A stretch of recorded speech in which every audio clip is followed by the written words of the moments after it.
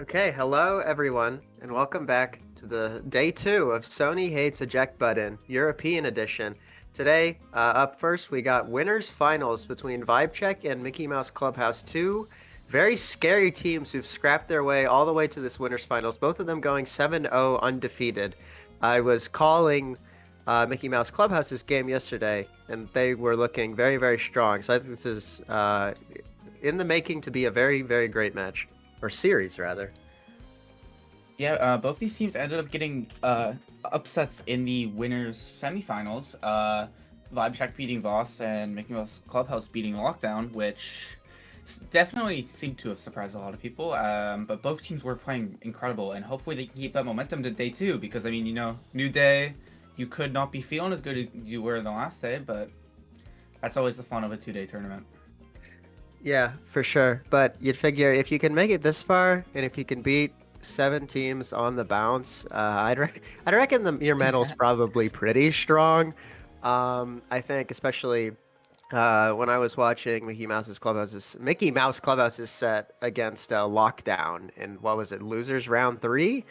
No, it would have been somewhere on winners. I don't know, I'm blanking. But in any case, I mean, they were demonstrating great adaptability. We saw the Estelle get banned out. I think it was game 2, forcing Skull Reaction onto another pick, which was clearly no issue for them. So, yeah, I think ultimately we have two very flexible, strong, adaptable teams, and it'll be interesting to see how that unfolds across the series. Yeah, we got some interesting maps. We get Gates game 1, Tycho game 2, Outlab game 3, which very exciting. A Gates game. We've not seen too many of those, so Love yeah, Go. just gotta keep that on. I think especially because Go is it's Go Tycho. Yeah, I think Go like lockdown central. Honestly, I mean, especially if someone can lock in that Dubu. I forget. I saw the starting awakenings briefly, but now I don't see them anymore. But I think if there's anything power wise, if you can get Dubu and just start like spamming roll and corner on defense, you can just kill people for free. It's kind of funny. So, I think in the spirit of Sheb, someone's gonna lock in the Dubu with Pauldrons. With pauldrons. He kills That's the people end. for free. That's the end. That's the NA tech. We love boots around here. Is this true? Is this true? Do Yeah, I just not know ball like that? That's crazy. yeah. Yeah. I mean, Dubu is very, very good on this map. It'll be interesting to see if it goes through or if it gets banned. So that'll be interesting. We'll see how the bans end up falling here. I mean, yeah, I remember Yodasman was playing more melee goalie, not melee goalies, sorry, a more mobility heavy goalies. I think it was it on the Ad Lab game yesterday. I think it was either Strike Shot Kai or Mom Boots Kai. It was something that obviously wasn't eject button. So I don't know if he, but yeah, I think he also pulled out the Dubu, but I could just be tripping. But in any case, yeah, I don't think the Dubu is a lock for sure. But my profile picture would be very happy to see it. Yeah, you brought up the Forbidden Awakening. How dare you? Yeah, I'm pretty sure it was most likely Boots Kai. I don't think we've seen Strike Shot Kai yet. Damn. Well, we So, got to see Strike Shot Guy at some point in this series, please. That's the true. tech. That's the tech. You want to talk about tech? Let's talk about Strike Shot Guy. Oh, wow. They banned CTC and Night Market. Wow. They hate fun. They hate fun. All good. Are you calling Night Market fun? Night Wait a minute. Market is so damn fun. You know me. You like 40-minute games? Yeah, I love hitting the same like 3 to 4 clears over and over, and maybe hitting like a one clear down the middle every so often. That's a very good dynamic gameplay, low-key. But the Inkies also getting banned, which was kind of surprising considering that or wait, no, did Lockdown take the Inkies game that set? Lockdown picked Inkies and won in 9 minutes. Yeah, So okay, that's so yeah, I think but Vibe did that ban it wasn't yeah, though. that was Vibe Check though. That wasn't Mickey Mouse Clubhouse that banned it. It But seems like yeah, that neither was teams are comfortable on it, which makes yeah. sense. That map is very polarizing compared to everything else. So Yeah, I mean, I just, I I wish I had some good things to say about Inkies, but I feel like that map was kind of a miss by Audi. But what do I I know? love Yankees. I love Yankees. I'm Well, a big yeah. Yankees fan. I mean, it's probably fun if you're not the one having to defend on Inkies. Okay, yeah, that's true. I just pick Kai and I run around. Pretty much, the barrier's too big. The piss beam like kills you, but it can kill you for like too long. It's up for too long. The corner doesn't work. Well, I guess it does work. You die in the corner, and that's just something that happens. Whatever. So yeah, W vibe check for banning Inkies. W vibe check, and then the app also getting banned out here. I don't think we've seen uh, many app games across this entire tournament, frankly, which is bizarre. I mean, is the whole that annoying for people to deal with?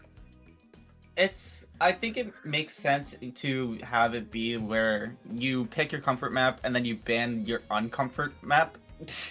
In a sense, that's kind of how it seems like that draft is going down, and being the comfort for both teams at the end. As we get into draft here, it's extra special start, so obviously Dubu is banned. This is so unfortunate. God damn it, man. Whatever. All good. In any case, we do see the Kai coming out. That's probably uh wait, if that's coming out from Vibe Check, so It's most likely yeah. a Well, but Yodsman's not on Vibe Check, is he? He's on Mickey Mouse Clubhouse. my bad. It's all good. My bad. It says okay. Wait, okay. I got it now. Um yeah, so then we see the classic Rasmus Estelle pairing. Oh boy. I think. I mean, yeah, that's pretty reasonable, especially off of Might of the Colossus start. We're seeing a lot of size leverage. Frankly, I mean, we also see the Asher pick coming out. Um, so yeah, there's going to be some really big people looking to become even bigger, and I assume if first set MVP goes the way of one of the size scalers and there is size, things could get really dicey, especially in a really close quarters map, or at least close quarters in the corners type map like Goo. Yeah, and I mean, obviously, on a map like Goo, this Asher Juno comp is pretty scary. Um, Asher, Juno, Kai are all really good at winning corner battles. So this is, I think, a very strong comp. Juno's two biggest hard counters are Asher and Kai. So having them on your team is really valuable to like kind of enable this pick. So it'll be really interesting to see how much value they can get out of it. For sure. I think Kai extra special. We could also be seeing some sick Giga Blast kills off edge. Love Giga Blast kills off edge. But maybe the Atlas will be there to police that. I think Atlas is like I guess yeah. If Duba gets banned out, you go Atlas. It's just like surprising how many Atlases are popping up. But I guess that's just because we've gotten rid of all the eject button goalies. We hate that awakening. We don't We want to do see hate it. that awakening. We do hate that awakening. Sony does hate eject button. Yeah, and I mean it makes sense. Obviously, like these melee goalies are already really meta. They're already pretty broken, especially Dubu. So you just see them more often now that you can't play like more of these range goalies. So it kind of makes sense because like your middle ground is like picking momentum boots on a range goalie, which some of them can work and some of them can't. Mm-hmm. So you just have less flexibility compared to like, what if I just pick Strike Shot Atlas or Mom Boots Pauldron's Dubu? Like, Yeah, but no Duvu, unfortunately. Still very upsetting. But I got my Dubu fix in yesterday with that game with Arlax hopping on the Dubu, that last crazy game, that crazy set against Wildcard that didn't quite work out for them. But it was a very, the Dubu stole my heart. So there we go. we have favoritism in this household, as Well, as you know, as all casters do. well, I think it's more favoritism of the character, not the team. You know. Yeah. Yeah, I see a judo. I see judo. I get happy. The Hey, judo here we games go. are fun. Here we go. Players locking in their picks. Let me make sure I've got. Okay, yes, blue team is on the blue side. Yeah, and we have The classic Estelle here. That one that helped Mickey Mouse Clubhouse win both their games against Lockdown. They do get it again here in game one, as it is a taw on the Momentum Boots Kai, and then the forward pairing of Juno and Asher, which makes sense. We'll see if they can get the corner stuffing versus the cross clear pressure of Mickey Mouse Clubhouse. Just like that, we see the first corner interaction dealt with pretty deftly by Yodisman, expending the secondary. So now definitely going to have to rely on his midfielders to get it out against this Asher. Yuki ends up using the primary very well to secure that top barrier. Another primary coming out from Atlas already. Unfortunately, cannot step into midfield and win that interaction quick enough, causing a second barrier to fall. All hands on deck in the back there. Still completely unsuccessful defending just because of the sheer amount of cooldowns and strikes and all that on display. Meaning the first point actually goes pretty quickly to the side of Mickey Mouse Club. Not Mickey Mouse. Wait, hold on. Do I have him Vibe on the check. wrong side again? Or am It's I just. no, you're good. It's Okay. vibe check on red. Yeah, Okay. yeah. Never mind. Go ahead. Yeah, there's just so much corner pressure here from the side of Vibe Check, but it does not matter if SMG goes down as Lumberbrack Skull Reaction trying to get the counter attack, but Ata with an incredible save. Yuki taking the barrier. Ata can hold on for now, uses the flip, saves the barrier, and SMG is back online. Yeah, and we've got equal numbers, a lot of chaos happening in that corner. Both midfielders for Team Mickey Mouse Clubhouse just trying to prevent the ball from getting to that Asher to stop the interaction from happening in the corner where Asher is just so strong. We now see that Asher completely off the board. Yuki blowing up off the back end of the field. Lumberback trying to make things happen as the Rasmus in corner, a little unsuccessful. Unfortunate whiff from Skull Reaction means nothing comes of that power play for the time being. Good stun and good follow-up beam from Skull Reaction to get that second barrier take onto Ata. Now both gates are down for both goalies, especially scary and limiting both of their mobility considering the portals and how awful it is to get caught out by those if you do push up the field. Bit of portal usage right now as the midfielders just try to rotate and find that opportunity to split the two defenders, but nothing quite coming of it. Ball zipping around, going through the portals constantly. Oh, Unfortunate Yodisman being forced to expend the flip there, slightly mispositioning relative to the portal, meaning SMG can tuck that in with a flip for a pretty anticlimactic goal too, all things considered. SMG had a really good call out with that flip to kind of read where Yotsman was going to hit it. Preemptively kind of moved out to there, and then, of course, it's open net Atlas, who just burned like all their cooldowns, so like, what can you really do? Absolutely nothing. And the secondary not quite working out there on defense. Yuki being a little too close to Yodisman, giving it the opportunity to slide through. And yeah, core flip against open goal Atlas. What do you think's gonna happen? And there we go. Our first set taken pretty quickly 3-0 by Vibe Check. Yeah, this quarter pressure is just so dangerous. Um, Vibe check presses up to the barrier and then drops free ults in the corner. Every single offense that they have them. And this Juno just got hot shots, so there's even more cooldowns and core speed. Yeah, this is kind of the dream start for Vibe Check. I mean, we've got the Kai missile prop, the Juno hotshot, Atlas fearing for his life at all these extra buttons and range, taking the quick strike. So hopefully try to field the ball a little better in corner. We'll see how this goes, but I think the momentum has shifted pretty heavily in favor of Vibe Check after that draft. Yeah, dominant draft, exactly what you want from a first draft, but it might not matter as Lumberbrack taking the first barrier with the death touch, dribbling around with Skull Reaction, just trying to pivot it around Ata, but SMG is there for help on defense as Yuki with the path splitter pushing up, can't seem to find anything yet as Brack waiting on the portal does get the second barrier here, but does not have the cooldowns to convert it. The Rose Warp not quite enough. Yodsman pushing to Brack, but SMG cuts it off perfectly. Yuki just can't seem to find anything. Yodsman some incredible clears here as the piercing shot moving into Lumberbrack through the portal, but it is cleared away for now as Yuki with some portal play able to hold it in, and the offense is just starting back up yet again for Vibe Check. I think Yodisman obviously 1 point's a small sample, but I think he's started to vary his strike timing against Yuki, and I think that's managed helped him field the ball a little more successfully than in the first set. In any case, we see Lumberbrack almost getting a really cool goal off the death touch, but not quite working out. Vibe check able to field it for the time being. Yuki being forced to expend the flip to just buy some tempo and some time. And alleviate the defensive pressure that is currently being placed onto Vibe Check this point. Another really good hold by the side of Mickey Mouse Clubhouse. That said, Yodisman now without energy, unable to dodge that primary from Yuki to secure the first barrier.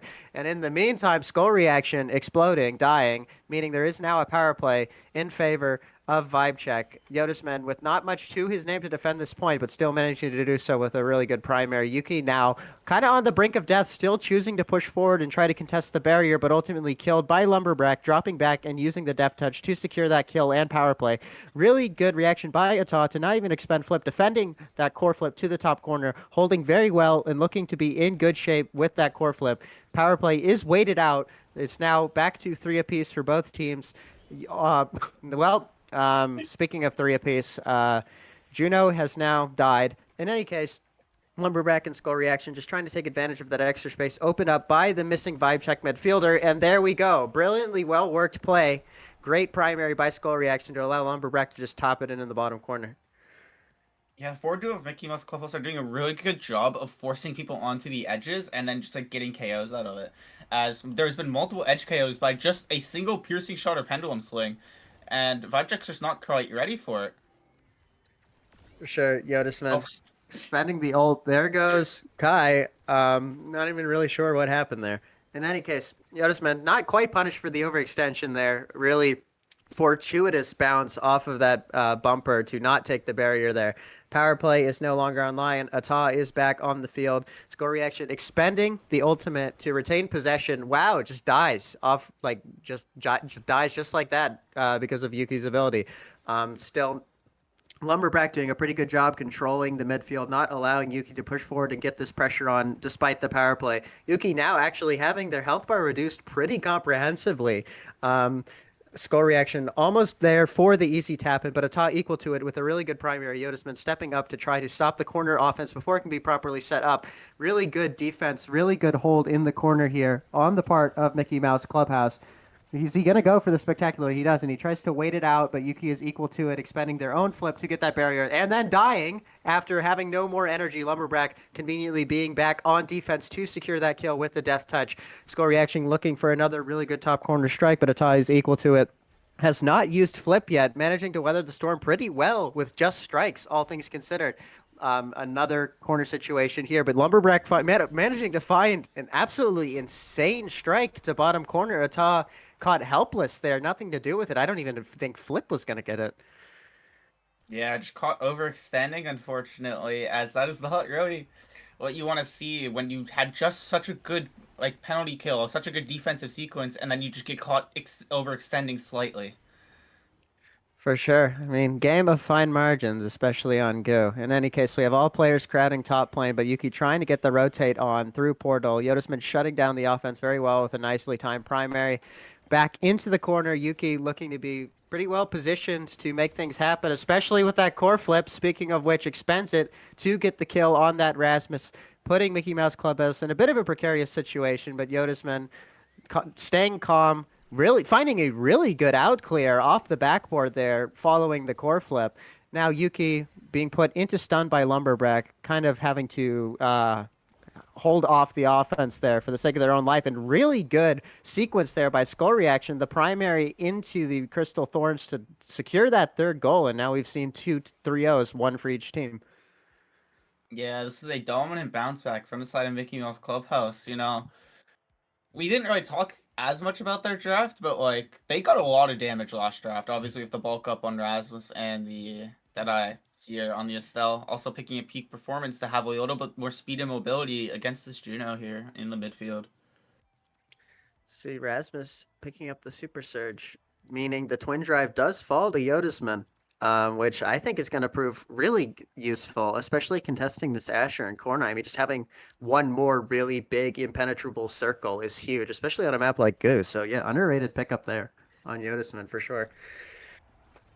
Yeah, probably gonna get some pretty good value out of this. Just has so many more cooldowns to deal with the onslaught of abilities in the corner from the side of Vibe Check. As you can see here, the secondary is the biggest savior of these corner defenses. The only ability that really has staying power on Atlas's kit. So For sure. And here we see another secondary being expended. Case in point. In any case, the barrier is still lost due to just how much crowding was happening around that barrier. Interesting mix-up clear from Yodisman, not quite working out. Yuki equal to it and ultimately taking the barrier. Another circle being expended. But the triple defense on the part of Mickey Mouse Clubhouse means that nothing comes of it. Also, really, really good save by Yodisman to keep Skull Reaction in the game for the time being and healing them up to full health because they got revived off the goal line. We're now seeing another corner interaction. Yodisman steps up to it quickly to get it out before the Asher is in a situation to core flip. Another preemptive secondary there, not quite coming to anything. Whoa, Skull Reaction just got absolutely launched by something.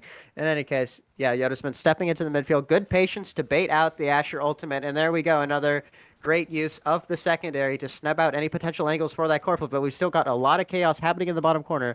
Managed to be defended for the time being. Really crazy bounce off the top corner, not quite capitalized on by Yuki. Speaking of capitalization, there we go. Skull Reaction tapping that in top corner with a really good primary, just cutting off all of Ata's options. yeah, the barrage just not quite there in time as an incredible call out there from Skull Reaction to take the point, and it still just feels like Mickey Mouse Clubhouse has been just so dominant on the offensive side. Even if there's so much pressure on this defense, it doesn't matter if you can just get one good offensive sequence.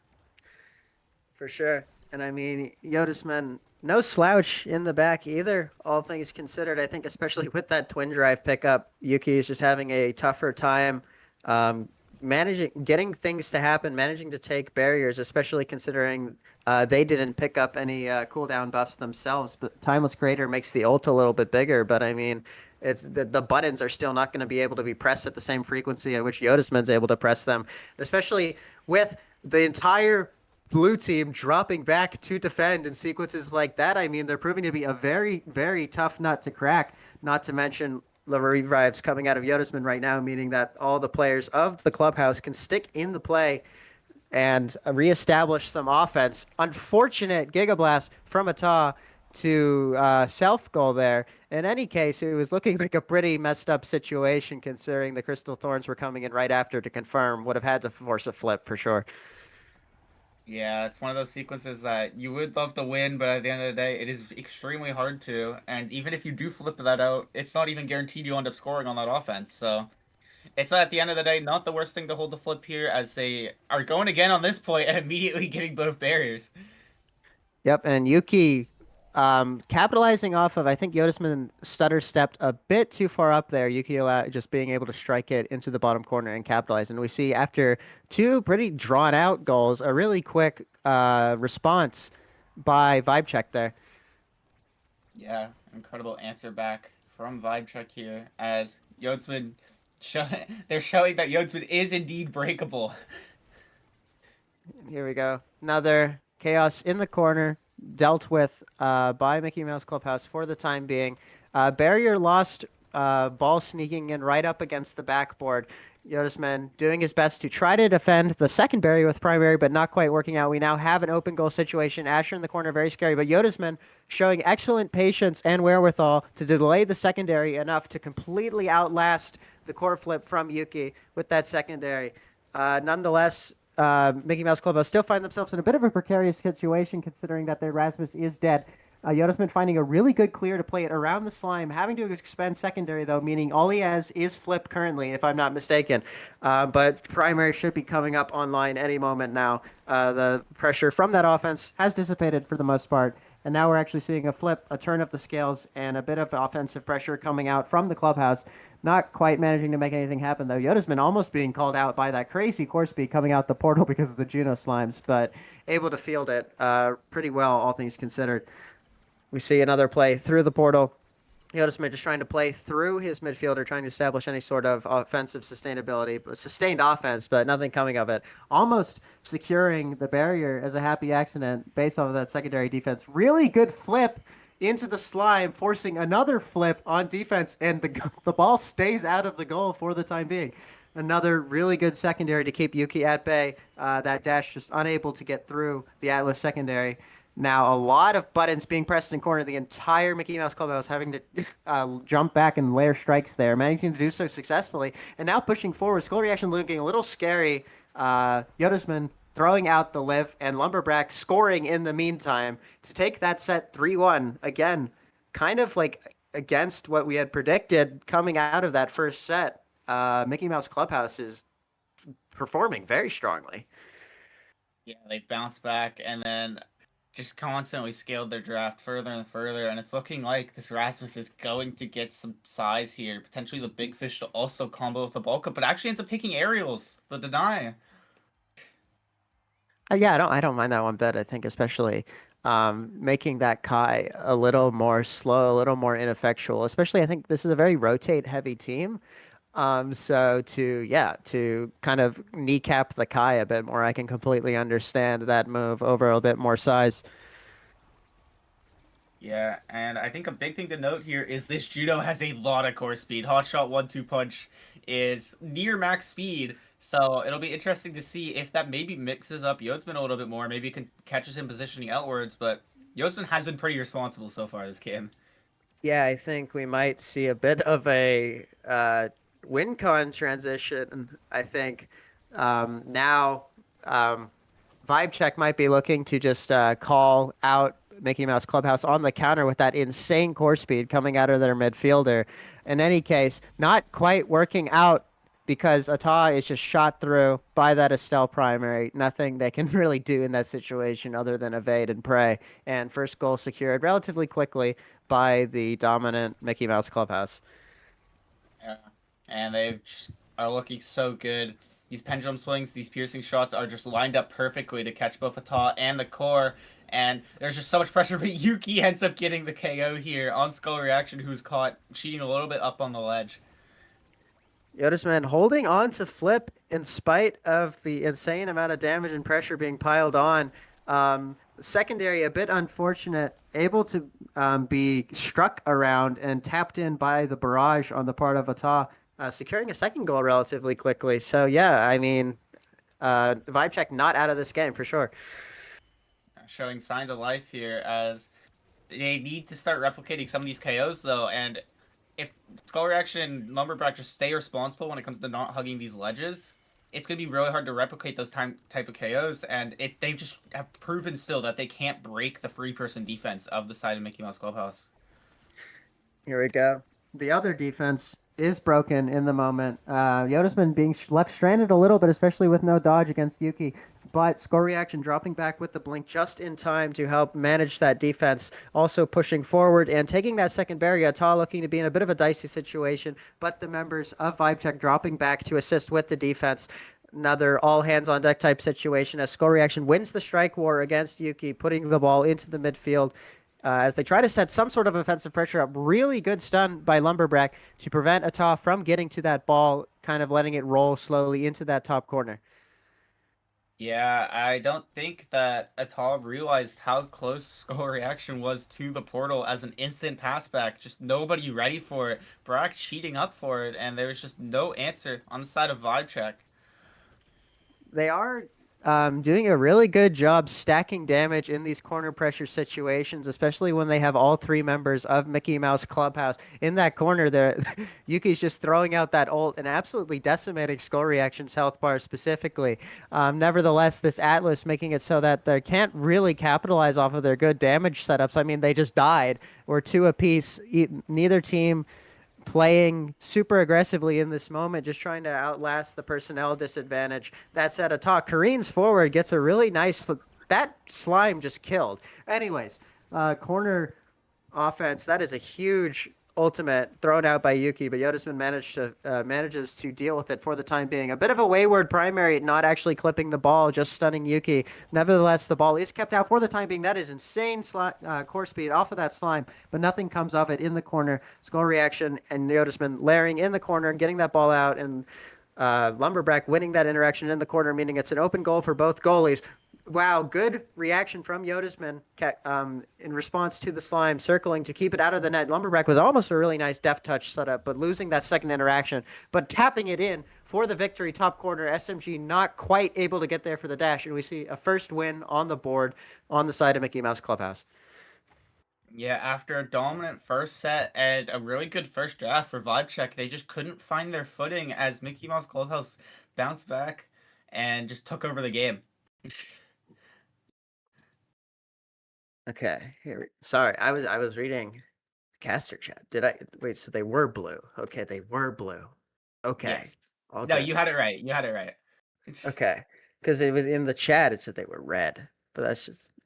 Oh yeah, yeah, they were whatever. Okay, so they You were had it okay. correct. You had it Okay, correct. wonderful. But yeah, very strong team game coming out from both sides. I accidentally closed the stat sheet, but if I'm remembering correctly, I think it was very equal save counts, especially across the board from both goalies. So it was a good fight. I think ultimately just being decided by I think Yodisman and Skull Reaction did a very good job adapting on defense to that really oppressive Asher button pressing in the corner, managed to find those out clears. I was especially seeing a lot more cross clears, which I mean usually go punished, but I think they were done very well and very well as a mix-up, and they went unpunished a lot of times, managing to find that out pretty frequently. So yeah, that was a good defensive change on their part.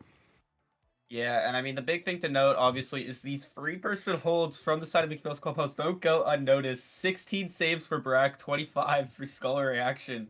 So they were both helping out a lot on the defense.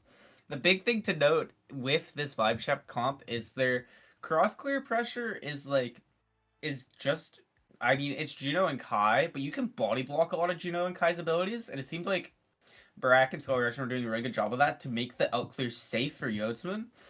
And that is so valuable because you get that out clear and they immediately counterattack with like a Rose Warp to push up offense, while his double secondary speed Rasmus is able to just run forward and push up on the offense with Skull Russian on the quick transitions, and then it's literally just a 2v1 against a Ta, and it's so hard to win those against Rasmus' style.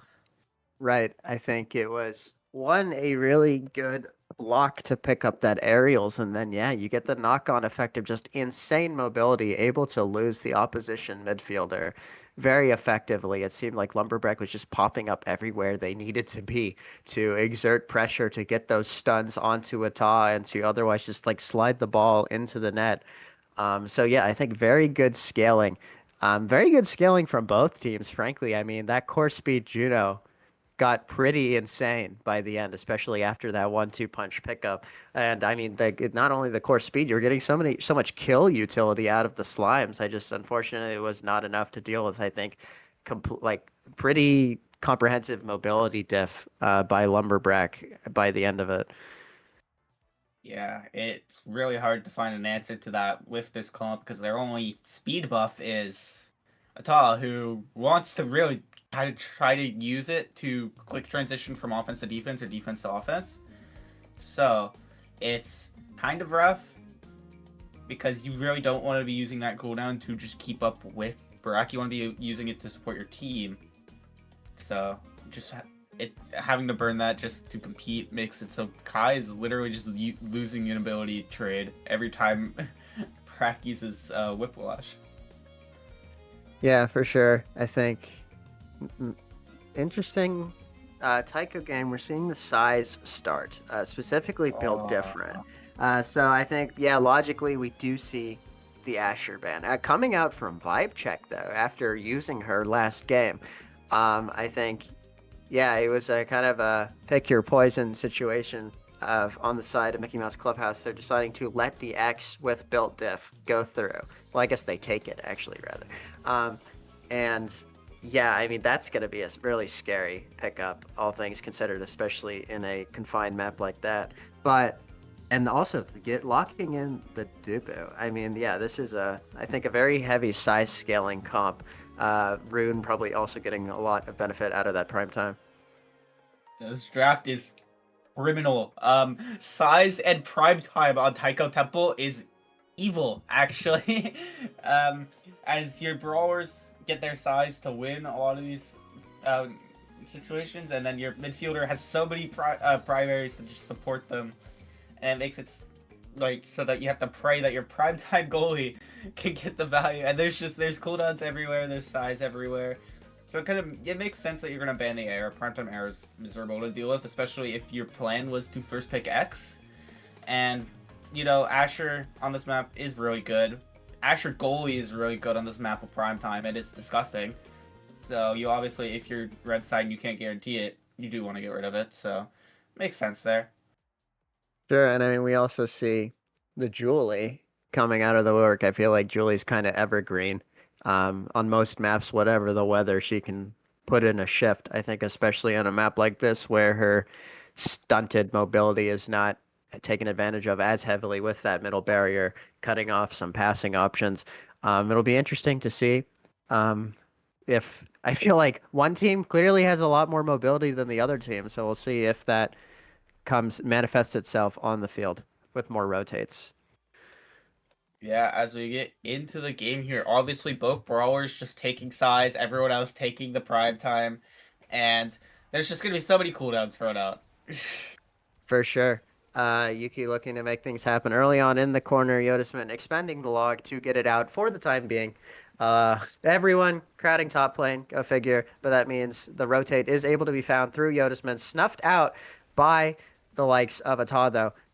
Doing a very good job policing this top lane, pushing up and winning the interactions in midfield. Good patience by Yodisman to realize that the Estelle beam from SMG is coming and just waiting it out to continue that rotate in spite of the attempt to stop it. Lumberback, really good proc of the X Maximus strike reset to take that second barrier. Just, yeah, I mean, not too much you can do with that situation as a Ta. You either put it back into the rune or you put it into the big X with core flip. Kind of a checkmate. And Mickey Mouse Club is keeping this momentum that they've gained from the last game and putting on a dominant first point so far, as Yotzman is still looking unbreakable as always, and the offense looking as strong as always, but it doesn't matter if Yuki takes you out with a dash punch flip and a piercing shot to also take out the forward here, and it's a 1v3 for Yotzman. The passing is being thrown out, and there is just nothing you can do. What a sequence here from the side of Vibe Check. Yeah, I mean, that's that. I mean, I don't even know if that's built different. Like, because there's only one of them took built different. That's just straight up damage and really nicely found kills. And of course, really good triangle offense. I don't think a single ability was expended after the two midfielders from Mickey Mouse Clubhouse were removed from the map. So yeah, very great conservation of abilities. Yodisman, speaking of abilities, using a bunch of them to keep the top barrier alive for now. Yuki now being forced to play the survival game as Ata has evidently failed it, and Yuki has evidently failed it as well. We're now seeing a 1v3 again for the second time in 2 points. SMG managing to hold for the time being with a really good primary to put Lumberback into stun. Still, Yoda's been pushing way up, trying to get that offense to that score before the scores can be evened at 3 players apiece, but unfortunately not quite successful. Yoda's been walking down to keep Yuki staggered, or at least not looking very good in the health department. Nevertheless, seeing a bit of a slowdown in the tempo as that Yodisman wall um, creates an interesting situation in midfield where neither team can really advance. Now, the two brawlers kind of just going at it. Yodisman also pitching in to ultimately get that kill on Yuki, setting up the second power play, maybe even the third power play of this point. Ata still doing very well to hold, making a really good and wise use of core flip to flip and just get that ball out the back. But of course, once the core flip is expent, there's not too much you can do against the bell ringer, especially a built different bell ringer from a really big X. Yeah, Tall had an incredible hold, but it's just not quite enough. Just slowly and slowly getting chipped away of all these abilities as the fast offense of Mickey Mouse Clubhouse just taking such good advantage of these power plays that they've been getting. Yep. And they're also now doing very well in the energy economy. We've got 2 flips on deck. Well, now only 1 flip, but the flip being used relatively well to just get a little bit more stun and damage onto the Julie, and Yuki ultimately paying the price and dying. Uh, Interesting core flip mix up off the top results in a really good self pass into a Lumberback goal into top corner. And there we go. The first set is taken by Mickey Mouse Clubhouse.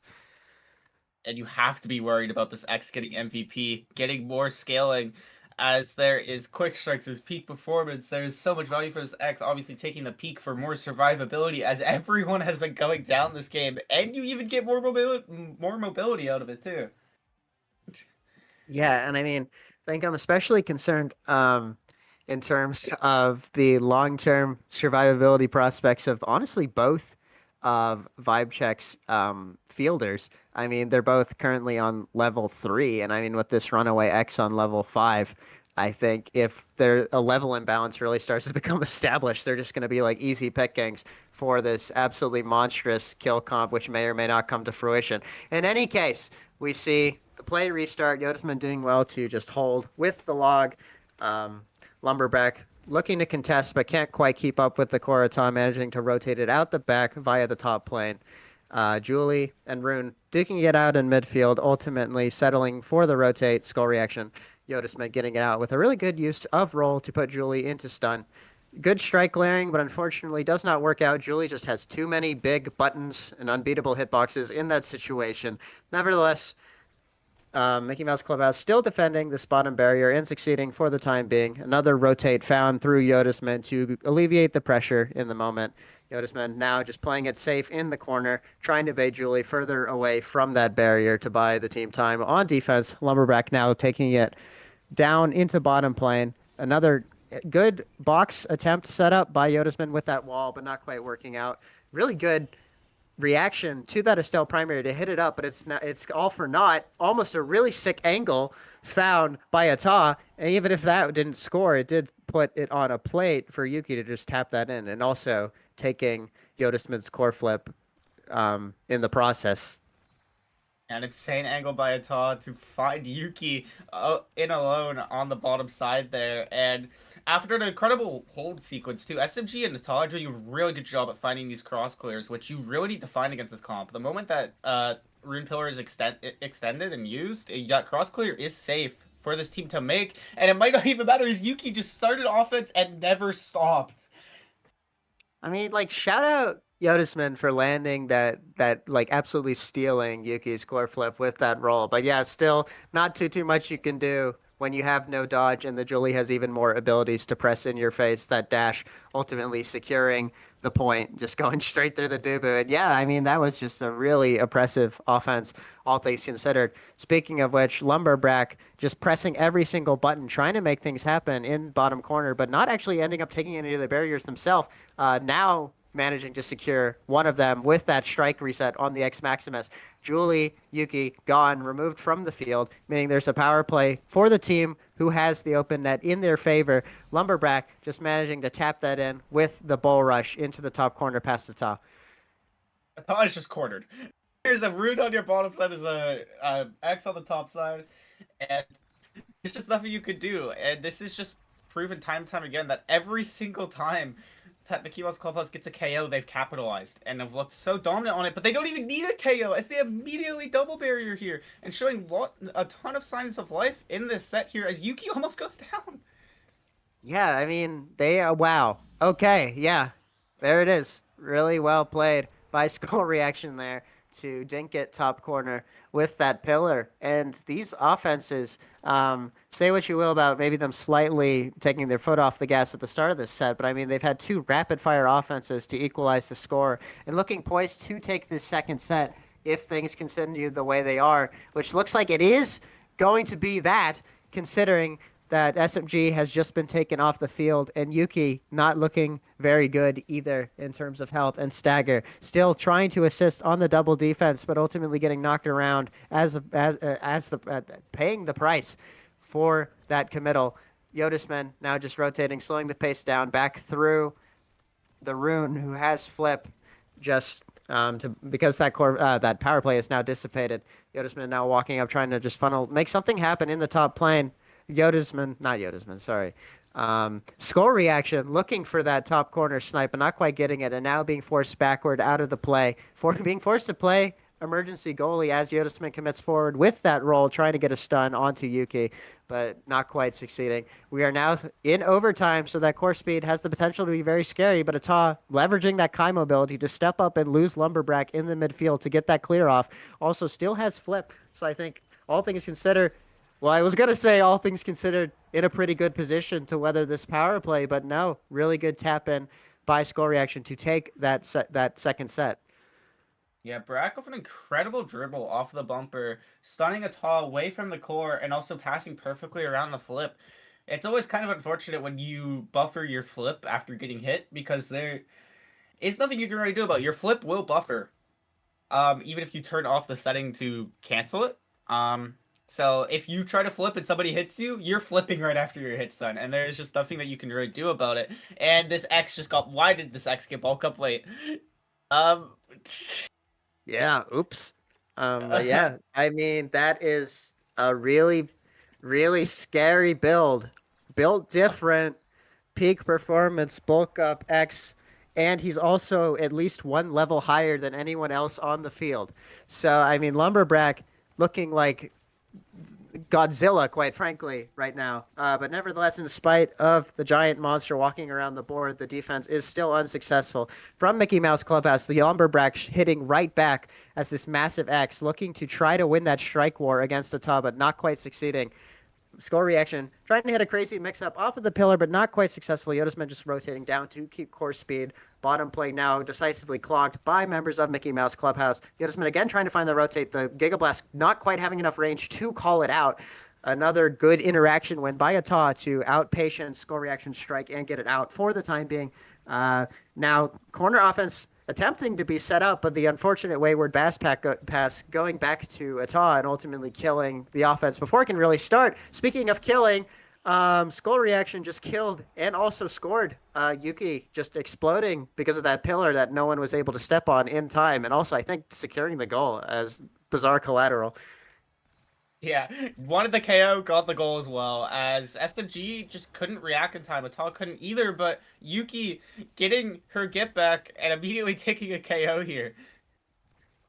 And here we go. I think, uh, in spite of the personnel disadvantage, you've got two really big strikers back on defense, able to deal with that power play pretty well. SMG not quite dying. I think getting saved by the Tycho bumper there. Still, both members of Vibe Check just like not looking good, and one of them has just died. And SMG not even able to really participate in this defense until it's been forced upon them, just due to having no dodge. And at this point, now entering the stagger state. There they go. Almost a really good splitting up the middle by Lumberbrack. Still managing to find another kill and just knocking it top corner. And I mean, yeah, what do you do? What do you do? I mean, Vibecheck are showing sequences of greatness. You know, Yuki's having some pretty insane hero plays. Ata's having some great holds. SMG is doing his best to support Ata in these defenses, but it's just like SMG is getting so kit dumped. Something to note is SMG took quick strikes. He just has less energy gain than everyone else on the field, so it's so easy to kit dump him. Because like the Yeah, moment he uses Z, he doesn't get it back. Like Yeah, I mean, that's definitely not helping in the midst of this really high damage output build on the part of Mickey Mouse Clubhouse. All members of the team dropping back on defense here. Lumberback also getting some nice damage for the road in so doing. Now just trying to make things happen on offense pretty much by themselves. Nevertheless, the ball funnels back to Yuki, who I'm not even sure really wants it in that situation. They're just trying to survive, but manages to take the barrier with a really well-timed dash, circumventing that Dubu log and opening the gates for both teams. Lumberjack almost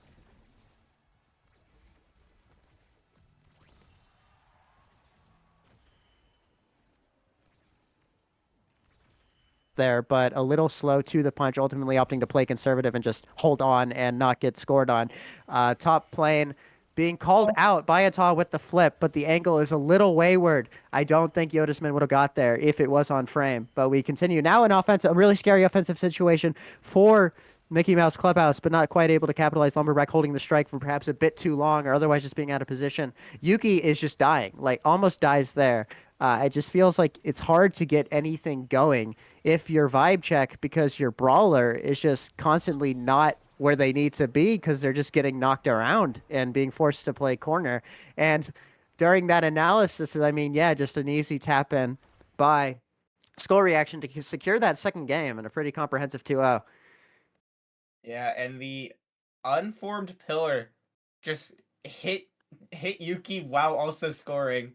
And Mickey Mouse Clubhouse move on to the winners finals, getting that winners side of grand finals slot secured. So now they can at least force a reset if they do end up struggling in the grand finals, and Vibe Check will be moving down to the losers finals to potentially try to get their get back on this team.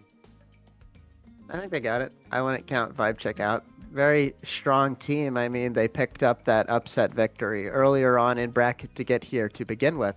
So yeah, I think all is not lost for sure. I think they showed glimpses of like you pointed out, they had a couple really good hero plays.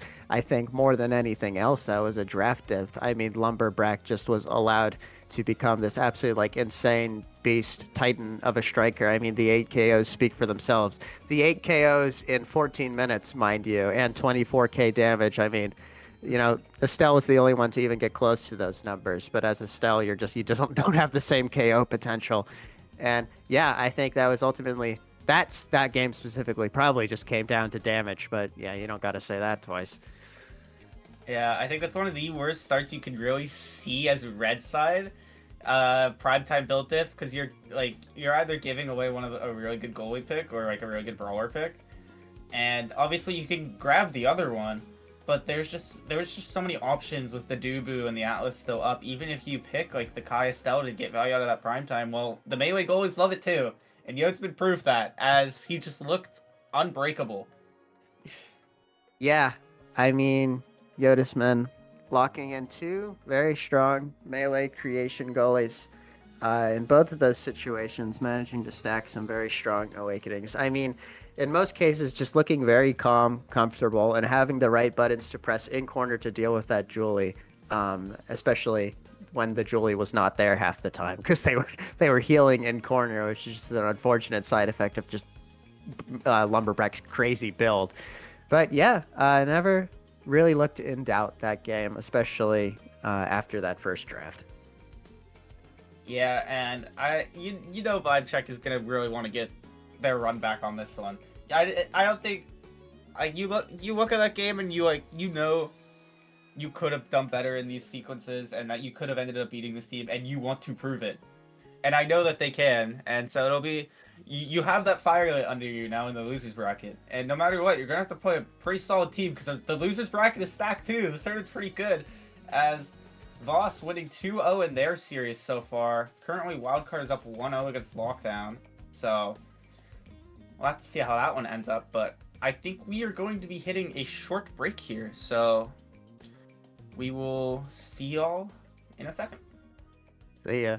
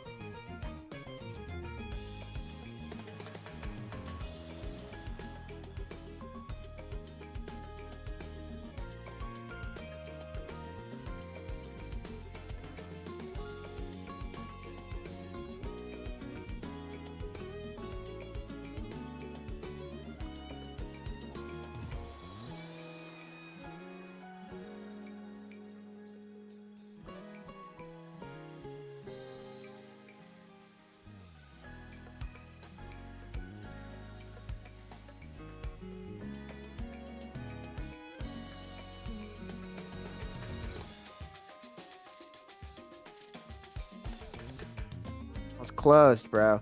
Let's see. What am I gonna do? Oh wait. Oh, I'm on hi. the stream. Whoa. Hello.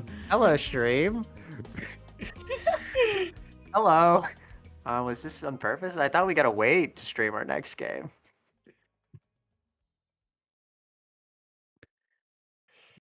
Oh, good. Hi, Squadron. I mean, we just saw Lockdown take game 2. Good job. Yeah, go lockdown. We're having a little bit of an impromptu watch party in the caster call, but like, so wait, what's the deal here? Like, are we supposed to be live right now? We got. Oh yeah, I got you. All right. Yeah, I mean a pretty incredible game there. We saw some Vice brawler. The brawler Vice went crazy. Siphon just absolutely running away with that game, you know. And moving on to game 3, Lockdown with their bounce back, not wanting to go out this early, you know, wanted to get into that prize pool and get their run versus Voss. Yeah, I mean, it was a pretty interesting game to watch. I thought that, who was it? I think it was Donkers. I was like convinced that Donkers had Quick Strike because they were consistently like 2 levels below the rest of the lobby. But then Toph finally flashes the Awakenings, and I'm like, wait, what? Wait, you had 1-2 punch? So I was kind of curious. I wish I had saw like the first set or the first 2 sets to see like how the level disparity developed, but ultimately I guess it worked out in the end. I mean, that last point was kind of humorous to watch where they just kept passing it back and forth in front of the mouth before Siphon finally tapping it in to secure the game 1. So yeah, that was a hoot to watch. Yeah, bounce house lore, you know. And Bounce house lore. this third game, yeah. I mean, we'll see how the Taiko Tempo game goes, and then we will be back with you once that is over. All right, see ya.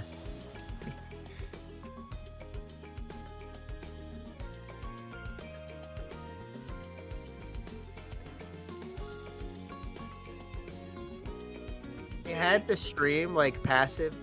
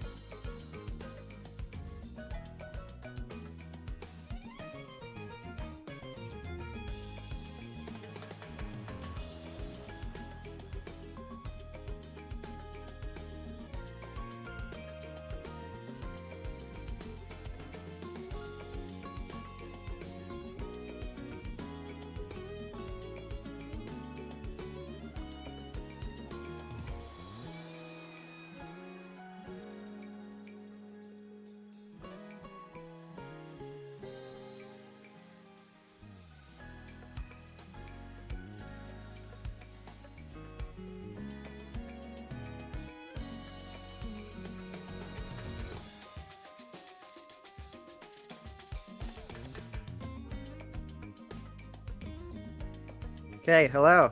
Welcome back to Sonii Hates Eject Button EU edition. We've got like an actually like Loki a super nuts loser semi. You wouldn't expect this matchup to be happening in losers semis. But yeah, I mean it's kind of weird to think that one of these teams is gonna walk away in fourth place. But yeah, we've got Lockdown versus Vass in losers semifinals. Yeah, both these teams getting upset in their winners semis games. So they're obviously trying to get that bounce back for the losers bracket, but these two Titans have to face off here. There's no getting around it. And one of them will be going home early today.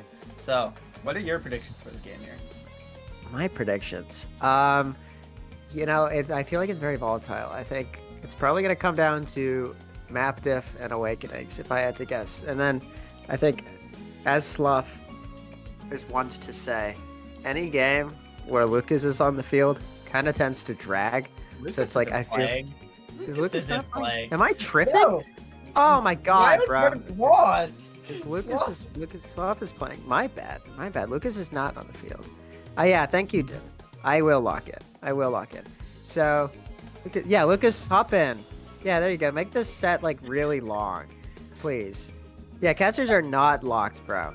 In any case, I feel like my initial point still stands. Lucas notwithstanding. I feel like it's hard to predict a winner. I think Sloth, perhaps more of a lockdown merchant. I mean, it's in the name. It's in the name. So I think maybe endurance-wise, I might see lockdown taking this, but I think in recent history, it's been more of a vast type deal. So like, I mean, I don't know. I feel like this is a 50-50. I feel like it's a coin flip as much of a non-answer as that is. Yeah, it'll definitely be a close series, as I hope, I think this will be a really close series. Hopefully you see a game 3. Lockdown did just have a really close game 3 series against Wildcard, so we'll see if they can either carry momentum into that or if they're kind of running on fumes after such a long series. Sloth was holding it down. We'll see if he continues to do it here again, and if lockdown will get to abuse these lockdown goalies. That'll be the big one. That's true. I mean, it is in the name, but a nominative determinism. But I feel like there's enough lockdown goalies to go around that I'm sure Sloth will pick up one of them. I mean, Dubovik gets banned, you go Atlas. If Atlas gets first picked, you go Asher, or maybe even Mako. But look, you have not seen much Mako this tournament. But in any case, yeah, there's enough of them to go around. I'm sure they'll have some staying power. It's also going to depend on the maps. It was Lockdown that had that 9-minute Inkies game, right? Yes. Okay, Yeah. so I mean they could pull some nuts voodoo wacko map magic out their sleeve again and go and rock with the Yankees or some similarly swing based, momentum based map. And perhaps catch Vast sleeping.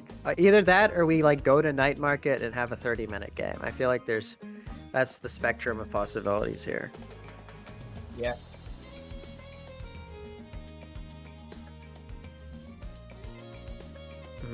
Yeah, I mean, that is another concern. I mean, apparently the reason that Voss ended up dropping to losers was because of some technical difficulties plus some other difficulty complications with it.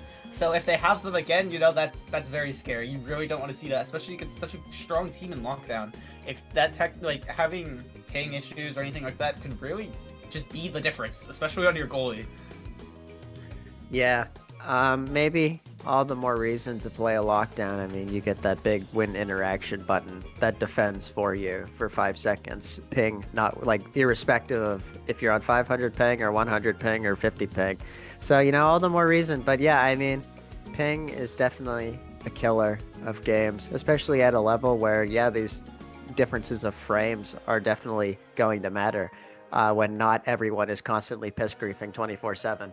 So, I mean, yeah, it'd be an unfortunate handicap, but hopefully Alex does manage to get those ping issues resolved in a timely manner, preferably. But I'm down to yap for a little longer. It'll helps me get a little locked in for cast because beforehand not locked.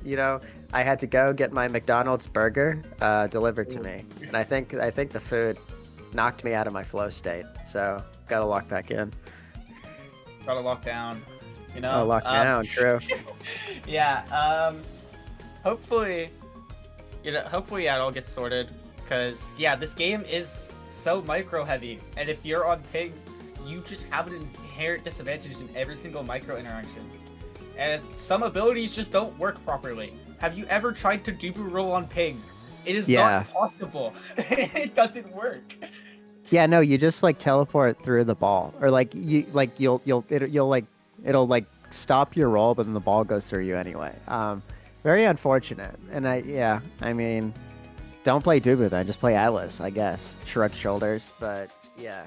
I think he's a little more consistent on ping because he's got that big circle, which kind of just stays out no matter what. Just don't put it on top of a banished core, and then you'll be fine.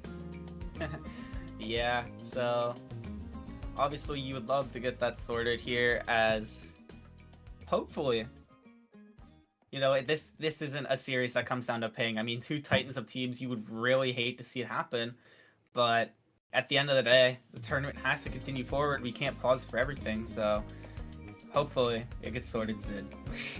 Yeah, because we did have a delay coming into this series because they were doing a router reset. So in spite of the router reset, there seems to be some persistent ping issues, which is, I mean, I'm willing to err on the side of grace and give them all the time it takes to maybe get it fixed within reason. I'd like to. Yeah. I think most Europeans would like to go to bed by 1 a.m. So within reason. At a certain point, the show probably must go on. But yeah, I'm willing to wait for a bit because I think it'll end up in a better series if we've got 6 players firing on all cylinders instead of 5 players and then one that's a little kneecapped. Yeah. And you know, what are your predictions for maps here? Do you think Lockdown ends up going back to Inkies after how dominant it was, or do you think Voss will end up just banning the Inkies that, I mean, Lockdown 9-0'd Mickey Mouse Clubhouse on? The team that is in winners finals, or grand finals, by the way.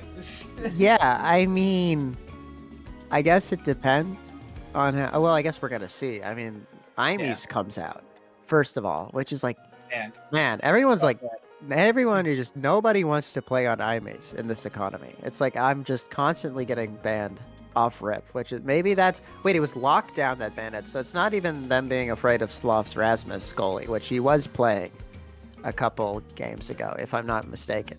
But yeah, I mean, reasonable. I guess you're just mitigating the wacky kill hijinks that can happen around the hole. I would be interesting to see if the Stinkies, or I guess the Inkies, goes through. Not personally a big fan, but yeah, I mean, if you're 9-0ing a team that's in Grands, I think if I had seen that game live, which I don't think I would have done if I was a player on Bass, because they were also playing at the same time, but that was very scary.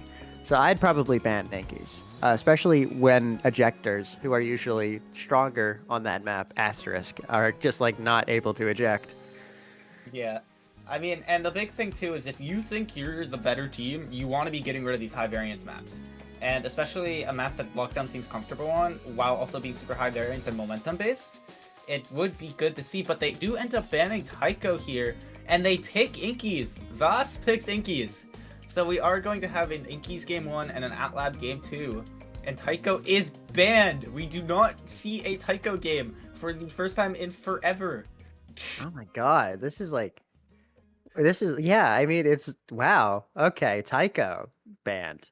That, I mean, it was Vast banning it, which is maybe in response to that previous game where Sloth and Co seemed to be holding it down pretty well on Tycho. But we're going back to like old reliable instead. We're seeing a bit of Atlab off rip, which is, I mean, used to be like bread and butter. Don't see it off rip all too much anymore, especially in NA. The bans are fake. Hold on. This just in. The bans are fake. Oh god. So these are not, I mean, I know Vaughn is like rejoicing in chat right now, but I think these bans are apparently fake because one team is not on the drafter. Interesting. Okay. Wait, so they're all of these are fake. You heard it here first. All of these bans are fake. Yeah. Sorry. Voss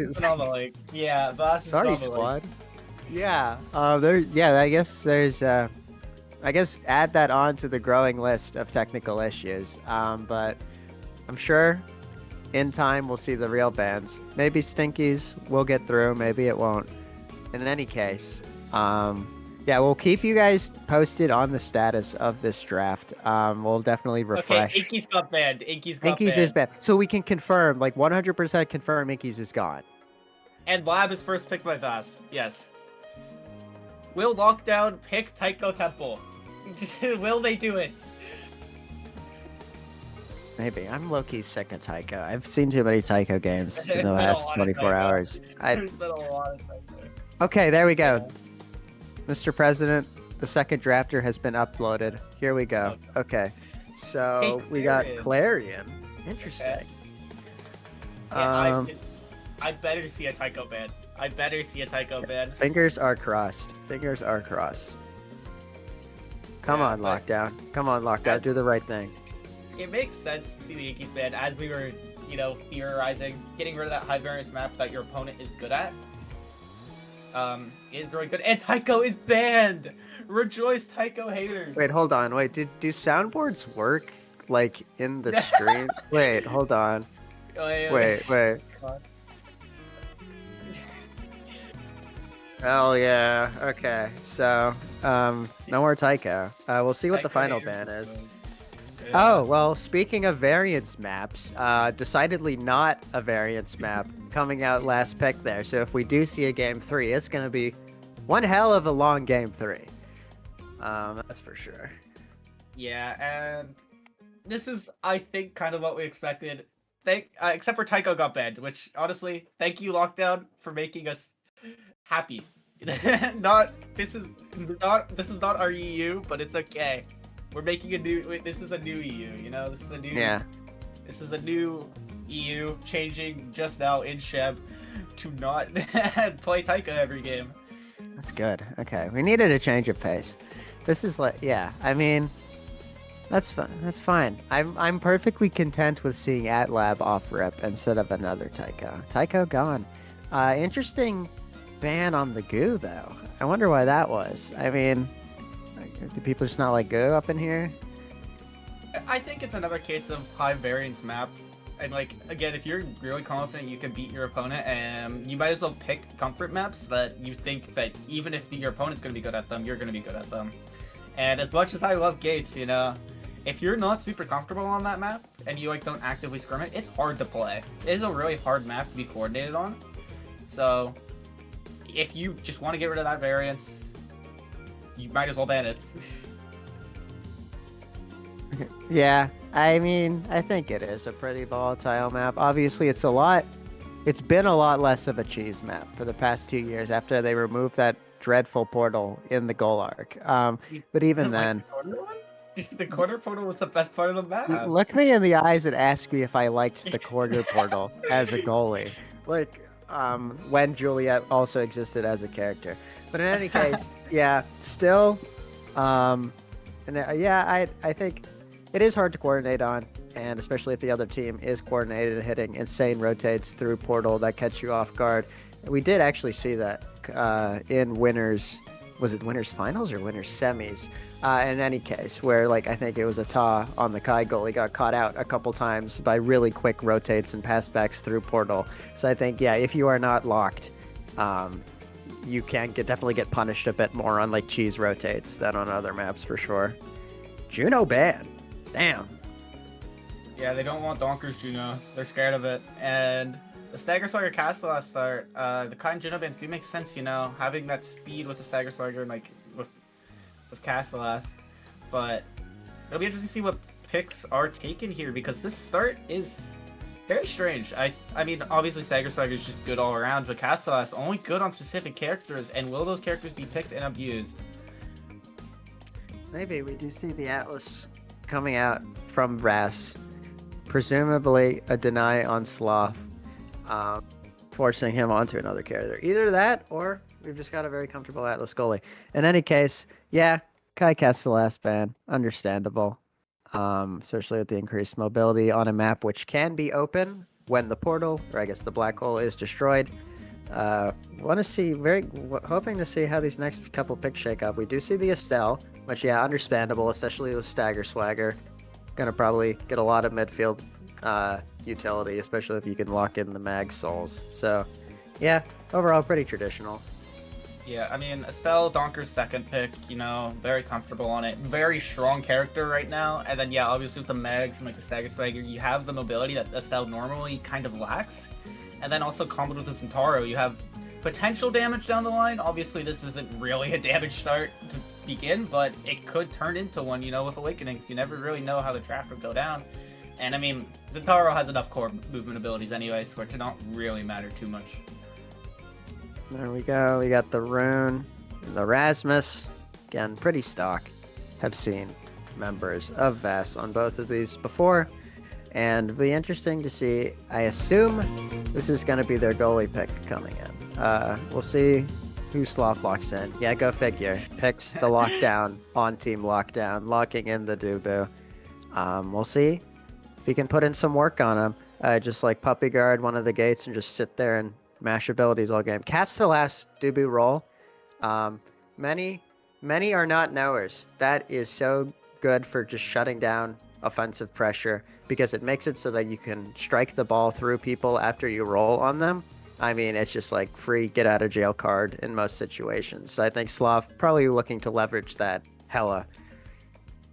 Yeah, and I mean, obviously, this is what Peak Sheb's all about. The creation melee goalies battling it out as Sheb always devolves to at the peak level. If you don't ban Atlas or Dubu, they are both getting picked, and that is proven here. As this is a really good start for them too. Not a lot of like dangerous damage scaling, obviously. You know, Atlas has his res anyways, but with so much survivability, you're only really going to need it for emergency situations, and your teammates have so much mobility, they don't really need like a haste buff that like an air goalie could give you on this start. Although, I think that would have also been something interesting to see here with this Gasalas, but melee goalies, they're really good. Why not use them? Yeah, especially. And I think, like we said, if Alex is indeed still experiencing some ping, I think playing an Atlas is definitely more to your benefit than playing. Well, I guess you can't play a Kai in this situation, but a similar archetype of goalie to Kai. The abilities and the button pressing is a little bit more forgiving on ping. And in any case, here we go. Got Vass versus Lockdown Game 1 on AtLab. Name a more traditional start. Yeah, Castellass on both the Atlas and the Rune. Everyone else going Stagger Swagger, wanting that speed and mobility here. So we will see how that is leveraged. Alex managing to find the outclear there, also circling preemptively to deal with that Estelle beam. Still not quite working out. Scythen with a really good Zentaro primary to take the second goal early on. Sloth being caught between a rock and a hard place there. The log not managing to stall out the duration of the primary from Rune, ultimately letting that second barrier fall. Sloth just trying to deal with it, dispatch it out the corner. Both teams kind of playing slow to start out this set. Donker's almost with the sneaky Estelle primary onto Alex, who does get stunned, but it's just unfortunately far enough away from their goal that it doesn't really end up punishing. Already being forced to expend the revive. That is a lot of buttons being pressed on top of Alex, but ultimately the triple defense from the side of Vass is able to weather the defense for now. Slav, really good timing on that versus that Rasmus primary to defend the lock, still holding in spite of all the pressure coming his way. Now manages to recycle and cycle the ball upward. Really good out clear by Alex to avoid that primary from Donkers. Back to sort of a neutral state in the midfield. Alex, once again, doing a really good job stepping up and winning the ball early to avoid any sort of undue pressure or damage or stun being put on him by primaries if he is to wait. Really good tempo flip by Donkers to get the ball to Scythen and just leave Alex stranded 1v1 and a little mispositioned such that that secondary doesn't connect. Incredible save, an incredible clear, and an incredible angle, bouncing it barely past Alex's secondary there off of the bumper and making it own goal, which an incredible play by Siphon and Donkers, but Donkers starting this point really low without an evade could potentially not be long for this world. For sure. Venom also not looking too good. But for now, I mean, the lockdown goalies are doing lockdown goalie things. That said, a bit of a wayward roll from Sloth, but manages to recover quite well. Still manages to recover, but almost called out by that rune pillar. Manages to expend flip and take it. Speaking of expending flip, another flip blown on for the attempted kill on Venom. Not quite picking it up, and Venom lives to fight another day. Still, Alves and Venom both staggered. Not to mention Scythen, who is staggered on one of the squishiest characters in the game. Almost picking up the kill, though, but still... Oh, there we go. Alex with a very good primary, finally putting the nail in the coffin and sending Scythen into timeout. Really great patience by Scream Elves to tap that top corner, outlast a bunch of abilities, and just find the right strike. Yeah, I mean, that was an incredible job there by Alex to actually save Venom who was staggered, taken low, and put in the Oni's blade, but it doesn't really matter if you can just walk in it and make it so your teammate can evade. Incredible team play and awareness there by Alex to keep their midfielder alive. For sure. And paying dividends, given that that's ultimately how the goal shook up Alves again being saved by this Atlas Resurrect. Excuse me. Avs. Vast now pushing up in the top lane, but paying the price for it as they're just like have cooldowns absolutely dumped onto them. Still no one around to save Scythen, ultimately dying to that rune pillar. So we're having another power play on the board. Sloth buying time, hitting the ball up against his backboard and getting it out ultimately with a really well-timed log. Alex stalling out the core flip with that primary, able to just react and tap it away with strike, preserving the core flip and allowing Venom to come back and grab that orb. Really good secondary, managing to once again stall out and withstand so many abilities being thrown out by both Donkers and Scythen on that play. Really aware Atlas ult usage. Slav has now seen his second barrier fall, just trying to find the safe clears out in the top corner. Manages to work the ball through Scythen to find that out clear. Now we're kind of back in another, I guess, no team with too much sustained possession. The ball's kind of just getting knocked around. No offense currently being established or sustained. Yeah, I mean, it's incredible back and forth, obviously, with this overtime and all this core speed. But Scythen pushing towards his bottom side with the Oni's blade. The passive, the flip, gets the barrier, passes the Donkers. Donkers, the Rose Orb, not quite enough. A save, piercing shot, puts it through Scythen, splits the difference on the defense. And what a point from Scythen and Donkers. Yeah, I mean, there we go. All it takes is that one moment, that one crazy core speed moment, that one barrier to fall, and a team of Lockdown's caliber can capitalize and tap it in with relative ease. We see, speaking of Lockdown, getting the first barrier relatively quickly, followed by the second one in tow. Donkers not being able to flip that core, being banished for a little too long, and now playing survivability, running around, just trying to dodge abilities that Alex is poised to dump on him if he stops moving. Really good revive by Alex for seeing the primary, which did ultimately end up missing, but good awareness in any case. Scythen eating a bunch of abilities once again.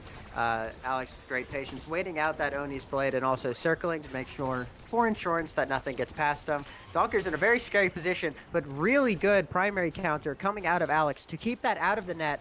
Now, both members of VAS not looking too good in the stagger department. That said, oh, well, there goes Rasmus. That said, Donker's almost getting knocked out, but not quite. Alex managing to hold for quite a while without expending flip, but ultimately does at the wrong time, and the secondary doesn't quite come out quick enough to save that shot, and we have the first set going the way of Lockdown. The synergy between Scythen and Donkers right now has just been incredible. Two back-to-back points where they're just setting each other up perfectly. And Sloth with the hero play to save Scythen's life and kill Alves to even set up the offense in the first place. And this just gives Zentaro so many options here on this draft. Yeah, I mean, yeah, I feel like he was winning no matter what. A lot of good picks for Zentaro. We'll say shout out Alex picking up the primetime second pick. That's going to be great on the Atlas, especially countering the Zentaro primaries and all the other cooldowns he can throw out with just a preemptive primary. Now having that up like almost twice as frequently is going to be huge. Should be able to hold a little more effectively against that Zentaro. Yeah, and obviously that is what you want here, as many cooldowns as you can, because Zentaro just has so many buttons, but they're all decently long cooldowns here. Doesn't even matter. Al's almost winning a 1v3 here, trying to push through the defense of Lockdown here, but they are just locking it down as Sloth, trying to push it up to Donkers, but it's just shut down consistently by the forwards of Vass. Alex pushing up with the expanse as well, not quite enough as Donkers dribbling with the Crystal Thorn, trying to push through this defense, but incredible strike war wins. Venom pushing up with the secondary, but it is cleared for now. Donkers trying to get the KO, but unable to find anything. Sloth just trying to cycle through his midfielders, just trying to get it out the back. No offense being established, but it's fine. Just generally slowing down the pace, allowing his midfielders to heal. Alex with an unfortunate secondary coming out a bit too late, ultimately own goaling in that situation, but should not be too much of an issue given that he does still have the the core flip, meaning he's not too stranded in this moment. Really good primary by Alves to take that second barrier. Almost gets a really cool stun on Sloth with the death touch, but doesn't quite work out. Sloth also holding on to burst. Wow, primary taking out Alex, and this is a really bad situation. That's own going. Yep, knew it. Yeah, there we go. The cast to last actually being hurtful as the core is going too fast through the pillar, and the banish lasts too long, and it just goes on to the other side. Yeah, that'll happen. I feel like in those situations, instincts kick in on defense, and then the instincts are absolutely overridden by that Castellas, creating a little bit of a bizarre own goal. But it was a valiant effort, especially with Alex being in timeout, KO timeout. You just try to make do. In any case, really smart save by Alex there to let Alves heal and get back into this game. The triple defense on the part of Lockdown is successful. They do lock it down in this case. Slough finds a really smart out clear, but ultimately Alex has the game sense to step up and stub it out, take the barrier, and allow Alves to score pretty easily, all things considered. Yeah, Alex is doing an incredible job of pushing up with these expanses, especially with the Castellas, right? Making it last longer. It has almost as much presence as a Dubu wall, except for it's less buggy sometimes. So it's really good of Alex to know when to make these aggressive plays and just shut down an entire lane. Yeah, I think it was very smart. I think he identified early that Slough's only real option that wouldn't just go right into a member of the blue side would be that out clear. And lo and behold, he goes, covers it with circle, and his team benefits richly. In any case, we're back to one barrier piece. Slough almost whiffing the roll, but manages to get the stun just about. Really good triple defense. It was almost really good. On the side of Lockdown, but not quite managing to hold the gate. Alex now just trying to stall for time, allowing his midfielders to get back and layer with him. Ultimately not expending that core flip, which you love to see. Scythen and Donkers pressing hard, out-patiencing the primary from Alex and ultimately striking around him to take that barrier. A little unfortunate. Alex choosing not to expend primary, probably saving it for the open net. I am on 244 ping, but I'm trying to make sense of what is going on. Okay, we're a little better. No more rubber banding. We're back to a bit of a brawl in the midfield. Good patience by Alex to not overcommit or preemptively react. And Alves tapping it in past Slough. Roll range, not getting there. We have the second goal on the set. Yeah, Slough not quite ready for it. Obviously, with Donkers banished, that lane just becomes open, and then Alves has so much space to work with, especially with the Castellas making. So Donkers is just out of the play for so long that Slough really can't do much about that 50-50 situation there. For sure. Again, kill almost coming out on Venom, but the positioning and knockback made it such that they just about survived by the skin of their teeth. Now able to help come support in this top corner offense, which is ultimately converted by a really good core flip out of Alves. Alex caught out, the ball struck marginally around him, taking that second barrier, now left with an open with an Atlas never wants to see. Despite being staggered, there is double pressure coming out on the part of Vass, but nothing quite coming of it. Now Alves looking primed to be killed, still fighting back, ultimately staggering Scythen as well. So now we have both brawlers brawling it out and also fighting for their lives, quite literally trying to survive on the board. But we do see bit of a game state reestablished as the two teams heal up and just try to work the ball past one another. We see Donkers dribbling up on the top hand side, trying to get into position to let that core flip rip. Not quite managing it. Good micro spacing and primary timing by Alex to deal with that defense against the Yoni's blade. Venom, wow. Ooh. Good setup, really good setup. Sloth, a little too small, a little too slow to deal with that expertly placed pillar shot. And we have a response out of Vass. Yeah, an incredible outplay there by Venom to take the point, and he does get rewarded with a second spark, although it is just leadership. It is still spark scaling for future drafts. And I mean, sharing cooldown rate with your teammates, you can't complain about that. Your Atlas loves cooldowns. I mean, everyone loves cooldowns. Yeah, and we'll see if the Twin Drive falls to Atlas. Yeah, go figure. It's not going to. Extra special being picked up by Rasmus. Zentaro kind of left with the dregs, but, you know, Glass Cannon, circumstantially okay. I mean, maybe not on Brawler when you're getting hit constantly, but, you know, it's about the best you could do in that situation. Nothing to complain about here. The big thing I think to look at is Twin Drive on Sloth is very good, especially with the size he has from build diff, making his role overall just a really good shutdown option in the first place. And dash range on Donkers is going to be a really big deal here, as we're seeing the value immediately. Yeah, I mean, Alex just left like swinging at ghosts there. So much pressure being applied by that new dash range, both barriers ultimately falling. Now, almost having to step up into the midfield, but Benham instead opting to use Pillar to perpetuate the offense and keep it going, ultimately succeeding. Sloth having his second barrier fall, now manages to find the outclear. Scythen dropping back on defense, trying to make things happen. Really good ban by Venom, allowing Alves to just slide the ball in on bot lane. No one there to defend it. Yeah, you know, you may be thinking you're safe in your goal box, you know, like the core is still pretty far out, but even if you're in the goal box, Castle Last Banish lasts a lot longer than you think. And it just lasted just barely long enough to let Alves sneak this core by, and incredible first point here. Yep, first barrier falls. Just kind of unwinnable situation, all things considered. I think as Alex just cut his losses and dropped to defend the second barrier.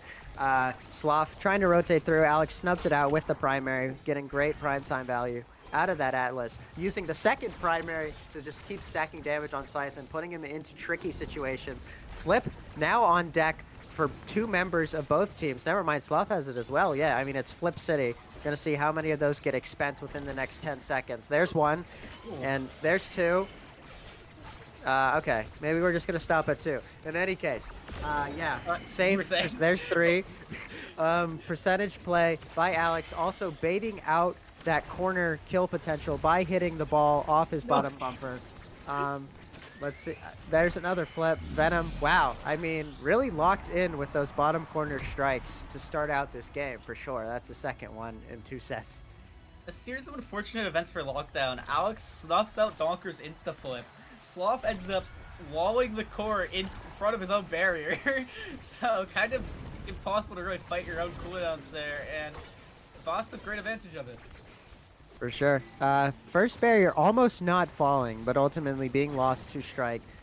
Good awareness by Donkers to try to go for the double there, but ultimately only ends up taking one. Alex privy to the plot and managing to defend the first one. Also managing to defend a burgeoning 1v1 or 2v1 defense with just strike, shutting it down before it gets nasty. Scythe now also being in a very rough position, having to drop back and take the orb in by Sloth's net, allowing Venom and Alex to deal with the Estelle 2v1 pretty convincingly, not having to expend too many abilities. Sloth with a good roll and a really good out clear, managing to split the difference between the two midfielders of Vass and finding the out clear for now. Scythen once again having to run away from the play, not being of too, whoa, I was about to say not being of too much use, but there we go, running right back in and picking up that kill on the Rasmus. Nevertheless, Alex just being patient, outlasting, onslaught of abilities thrown his way. We now have Alves back on the board. Another bottom corner by Venom. What do you know? And there we go. Yeah, pretty convincing 3-0 take.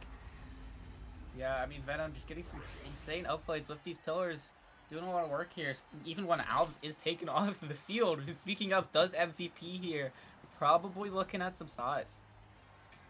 Yeah, I mean, I don't know what else you take, frankly. I mean, yeah, there you go. Demo, smart pickup, especially considering the double gate nature of the map. Dubu having to deny the third spark off of Venom. Probably not the most ideal pickup given the circumstances, but you know, you got to do what you got to do to prevent the mare from happening. Yeah, and we do see size pickup on Atlas, which is also quite useful. Yeah, I can't complain too much about that draft, and it's especially with the peak performance, you know, that little bit of stagger from Big Fish does actually matter, as it could just be just enough speed you need to make a difference on a save or not. For sure. Alex, once again, pushing up, deploying that secondary, the peak performance Mom Boots combo really coming in handy, allowing him to just like careen forward and apply that pressure with Circle, ultimately securing the goal as sort of third forward in that situation. Losing his first barrier rather quickly though, but no matter. There's always a second. Sloth responding with a barrier loss of his own. Scythen and Donkers trying to work the ball on the bot lane, but Vass are privy to it. Alex, once again, I mean, just playing so much more aggressive than previously, leveraging this new momentum. Donkers also being like, almost like, wow, a lot of damage coming out from both sides. Another really good circle by Alex to pin the ball top corner, but all members of Lockdown are back and ready to defend that. All hands on deck. Do manage to get it out. Scythen playing with fire so close to the wall, but up. Oh, oops. Ball rolls in. Another Scream Alves strike that just about gets outside of Sloth's core flip range. That's so unfortunate because Sloth most definitely tried to flip as the hook came out, but obviously it got buffered, and you lose your flip and you lose the point because of it, and that does not feel good, especially now that you're on match point here, as Vass is 1 point away from taking game 1.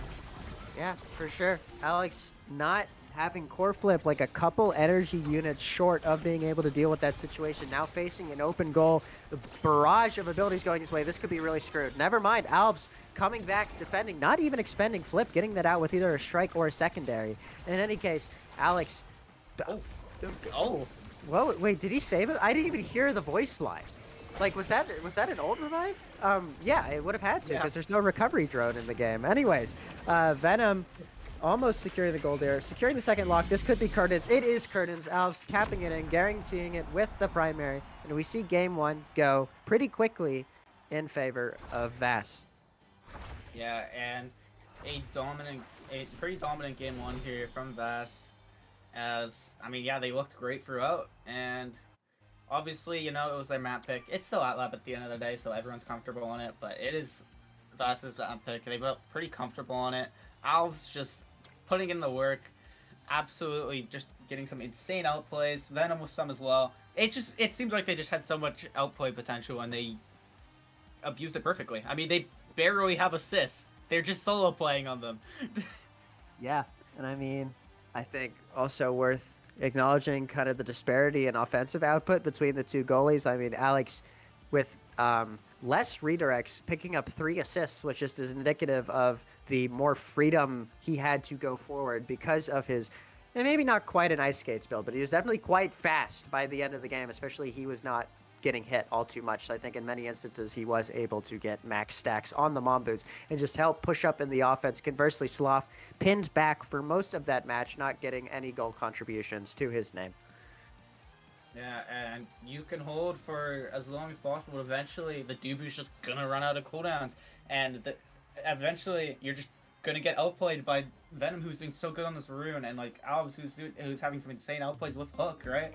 And it's eventually you're gonna run out of steam. You're not gonna be able to hold forever. You can't lock it down forever. You can delay it for a long time, but you can't forever. And Vash just systematically shutting down the defense of Lockdown here.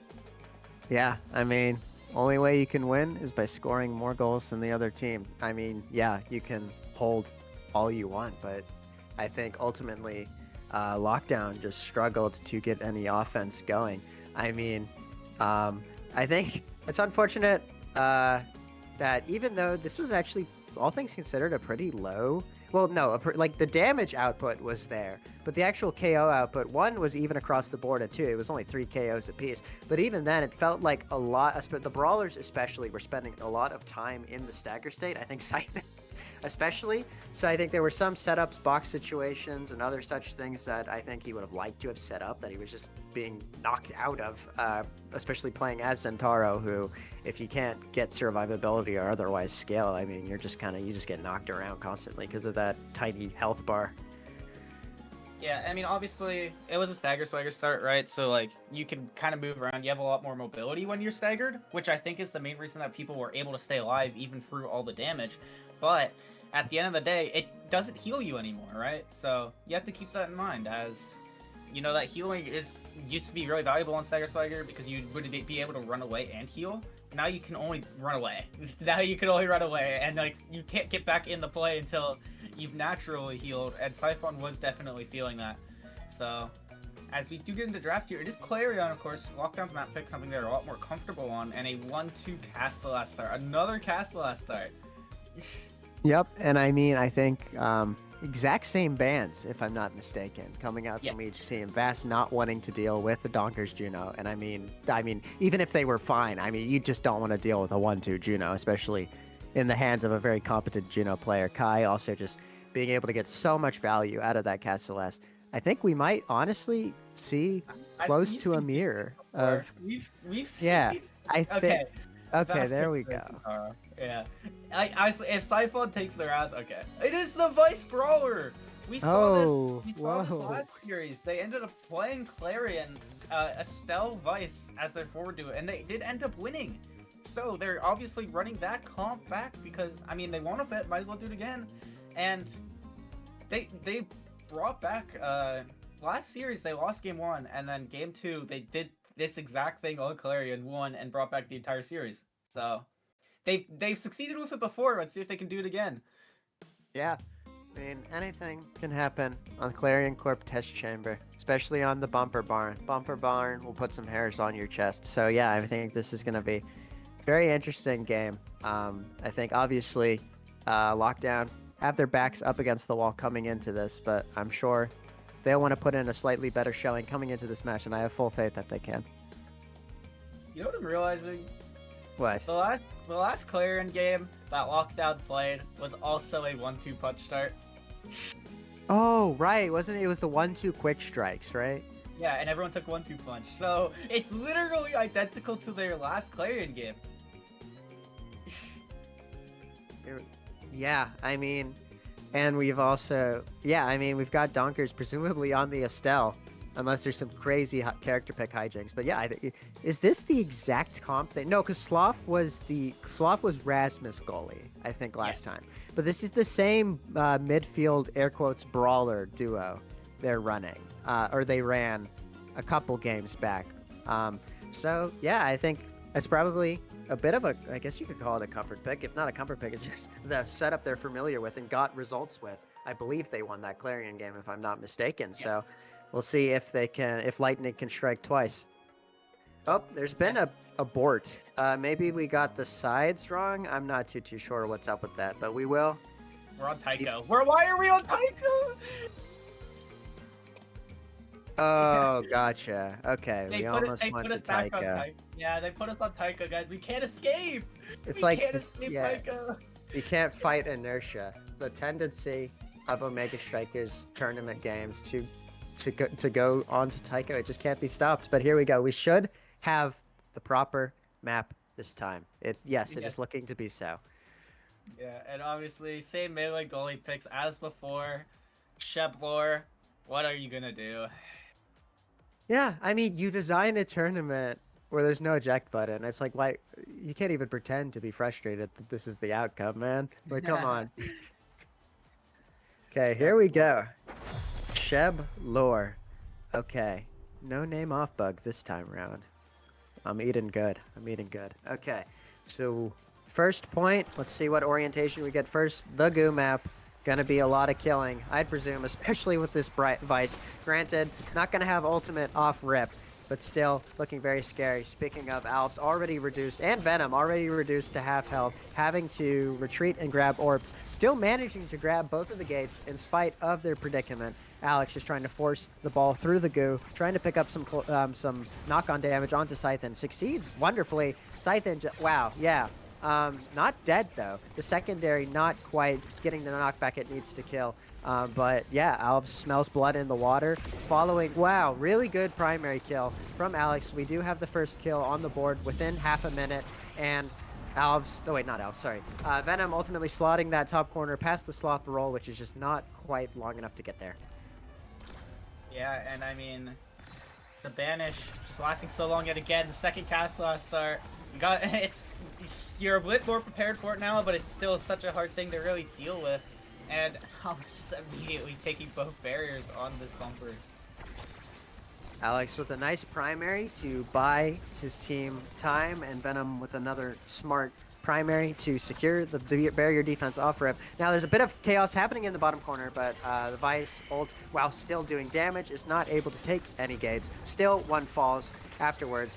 Alex being forced to expend core flip, almost getting the stun dumped onto him, but just about managing to step out of the range and get that clear off. Alps now trying to make things happen 1v1, but Sloth and Co are able to bat it away. Really good reaction primary to this Stell Blink by Alex to keep that ball off of the gate for the time being. Still very dicey 2v1 situation. Venom not quite able to drop back in time, but Alex weathers the storm with some really well-placed strikes, continuing to just farm bottom corner clears through Alves and eventually through Laring. They managed to get it done and get it out. Really good call out by Donkers with the primary on that bottom pull clear, but Alex still able to reposition and get it out of dodge for the time being. Unfortunate pillar mishap there on offense, but a really good out clear found by Alex. Again, he's hit that angle twice in the past 10 seconds. That's really impressive. Manages to once again work the out clear. Now both teams just kind of brawling for some sort of control in the midfield, but the course speed, especially on Bumper Barn, is getting to be a little unmanageable. Oh. Speaking of unmanageable, Bumpers striking again, Venom not able to strike it out, and Donkers just calling out so many angles with that primary. Yeah, it was a really weird bounce off of the opening bumper, like the opening goal lane, and Alex not quite ready for it. Donkers was, though, and absolutely calls out Alex's clear back down, and an incredible first point here, or incredible point here for Lockdown. 100%. I think, as we suspected, both of these points running really long, even with dead people left and right, the Lockdowns are just able to get it done, keep it out the net for prolonged, protracted periods. That said, Sloth is losing both his berries, being forced to press pretty much every button, and Dubu, just Dubu things, breaking the caster side audio, as well as just the ball phasing through the wall. Gotta love it. Sloth picking up a kill there. Something picked up a kill there. I don't think it was the flip. In any case, Sloth flipping for time, managing to find that out clear. We now have a power play in favor of Lockdown. Scythen with a bit of a misplaced teleport, not able to capitalize immediately, but does end up taking the bottom barrier. We have so many flips on deck, 2 expent almost simultaneously, I believe, unless I'm blind. Sloth just trying to keep it out the back. Alex playing emergency Atlas midfield to allow Alex to just drop back and heal. Doesn't quite work out. Also loses that interaction to Donkers. This is going in the goal. Yep, really good primary. The ban is all for naught. In spite of the reduced course speed, still rolls into the goal just about. Yeah, and Castle has biting Venom for the second time this series as another slow roller into the net through the banish. Yeah, cast to last. Alps and Venom just trying to establish some sort of pressure in the top lane. Manages to shut off the top lane with Portal. Just trying to shove it through Donkers, but Donkers winning the strike war when it counts. The power orb is on low. Donkers ultimately being the beneficiary, using that size to almost take both barriers, not really outputting any damage, so to speak, but still getting a decent value, becoming a big scary presence for a few seconds. We're back to a bit of a top lane melee. Alex just trying to work it through, having to use that secondary to just preemptively deal with any abilities Donkers might have in their pocket. Sloth holding well. Rotate, multiple attempts at rotation on the part of Vast. They're just like, this map is so congested, there's not too much you can do to get offense going quickly. That might roll top corner. No, Alex, just about there. Really good secondary, aware that the beam is coming, but Estelle is just so big and massive and tall and powerful that she just taps it in, nevertheless. Donkers rose warping on top of Alex and covering every single option with a strike. As an incredible point there by Donkers to take this first set for Lockdown. Yeah, we'll see. I think Atlas will win no matter what, either gets twin or prop or even a creation buff. Ultimately opts for prop, which I think is valid to be able to exert, especially on these confined maps, a little more influence without compromising their position. Estelle picking up the twin drive for enhanced mobility. And yeah, Vice is going to be looking really scary with that explosive pickup. Yeah, something to note is the adrenaline rush though on Alves. You know, obviously they've had some KO threat, and capitalizing on it even more is pretty powerful, but doesn't actually know the Castellas banish timing, so doesn't get the proc even with the KO coming out. We do see the first barrier fall. Sloth and Scythen managing to tandem defend that top one pretty convincingly. Situation diffused. Donkers whiffing that blink just about, meaning the ball travels back to another corner pressure situation. But Lockdown deals with it pretty effectively. Sloth rolling forward bravely, trying to shut down that situation in midfield. Ultimately working out for him. Venom managing to find the gate. Almost like fortunately being knocked in a position to take that gate there after being staggered. Managing to hold on here, just about not dying out the back. And now it is actually the Vice that bites the dust. Donkers also not looking too great, though they do have a dodge. Venom now able to leverage the power play numbers, push the ball up the field uncontested. Sloth holding for dear life, pressing every single button, and ultimately getting that overtime log course speed, sliding the ball around Alex, and now we have an open net for both Lockdowns, which is never a good thing. Sloth now also having a flip to his name. Both goalies have flips. They're going to be pretty tough nuts to crack, all things considered. Alex is playing safe, playing percentages, hitting that top clear off the bumper. Not too much an Estelle can do into an Atlas in that situation. Alves not quite hitting the strike, not to mention that Alex has just been like absolutely blasted into his own goal by Donkers' primary. We'll see if the Zentaro goalie is real. It appears to be real for the time being. It appears to be more than real. Really good pillar by Venom to secure that goal and catch Sloth on the overextension. Yeah, I mean, Alex gets taken off the field, loses out on that flip, but his forward duo, Alv specifically, pulling out the Zentaro goalie, Venom getting the call out on Sloth, and what more can you ask for from your teammates?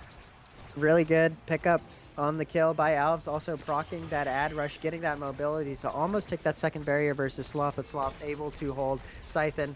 Also getting knocked around, can't commit too far forward without risking getting knocked into the goop, ultimately creating a pretty precarious defensive situation for Lockdown, unable to lock it down in that situation, though we do have Rune off the board, bit of a power play, but Donkers not immediately positioned that great to capitalize, but they do manage to take that second barrier.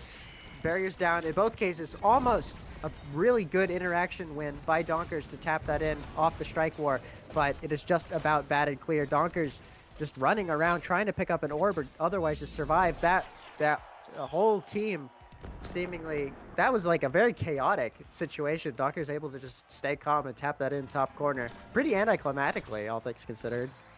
Yeah, Alex kind of just lost 50-50, called out a down clear. I think Alex would have been covering it is kind of the only thing, but it's a split-second decision that is really hard to make, and Donkers just waits it out perfectly. Yeah, for sure. I mean, you're making 1,000 decisions every game, every so often. You're not going to have an 100% hit rate. So, in any case, we're back to a bit of a neutral state. Scythen ultimating for dear life. Alex also preemptively throwing out the res to prevent too much damage being dealt by that ult onto his teammates. Now pushing bot lane, trying to keep it from coming into his defensive half, manages to do so with the circle, buys his team some time. More just giga damage being put onto Scythen by the tandem of Venom Banish and Zentaro primary follow-up. Alex now looking to just defend, gets a really wacky angle off of that median, but doesn't quite come to bite him. Manages to get it clear through the top lane bubbler. Scythen on flip, might have to expend it, trying to teleport away for dear life, almost picking up a really sneaky kill on Venom too, but not quite working out. Now, like, really a sitting duck, another get-off-me type ult to buy themselves some time in the midfield to survive. Alex opting to let that barrier fall amid the Vice stun instead of expending flip to keep it. Sloth now pinned between a rock and a hard place, throwing his own wall and ultimately coming out. Catching the ban too, this could be scary. Sloth managing to hold, pressing every single button in his kit. Also finding a really smart rotate to keep core speed and also get it out for the time being. Donkers with a really good surprise blink, not quite managing to catch Alex out though, trying to catch him out with another quick flip, called out by the primary. Sloth reacting to that Oni's blade, not expending core flip, which he'll probably need in a matter of seconds. Not having to need it there though, not having to need it there either. Rotates down, but Venom privy to it, rotates it back into Sloth. Sloth manages to find the clear. Now, both teams just trying to establish some semblance of consistency, sustained possession, but the core speed is just so crazy, and too many people are too powerful and have too long of dashes to really make anything happen. Alex snuffing out the pretty quick tempo flip from Sloth. Oh, wow. Almost a kill on Alves. Scythen and Alves both fighting for their lives. Donkers just trying to take the barrier, but Alex snuffing out most options with that secondary. Doesn't matter. Donkers taking it with a really well-timed strike follow-up. Sloth just trying to funnel offense into bottom corner. Really good reactionary flip by Alex to keep the ball out of the net. But yeah, I mean, not too much you can do there once all the energy has been expended. I mean, Sloth held so well for so long, but ultimately had all his abilities robbed of him. Yeah, I mean, so with so much core speed and so much back and forth, especially with like this 1-2 punch that causes you to red core on strike, there's just so much back and forth. Eventually, you're gonna slip up, and Sloth was the first one to do it, and an incredible capitalization by Bass to potentially take their first set of the game. Yeah, I mean, God, this is if scaling doesn't scale, this is going to be a long game. I think both goalies are putting on pretty exceptional showings in these early sets, and it's ultimately just coming down, I think in a lot of cases, to either dumb luck or being unfortunately out of abilities in tricky situations. In any case, Alex, the first goalie to crack on this particular point, losing both of their barriers, now just playing the percentage plays into the corner, trying to get it out through their own teammates. Yep, not opting to cross clear in the face of Donkers with a really scary beam. Sloth generally holding well, but unable to defend that that bottom barrier ultimately. Alex now in a tricky 1v1 situation, but manages to play around the Crystal Thorns just enough to not get scored on in that situation up against Donkers. Donkers now trying to dribble it top lane. Alb's aware of it, dropping back to deal with it. Manages to get it out for the time being. Donkers looking very scary with this flip, but not using it quite yet. Not close enough to the corner to really force Alex's hand. Sloth taking his time, finding that out clear. Also rolling on react to that rune peeler. Doing so well to keep this ball out of the net amidst so much pressure and so many abilities up in his face. Alex now funneling the ball bot lane. Scythe privy to it, trying to hit it back in, preserving the offensive pressure. This could be scary. Atlas is now down a secondary for expending flip, and then, wow, yeah, I mean, Alves with a bit of the emergency Oni's Blade out clear, backfiring, allowing Donkers to react and just tap it bottom corner against a pretty helpless Alex who had expended flip earlier in the point. Yeah, incredibly patient though by Donkers. Even wait, Venom, what just happened? I don't know. I don't know what just happened, man. Yeah, there go both bumpers. I mean, Lockdown looking more than poised to take this set if things carry on the way they are. Revive thrown out by Alex. There goes Estelle. There goes a flip. I think we're looking a little less chaotic and hopeless than it was 10 seconds ago. That said, that might sneak in the bottom corner, but no, Alex is just quick enough to get it. Sloth managing to hold well for the time being, gets the ball out. Venom able to establish control in the midfield, finds the bottom corner with a really well-timed tempo flip. Venom, once again, prodding, but Sloth is just so big that he's able to move and tap that out and keep his barrier safe for the time being. Really bizarre bumper barn angles happening in front of our very eyes, but Alves able to react to them. Alex, likewise, really good spacing and outweighting the primary there. That was a really tricky situation that Alex managed to get himself out of. Alves with a really well-placed shot into the top corner, almost scoring after taking the barrier brilliantly. Wow, I mean, brilliant timing with the dash to just about outlast that Dubu wall. And yes, you see a bit of emoting and acknowledging the really crazy nature of that last play. Yeah, Sloth, his wall just not being there for long enough, barely running out of time there as Alves gets his get back after the bumper ruthlessly murdered him in cold blood.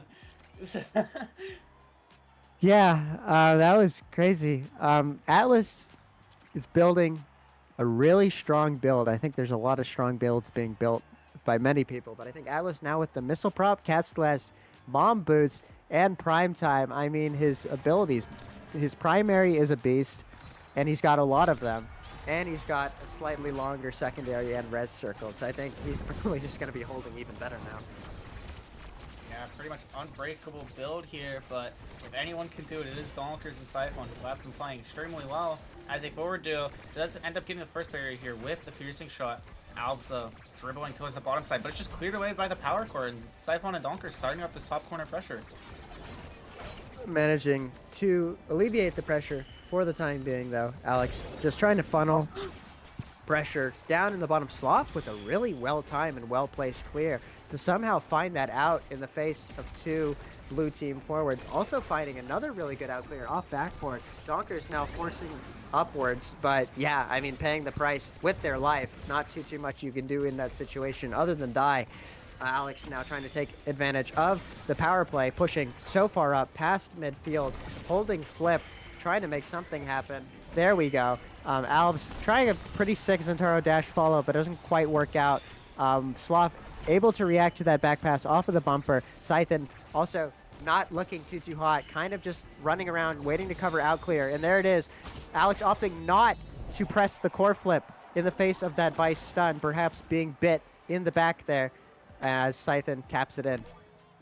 Yeah, good punish there by Siphon and Donkers. Donkers able to just push so much offense until Siphon can get the core on that top side for a pretty free tap in. So incredible offensive sequencing here by Donkers and Siphon to punish that mistake. Alex almost holding, but yeah, so many abilities in his face and opting not to expend flip when he has one barrier up still. Alves now managing to take the second barrier with a really well-placed Zentaro strike into primary combo. Whoa, Venom almost dying there, but Alex privy to it, and it would not have killed in any case.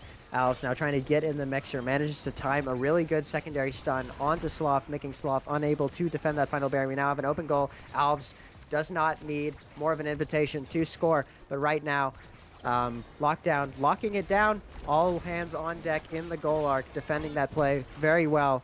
Sloth, yeah, I mean, almost getting it, but not quite timing the roll. Very good from Alves to use that flip to knock it in. Yeah, I'm very surprised that roll doesn't hit. It looked perfect, but not quite perfect enough as Alves does sneak it through, and we're back on the bounce house. Yep, we'll see if there's any more cheesy, nutty kills within 2 seconds. Not looking to be the case. Maybe we'll have a bit more of a tame bounce house as Alex rotates off the bumper to his own teammates, but ultimately, ball ends up in nobody's hands, cycled up and around continuously. Venom trying to find that bottom barrier, not quite working out. Alex flipping preemptively, knowing that the Vice TP is on the board, ultimately weathering the situation pretty well, but now has no stun to his name in the face of a Vice core flip. Venom snubbing it out with their own core flip pretty effectively, just getting that ball clear. Alves now trying to set up some sort of top corner pressure onto the top of the bottom lock. Doesn't quite work out. Sloth managing to clear it for the time being. Another good pillar by Venom. Manages to perpetuate the offense, but it ultimately wriggles clear. Sloth not much worse for wear. Scythen could be on the way out, but no rune pillar. No rune pillar used to kill Scythen. Scythen lives to fight another day. Now looking to TP in and cause some chaos in the face of the top barrier, or the bottom barrier, does not end up happening. Alex with a really good secondary, getting so much value out of that secondary. That was like 10 abilities and 10 different strikes it just withstood. Unfortunate clear off of Venom's pillar. I feel like that was probably just might not have been in the periphery. Unfortunate way to lose your secondary. All good. Alex still chilling with core flip, and Alex also about to build core flip himself. So, you know, things could be worse. Alves now taking the ball into the midfield, trying to make something happen. Sloth holding really well, just about proccing the wall. That is a nuts angle, but it worked out. I don't even know if that was intentional, but it worked out. W Sloth still managing to find these out clears so well. All the while, the Vice is now dead. 2v3 in favor of Vass, managing to make things happen, taking that second barrier, and now trying to leverage their numbers, but not quite quick enough. Alex rotating it onto the top plane, not taking any risk, reactionary core flip brilliantly, keeping the ball out of his net. That there were so many buttons being pressed, but ultimately Alves having a couple more buttons up his sleeve to beat Sloth in that ping pong situation. Yeah, some incredible strike wars by Alves and some insane sequences by Alex. Donkers had like an incredible like 1v3 sequence that Alex just like perfectly strike layered with Venom and Alves to like just hold on to. And sequences like that win you games, and it's been proven time and time again by how good Vass's defense has been and how quick their counterattacks are. For sure.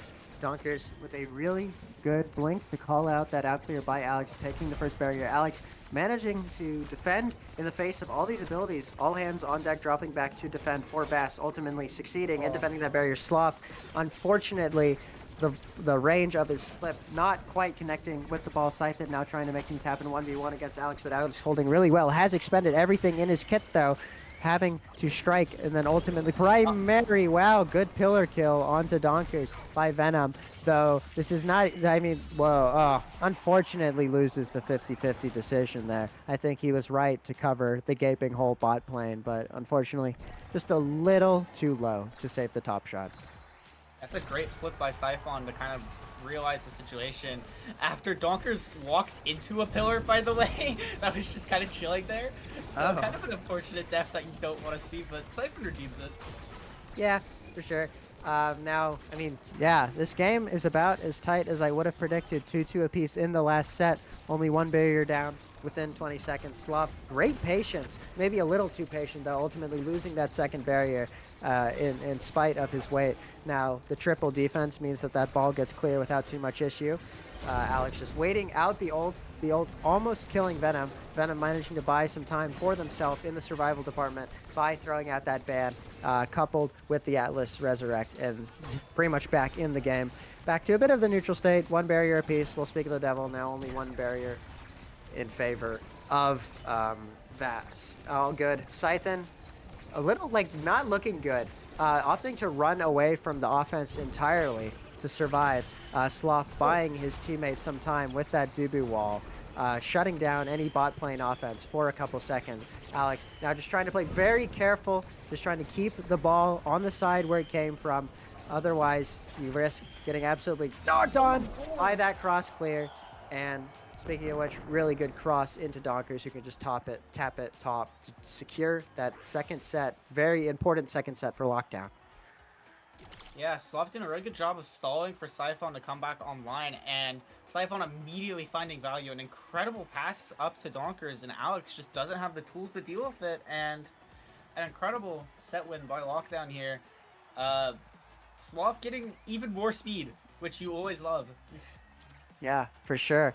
It'd be interesting to see how the picks shake up. Estelle picking Deadeye. Atlas holding his decision for a while, ultimately opting to match the Dubu with more mobility. Vice, Vice heavy impact. Estelle Deadeye. I think we are very clearly seeing the WinCon materialize, or at least the plan for the WinCon materialize that draft for Lockdown. I think there will be a lot of damage and killing and murder this set.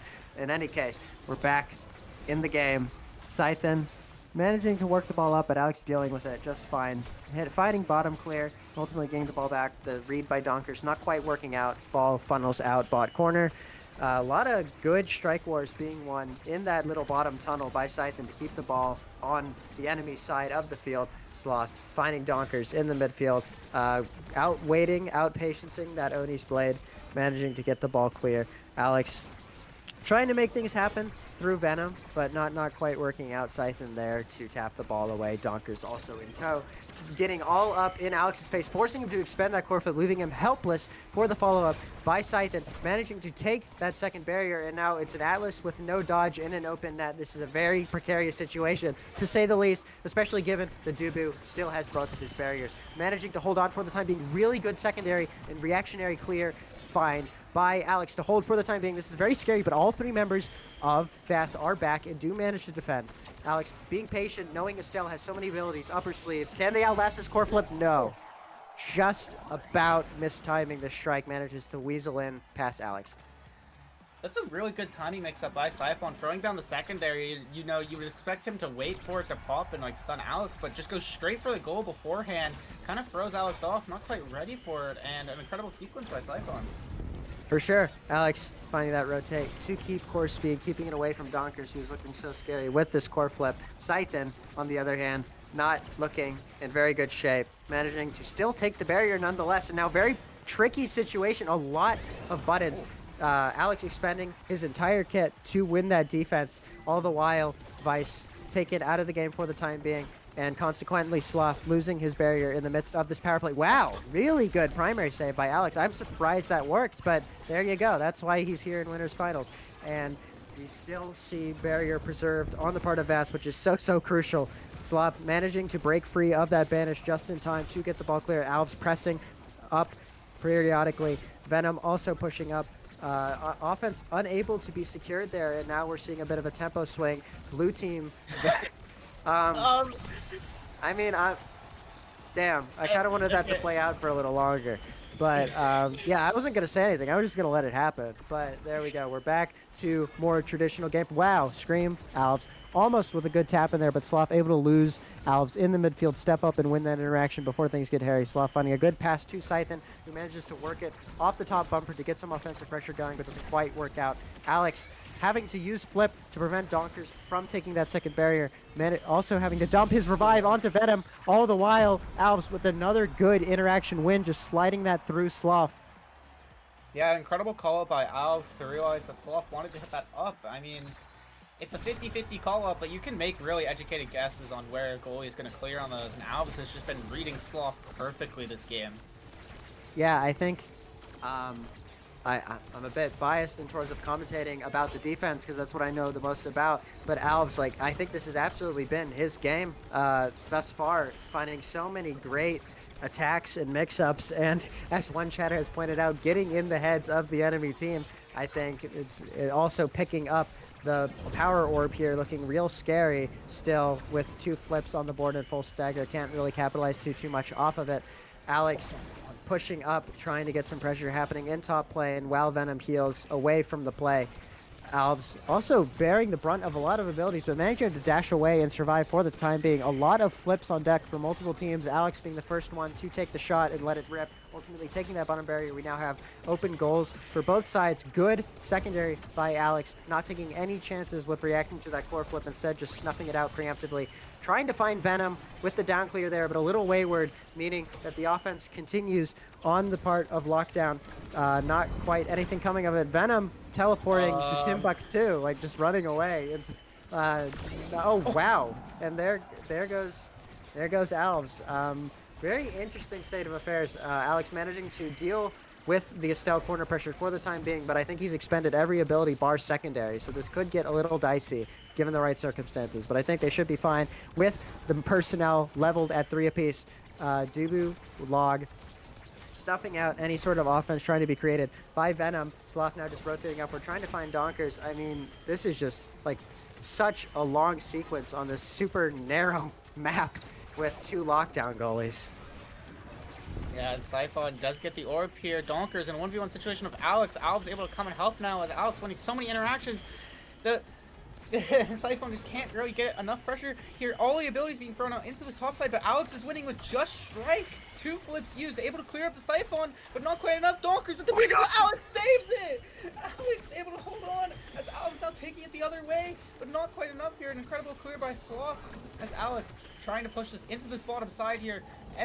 Both the goalies have just been playing out of their mind this point. Even with these open nets, they are showing that these melee goalies can just hold on. This is a point. This is a point, to say the least. This has got to be pushing 3 minutes at this point. Alex just once again playing the safe clear up into top lane, especially amid that banish. Oh, bit of an unfortunate angle from Alves, but he follows up. He capitalizes on the chaos rebound off of that bottom barrier, tucks it right past Sloth to put it onto set point for Vass. Yeah, and Sloth just barely hitting it into the exact corner of the Odie's blade there. Alex able to punish it, and thus obviously showing some really good signs of life here. Siphon very much is not, but is at least trying to brawl his way out of it. We're seeing a lot of damage being piled onto Vast right now, but ultimately not too much coming of it. In the interim, Donker's winning a series of strike wars and interactions there, walking the ball up the field and ultimately benefiting off of the pressure they created. Wow, bit of a melee in the mouth of the goal there, but the ball does manage to go away from the goal. Ultimately, Donker's trying to find a really opportunistic kill with primary onto Alves, but Alves just about wriggles free and manages to almost take Sloth's barrier, but not quite succeeding. This is really tough pressure to deal with, but we've got all members of Lockdown dropping back and ultimately able to defend it. Venom now trying to win interactions at midfield, and there goes Vice again. I think that was a flip kill, if I'm not mistaken. Alex now just pushing out, trying to prevent that easy out clear from Sloth. Sloth does have a flip, though, so Alex cannot push up as much as he'd probably like, given the potential to be called out positionally, especially with this big circle.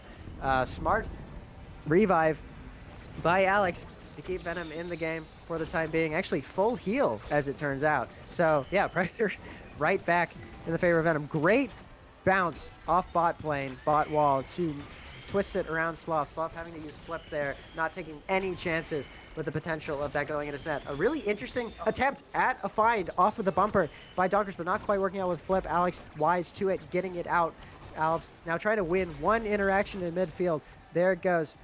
Took, I think, an Atlas primary to get that through. Alves a little too small to keep up the pressure. Now the DB wall shuts down the situation for the time being. That is a lot of abilities coming out. Alves primary equal to Scythen's ult.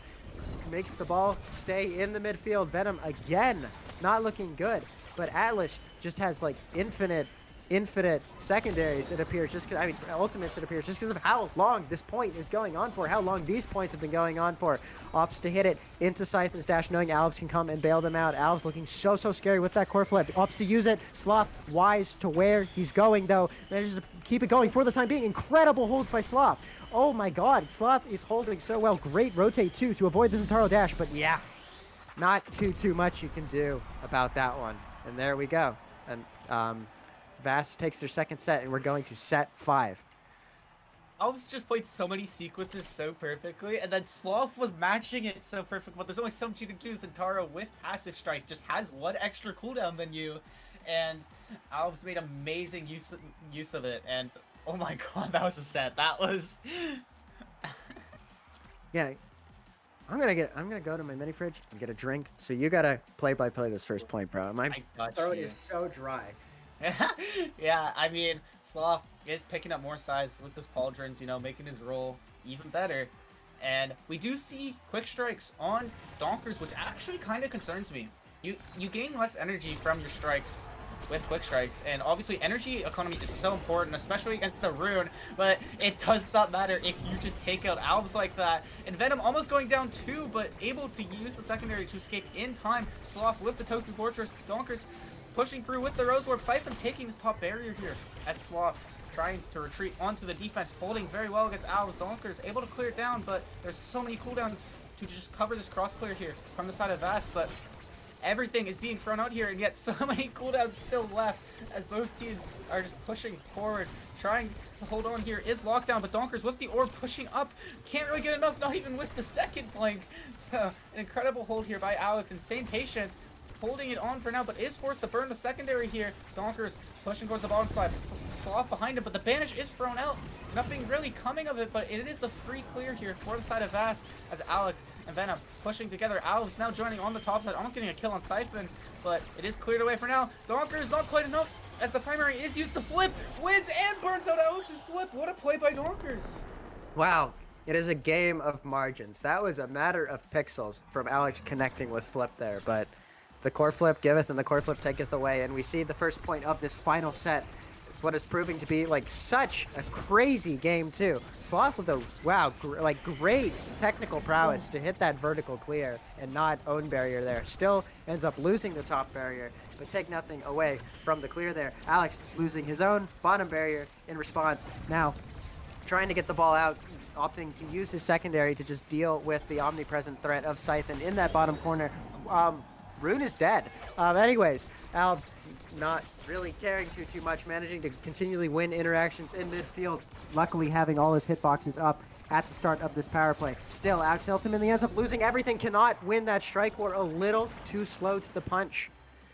I mean, what a sequence. First, the power core from Siphon, the chain lightning of it bounces the core back to Donkers for the barrier, and then an incredible strike war setup with the secondary there. Just insane patience here by Siphon to take this point, and we're on match point.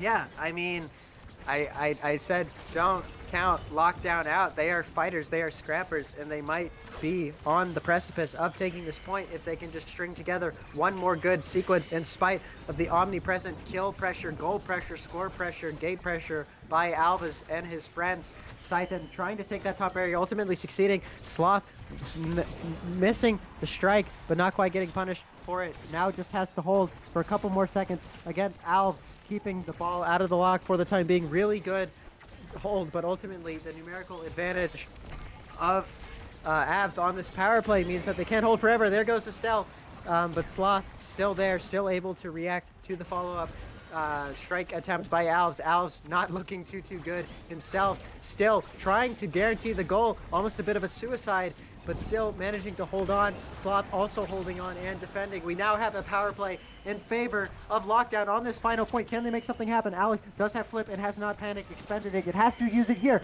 Really good find in the middle to Alves. Alves also reading Sloth's out clear to his teammate. Sloth managing to last for the time being. Siphon just stalling for time, dribbling it off that top barrier of the goo, but not quite managing to work the ball. Alex just playing safe off of that top corner again. Sloth continually trying to find his teammates, trying to string something together, make something happen. Siphon with a teleport, trying to create chaos, but not quite succeeding. Donkers trying to win the interaction in the corner, but there's just too many bodies between them and the goal. Alex just once again playing it safe off the bot plane, continuing to do so, trying to force those corner interactions, which you can win so well on this Atlas with all these abilities. Alves careening forward, trying to get it out the back with everything he has, not scoring with his abilities, but just trying to defend for dear life on this match point. Donkers not using flip, could kill here, but Alves, wise to it, dies anyway.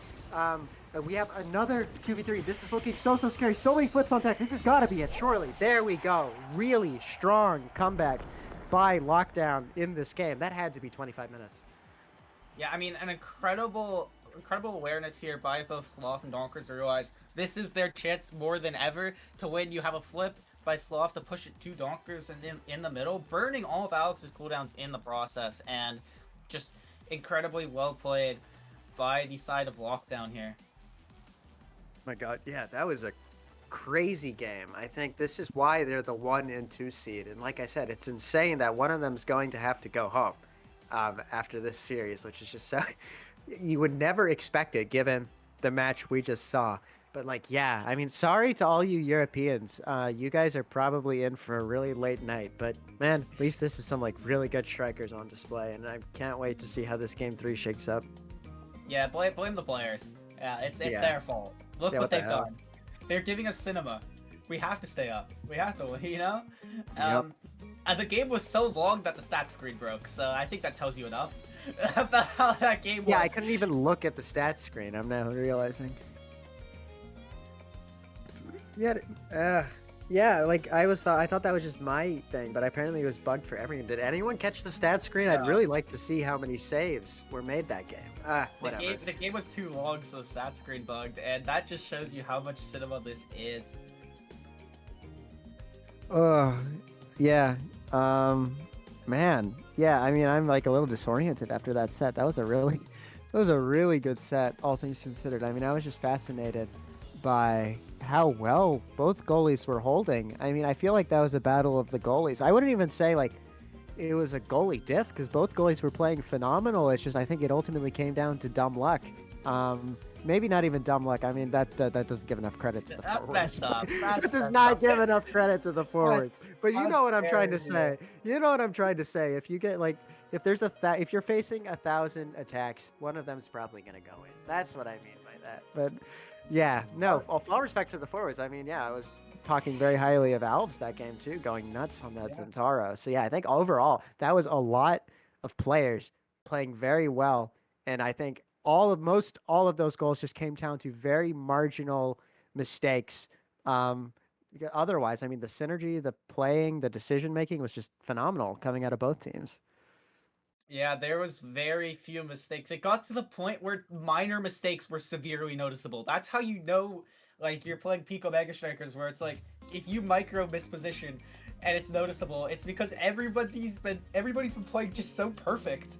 And incredible holds, and like, it's not even like the offense was doing bad, right? Like, there was some incredible, like, every single sequence was just so incredibly played, and then Alex or Sloth was just matching it with all their cooldowns and, like, pressure. Of course, like, the melee goalie does have an advantage in these matchups, you know, as they should, and they played to their outs perfectly, and Yeah. it just led to such a cinematic game.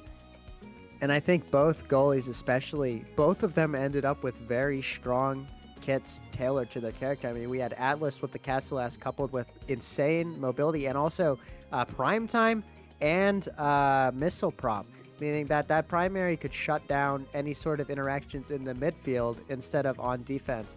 Likewise, I mean, yeah, Castellass, Dibu, no slouch. I think that role was doing so much heavy lifting in so many situations. Yeah, nuts. So you know how we had 2 Castellass starts in a row? Uh-huh.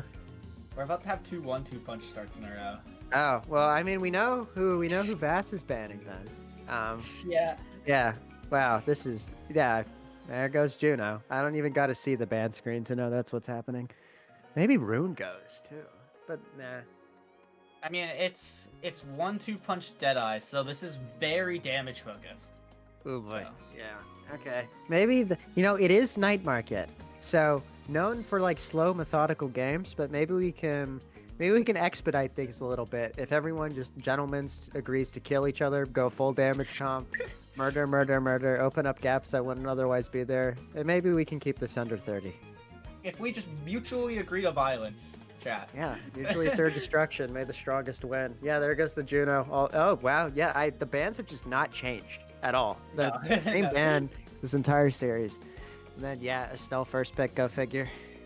Voss is denying the Estelle from Donkers, which is a pretty big deal. Donkers looked incredibly good on the Estelle, especially the last game. So, taking away that pick, a very strong pick that you love to have in the first place. So, Yeah, and then will be interesting to see how they complement that Estelle. Imi. Haven't seen an Imi in a while coming out of lockdown. Yeah, another interesting tandem. No brawler in the traditional sense, unless Sloth has locked in Imi goalie, which I highly doubt, especially with no eject button. So yeah, another definitely interesting forward tandem coming out of lockdown. But they made it work last time, so we'll see what comes of it this time. Hey, Lockdown is proving why Vice Brawler is meta. They have 2 games I've watched them play it. They've won. So Siphon, putting in work with it, you know. So I would not be surprised if Vice Brawler. Yeah. Once again, I assume that's Alves getting the Zentaro, which is huge pickup. Alex, of course, locking in the Atlas. Maybe we're not gonna see that much damage, which means yeah, we might be seeing another 10 quintillion year long game. But you know, I got W hydration. I got my sugar-free Bargs root beer, so I mean, I should be able to cast another 30-minute. Oh yeah, yeah. No, this is. We love Deb meta. This is just Yeah. the meta, except for it's even more enhanced because you can't play a ranged goalie. It's just every game is forwards go score, forwards go score, forwards go score. And yeah, the goalies are kind of just twiddling their thumbs in the back a lot of the time unless they can pick up some serious mobility. Yeah, and I mean, the nice thing is that I think that I personally enjoy Imi's matchup into Atlas. So I will see. I'm curious to see how Donkers ends up playing it, especially with the support of Siphon. I mean, an Imi Vice pairing, that's a lot of damage. Yeah, I think especially if they take set 1 and they can just like turn Vice into a serial killer, maybe this game won't be as long as we're dreading it's gonna be. But I think, yeah, I don't see. I think these are strong comps coming out of every team. Maybe a bit unconventional picks coming out of 2 players, but all things considered, I think we've got the stalwarts in the net, and that alone is probably going to add 10 minutes onto the runtime and buy the forwards a lot of opportunities to mess up and otherwise play. I guess with a bit less pressure on their backs. So yeah, we'll see how this goes. Yeah, I mean, yeah, it's really gonna come down to Awakening scaling, as every game of OS does. But it'll be interesting to see if if Lockdown will actually end up winning this damage war, right? Because we have to keep in mind Estelle Zentaro, a lot of damage. Although Dubu does have, I think, a lot more damage support than Atlas does, at least at base value, until Atlas can get like Missile. So it'll be interesting to see if they can just win this damage race, or if they're potentially going to lean on the side of survivability here, as Alves did take the Vambrace again. Yeah, there we go. Yeah, I think that's perfectly reasonable, especially considering who you're playing into. I mean, already eating some damage off rep, but managing to heal pretty much completely, grass all that Vambrace. So now, you know, back to some night market hijinks. Got entire clan in the bot plane, just trying to shove the ball past one another. Alex finding that out clear. That might have been Venom. In any case, almost managing to create a self-rotate, but not quite working out. Sloth, Scythen, working it through that speed gate, trying to leverage that extra mobility. I think, yeah, the side with the Estelle on it, probably looking to rotate a little more. Granted, the other team does have an Imi, so I don't think rotating is that viable. Yeah, so Alex shoving it through Venom. Venom trying to make things happen in the midfield, ultimately coming back. Almost getting hit by that dash into glitch pop combo from Donkers, but I just don't think close enough to the edge, nor were they staggered enough or hurt enough for that to ever work out. Scythen trying to get it out the back, ultimately unsuccessful. Sloth mistiming the roll slightly, meaning that we finally have an open goal on one side in overtime. Core speed, very scary. Scythen coming back to help deal with the situation as it develops. Donkers looking very scary with this. Oh, okay. Interesting angle. Sloth unfortunately misread the bounce just slightly, not thinking he had to use flip. Yeah, very strange bounce off of the bumper. You hate to see it as Sloth, you know, it's a hard thing to really be ready for. Those ones that bounce off of like the wall and then hit the bumper are really unpredictable. And Sloth just not quite ready, and Alves stuffing out Sloth's flip as well here. Alves managing to, but I guess Avs in their entirety managing to take the gate much faster at this point. Alves trying to make things happen, but quite unsuccessful. Donkers looking scary, threatening with this flip, but all members of VAS have dropped back. Really well-placed strike by Scythen, just about finding that gate and just about knocking the ball past Alex on the follow-up to do everything themselves and take this first goal for their team. Yeah, great sequence by Siphon, making sure that both the flips they use that point don't go to waste, and a really good bounce back point here. Siphon kind of just making some hero plays. Yep, I think that's probably what a lot of this is going to boil down to. Who can perform above the median slightly more frequently than their adversary, just trying to make those hero plays pop in.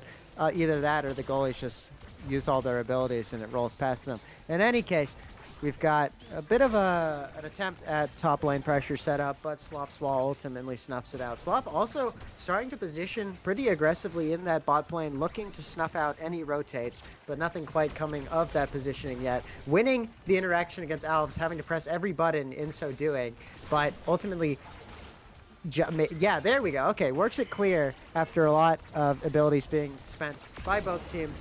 There goes Donkers on the IME. I assume Alves had something to do with that, who is now kind of hurt himself, but still trying to get in the mixer, get in Sloth's face, ultimately being punished by having to eat that roll. Alex stepping in, playing the Noble Atlas forward as Alves goes back to heal, but ultimately doesn't get to do anything too interesting, just drops back and reclaims his spot in between the sticks. Venom being healed back up to full health. Yeah, IME, solo IME never winning that interaction against an Atlas with flip. Ball goes back into the midfield. Alves trying to stack damage and stun onto the members of Lockdown, but not quite succeeding. Venom patrolling the middle gate, trying to make something happen with that increased speed, almost tapping it in with the Crystal Forms. Alves just about missing by Adams, keeping the play alive for the time being. Donkers trying to take that top gate off, a bottom gate off of Alex, but yeah, not too much they can do. This Atlas is absolutely stacked in terms of his kit. Brilliant micro spacing against the Donkers dash. Also, Donkers, speaking of, is now dead. We'll see if this power play can have anything come of it. Sloth generally holding very well, manages to just about step away from the dash, but yeah, I mean, you had Zentaro covering out clear for the most part. Alex was also on speed gate, so could have ran up and covered the top clear, and yeah, Venom just taps it in with the primary. Pretty much a checkmate. Yeah, great sequence there to take advantage of the situation from VAS here. Venom's been doing a really good job with this Deadeye Estelle of calling out the positional missteps of the side of Lockdown here to get some of these KOs, and been a real difference maker so far in this set.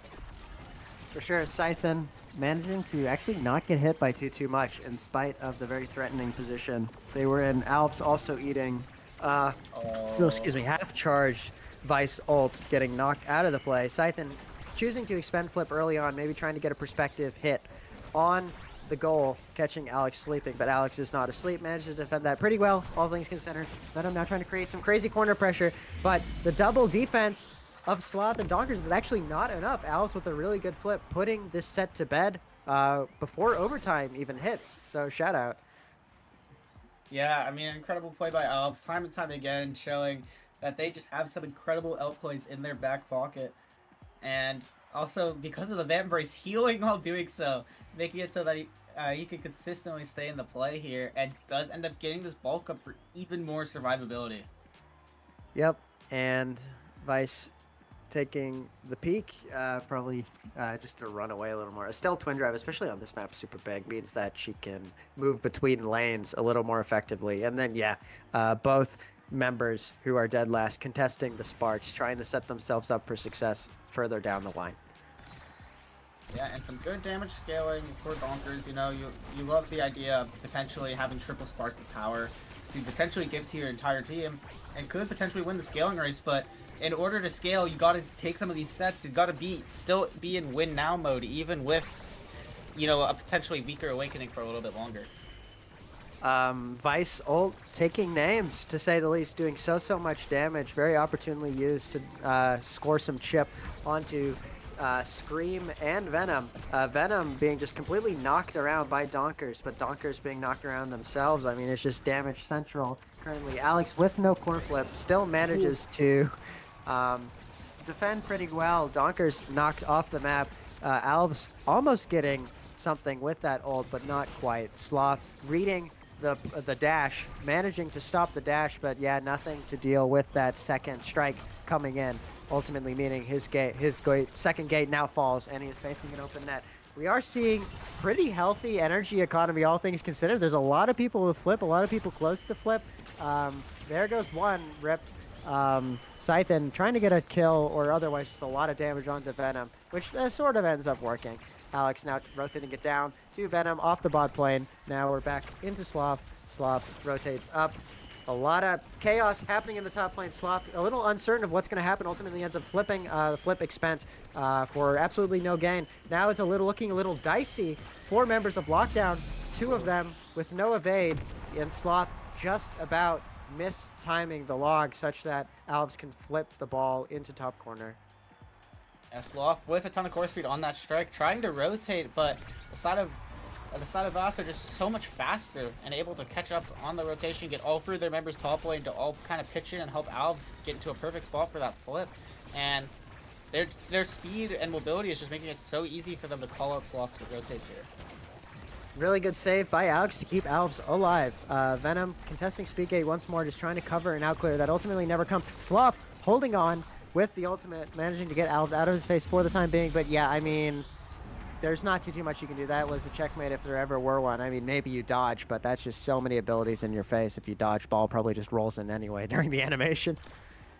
Yeah, and I mean, Voss is just, they're looking so dominant now, and this is exactly what they needed. Venom having so many more cooldowns, mobility. Alves with the stagger. They won draft so heavily, and they're scaling so well with it. You know, playing maybe a bit more confident because of all the momentum they have, and they are just starting to run away with it a little bit. Sloth, unfortunately, losing the double there in spite of all the abilities he unleashes to try to deal with Alves, but Alves just one more ability manages to secure the whole thing. Now, bit of a melee in the bot lane. We see Alex pushing up almost to the midfield line, trying so hard to make sure that the pressure stays on the members of Lockdown. But that's going to be even more difficult now that Lockdown is at a personnel advantage for the time being. Venom trying to secure a cheeky core flip wait, but Donkers wise to it, ultimately flips to counter. We're now seeing 2 members, 1 on each team, multiple members of many teams now. Just duking it out in the midfield. Only really Scythen and Alex are playing the ball currently. Donkers knocked out by Venom. Venom looking to maybe be following suit, but surviving for the time being. Also hovering around Speedgate to hopefully run away. Runs away. Opts to not take orb, and instead opts to press forward, but Sloth reacts to the beam and manages to defend. Also throws out the wall, buying himself some time, but wow, what a... was that a strike or was that the primary? In any case, goes bottom corner, secures a 3-0 for Vass. Yeah, Venom striking perfectly into Alves' primary there, and they take a very confident set too, and this is exactly what you want. Your Zentaro is now getting that explosive entrance, and you could even potentially deny the spark from Donkers if you really want to. Yeah, for sure. Let's see, what else do we got in the running? Yeah, I mean, go figure. Sloth takes prime time. See if there are any sparkers in chat. I mean, opts to go with the creationist. Alex ultimately builds with that second spark.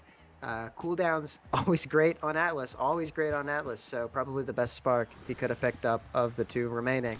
So there we go. Yeah, I'm surprised Donkers didn't take Spark here. You know, 2 Sparks scaling with leadership being in one of the next drafts that you would be guaranteed to if you can make it that far. Obviously, though, you are kind of in win now mode. Potentially the time could be the solution you need, but as of right now, it's not really seeming so. Both barriers already down for the side of Lockdown.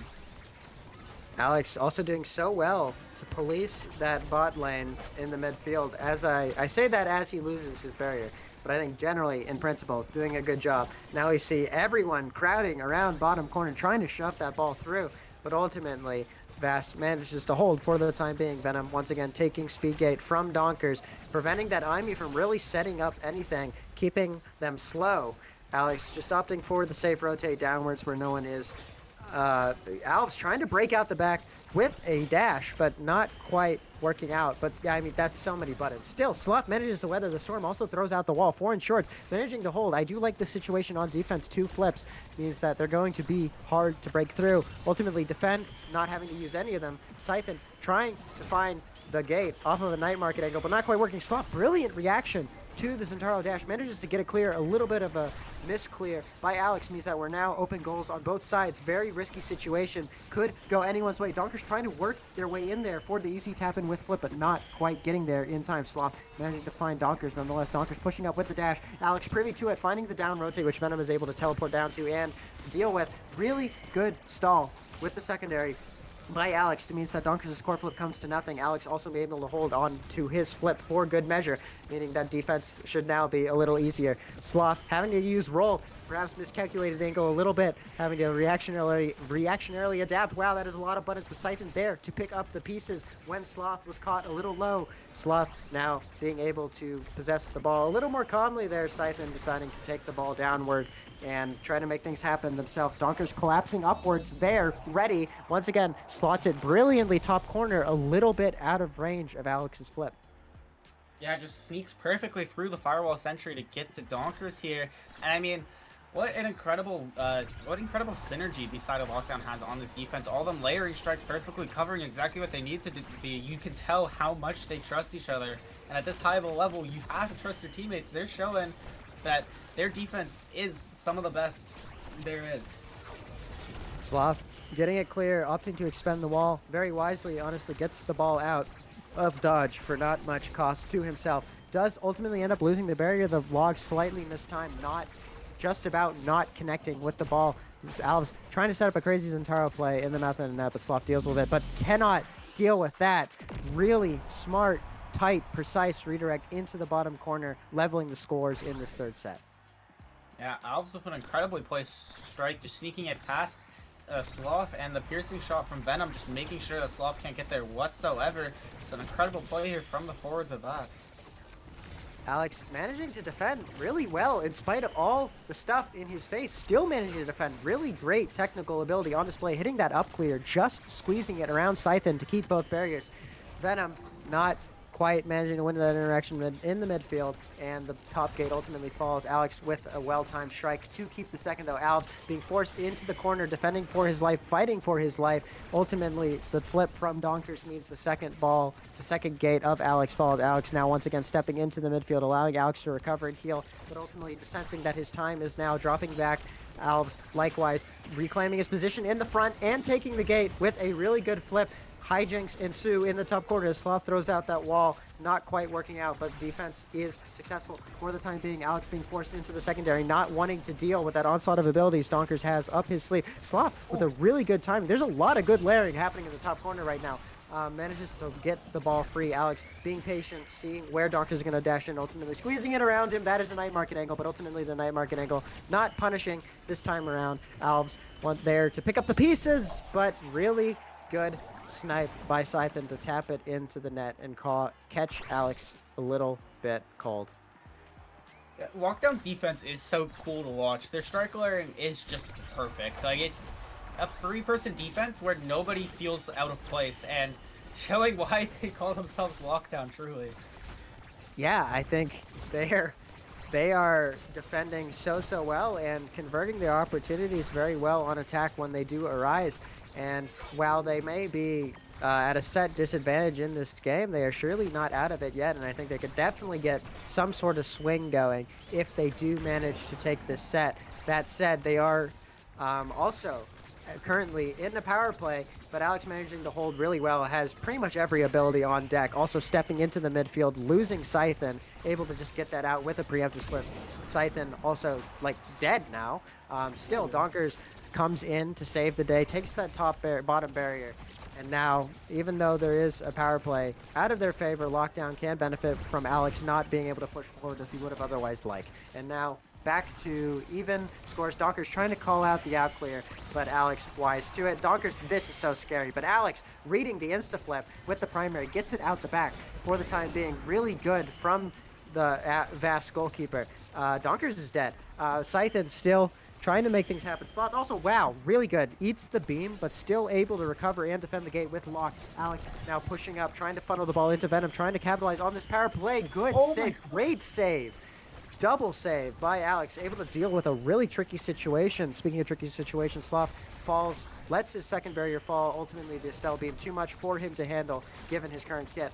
Alves, everyone back, everyone desperately trying to keep this ball at the goal, not trying to let Lockdown back into this game. Crazy wall hijinks. Ball goes back to Sloth, despite the wall covering most of bot lane. Sloth now taking his time, ultimately waits out the Alves dash read. Ooh, that was either Beam or Atlas primary. I'm wanting to say Beam. Really good stall by Sloth, forcing Venom to try to get creative with that bounce off the back, but doesn't quite work out. Oh, Sloth also being able to... words, English. Anyways, Alex managing to hold, hasn't expended flip yet, forcing to do it because of the sticky situation. The Vice stun puts him in. Alex once again funneling the ball down, trying to play around that IME turret. Oh, manages to reposition just in time so that the glitch pop doesn't tap the ball into the goal. Scythen and Donkers both forward. They just need the ball to get to them. Donkers trying to work the ball forward. Alex wise to it. Alex has no dodge though. This could be really scary. There we go. After an absolute struggle, Herculean point. Ultimately, Lockdown comes out of this set as the winner. I mean, just such incredible defensive play from both teams. Alex with back-to-back clutch saves, and then Siphon actually with the Supernova saves it after Sloth lost the Strike War. And then just such incredible plays here from both sides, and Lockdown able to keep fighting. My God. Yeah, I mean, Estelle definitely getting great value out of that prop. Atlas, is that his third spark? That is his third spark. That's very scary. I don't, like, was Hotshot worth the third spark? I don't know. I'm not good enough at the game. I think the main issue is that leadership is undeniable if you're Siphon, because it's just a dead awakening. So it's a bit scary that's for you true. to have to deny it, but it is so much value for Alex, and this is truthfully why I think Donkers should have taken that second Spark Flash draft. Yeah, I think that was probably the ticket, not trying to do a Band-Aid solution this draft, I presume. In any case, yeah, Scythen getting absolutely knocked around like a pinata. That's not even to mention Donkers, who's not even currently on the map. Scythen running for their life, just trying to get that orb in the enemy goal gate, all the while freeing Alex to push forward in their absence. Alex trying to make things happen in the top corner, continuously funneling it into his teammates. Not quite coming to fruition though. Sloth manages to hold on, pressing every single button he's got, ultimately coming up a little short there. Venom Yami's Estelle primary catching him out. Alex once again pushing into the midfield, trying to keep the pressure on, keep the pot sizzling. Venom expending everything. That was a blink into primary, but Sloth privy to it, manages to get the ball out the back. Alex once again defending amid an onslaught of, I think that was like Vice Ultimate, and there's something or other else in there. Anyways, manages to find that cross clear, which Donkers is not able to capitalize too much on. Sloth just playing the safe option continuously, hitting it back into his top corner, hoping to outlast those Zentaro buttons with his own. Good reaction to the Estelle blink, throwing out that log, making sure he does not get caught high, even though he was in quite a precarious position. Doesn't ultimately have to flip. Really great reaction and patience to realize he just, just about whiffs the Soren angle. That was a really tricky react. Cannot blame him. Yeah, unfortunately, Sloth's flip clear missed the bumper, and then a bit of panic trying to recover it, just barely missed angles. That is so unfortunate, but if you're locked down, you can't let that get to you. You gotta bounce back immediately and take this point.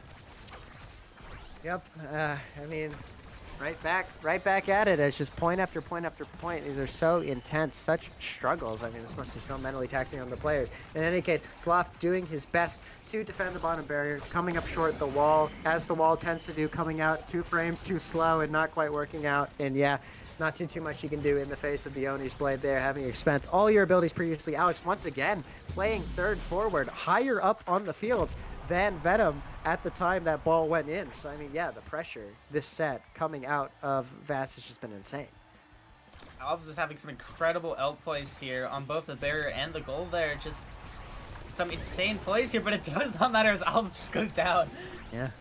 Bye-bye. Alex still, yeah, opting not to use the flip there, just keeping his second barrier, secondarying and also reviving Venom to make sure this power play does not end up as rough as it could have been. Sloth ultimately rolling for position to keep the barrier. There goes another member of VAS. This time Venom bites the dust. Speaking of which, Donkers absolutely biting the dust. There's Sloth in such a tricky situation, but manages to survive for the time being. But oh, what a read by Alves there, just knowing what was going to happen. And just like that, they secure the series. Yeah, incredible win by Vast to move on to the losers finals. Yeah, keep in mind that was only the losers semis, and we are having games like this. These two teams showing why they're some of the best, and it is unfortunate for Lockdown. They had an incredible run, played some incredible games here against Vast, but it was just not enough. Alex holding it down so well, and Venom and Alves just making some incredible outplays on the offense to take this series.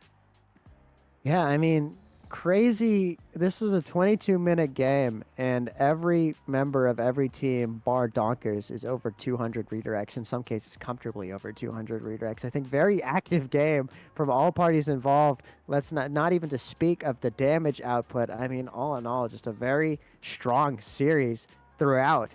And this was just cherry on top of what's been a pretty successful losers run from VAS thus far. Yeah, we'll see if they can end up keeping the momentum into later rounds. A series like this is exhausting, and you immediately have to jump into another Oh my series. god. So we're gonna see how they do at that. Because I mean, that first game, the first game I was like, okay, that's a medium length game, and that's about average. And then there's Mhm. like a 40-minute game, and then this one, and it's like that's so much Omega Sugars. That's so mentally exhausting having to micromanage so many interactions for so long. And we'll see if that they can like kind of potentially refresh their minds a little bit, or if they're still just feeling super confident and are just willing to say, you know what, that went great. We clutched it out, and like just push forward and potentially just keep your momentum running through the entire thing.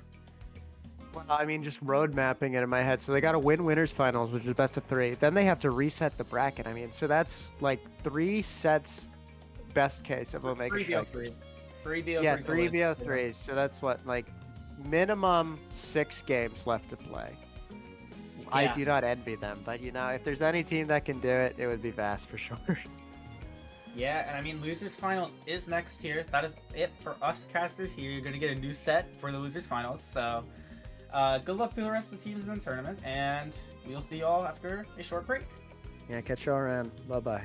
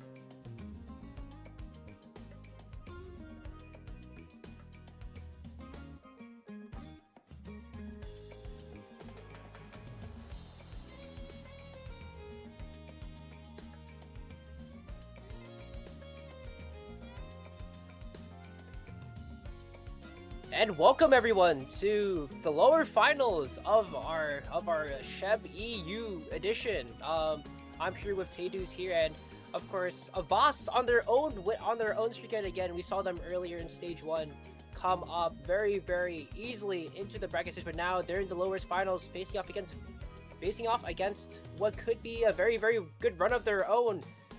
Vibe check.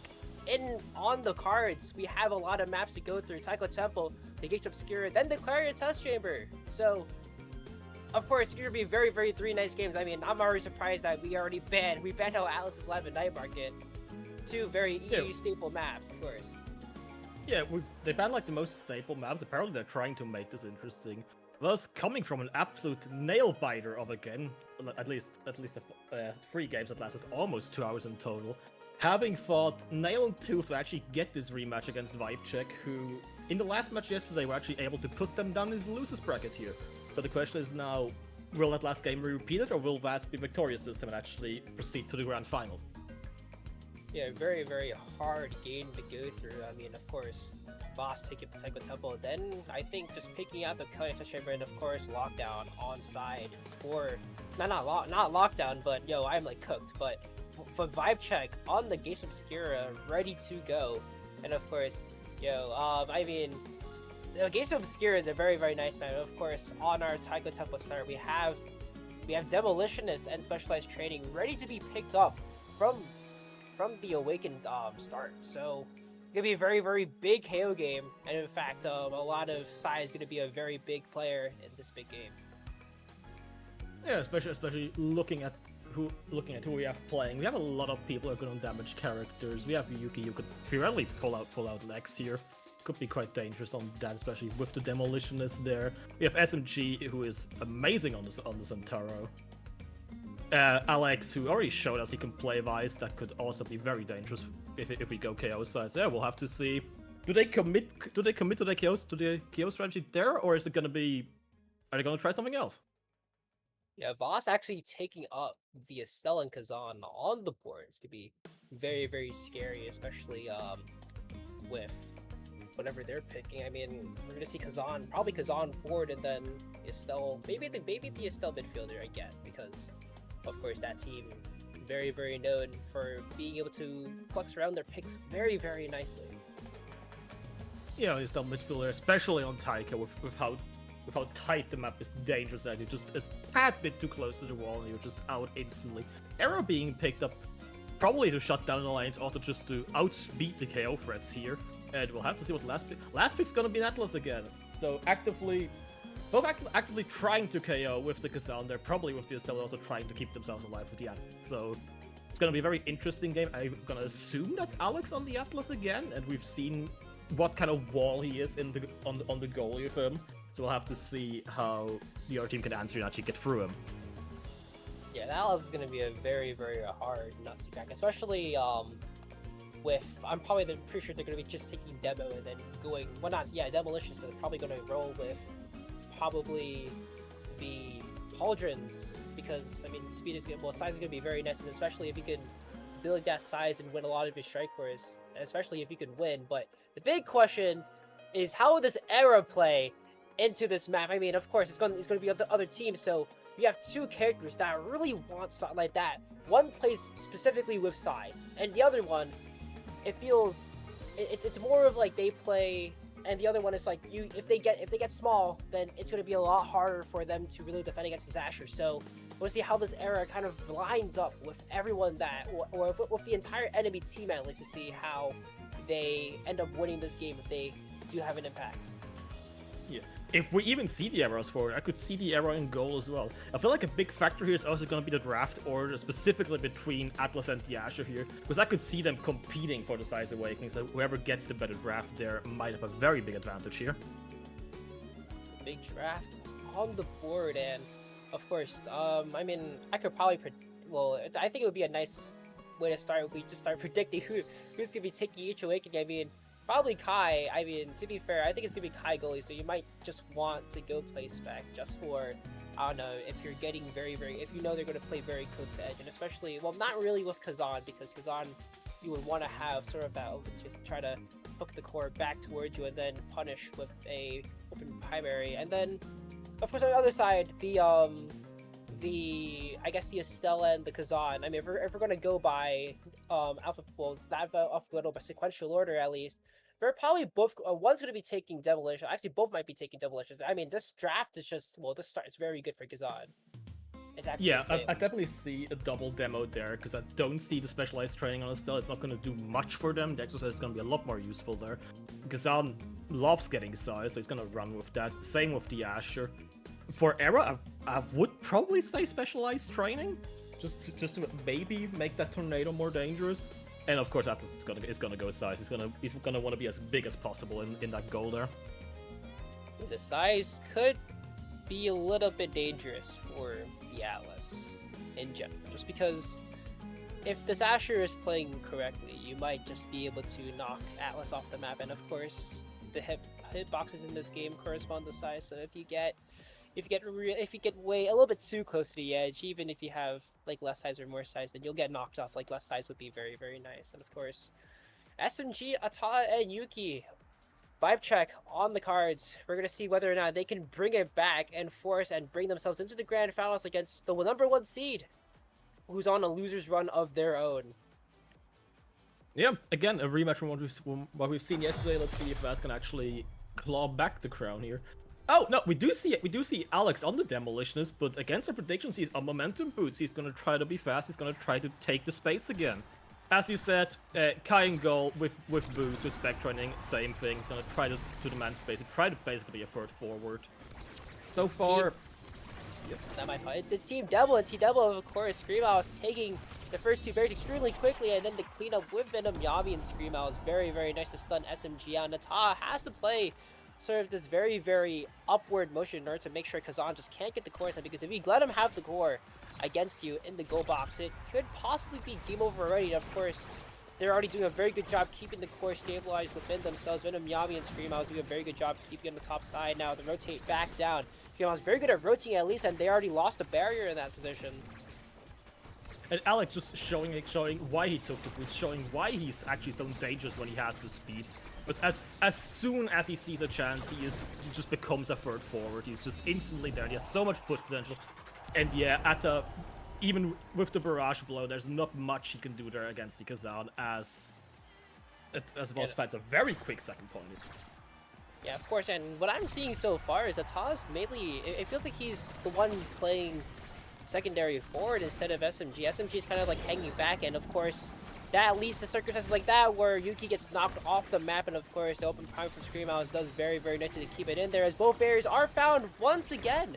So it's insanely quickly how Screamos are finding these barriers insanely quickly, and it's showing why they're the first seed. And of course, all three flips on board. One flip, Bird Alex pushing up really, really close up, and then Yami just holding out the out clear as well. Alex in the front, and Yami has to be put it in the net, and Screamos is just there. I mean, what really can you do? All three members of Voss are on the other side, and there really isn't much counterplay you can do unless somehow you can find an opening stun to get the core out of there. And of course, Screamo, being in first place, has the 1-2 punch, has the build difference to pick up as well. So whichever one he chooses, it will still be very good for him. And of course, he opts for the build difference. Yeah, just going for more size, trying to be even more imposing, especially before the cut. And yeah, it does seem like Atta actually tries to push forward. He's trying to be that third forward, but they don't quite capitalize on it, or it's more that Voss just very perfectly plays around him. Alex going for the 1-2 punch, just trying to get a bit more damage on there, probably. Venom Yami just going for more speed.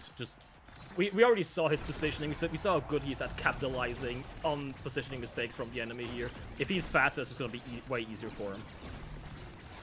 Perfectly layered strike where it saves him from the double barrier, and Screamo tries to punish Yuki for playing the corner, but they do escape out quickly. Now first barrier being found, SMG, the breakthrough coming in clutch for the moment, putting everyone very low, but instead Yuki's the one who's going to be having to walk back and having to play defense for this moment, as Venom, Yami, Screamo, they both clobber the top side here. Kill almost found as Screamo is theoretically saved by the Atlas res, but doesn't need it, as Atlas comes to try to bring it back up to the top side. And of course, there's a lot of stuff going on here, and the micro is very, very nice from both teams, but especially for Screamhouse, he's doing very nicely, just trying to layer the strikes with Venom Yami, trying to find that opening spot where he can try to get the core out of that position. Of course, he forces out the flip from Yuki, and the core right comes back to Alex, but there really isn't any positioning to where they can really capitalize on that flip push. And of course, they're back in the corner, but it is easily cleared by Alex, but never mind, Yuki with the Asher Primary does sink it right in and right back to Alex, who he can't defend it, and there we go. Vibe check with the first point, with their first point at least, and of course this draft is looking very, very nice for them. It seems like that whatever they picked, it's working out. Yeah, SMG's Tornadoes just completely locking out Alex there, leaving the goal wide, and there was not really anything he could do. Oh, but Alex finds a very quick kill again, as the whole team of Vast, just as soon as somebody's out of position, they capitalize on it instantly. Very much in the energy advantage now as well. Flip available on both forwards. Sonii is gonna use it to try to fight the bottom barrier. Ada barely holding on to it. Ooh, Alp's already looking for another. Finds another power play already with that flip. And yeah, Vast is just keeping his power play going, keeping the pressure up, finding the second barrier. And just the question is it gonna go in before the last minute? And yeah, Alps just puts it into the bottom corner before you can even get back into the fight.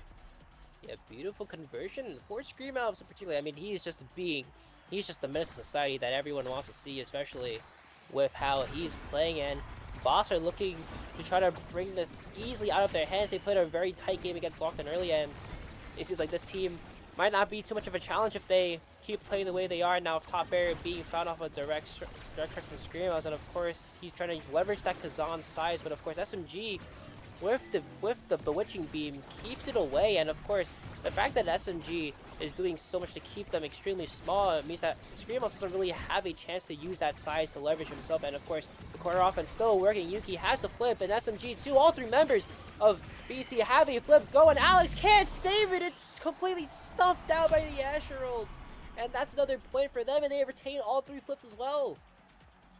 Everything and the kitchen sink being thrown into that corner, the Era Tornado, the Asher Wall. There was not much more Alex could have done there, being savage. It was just gonna get pushed through.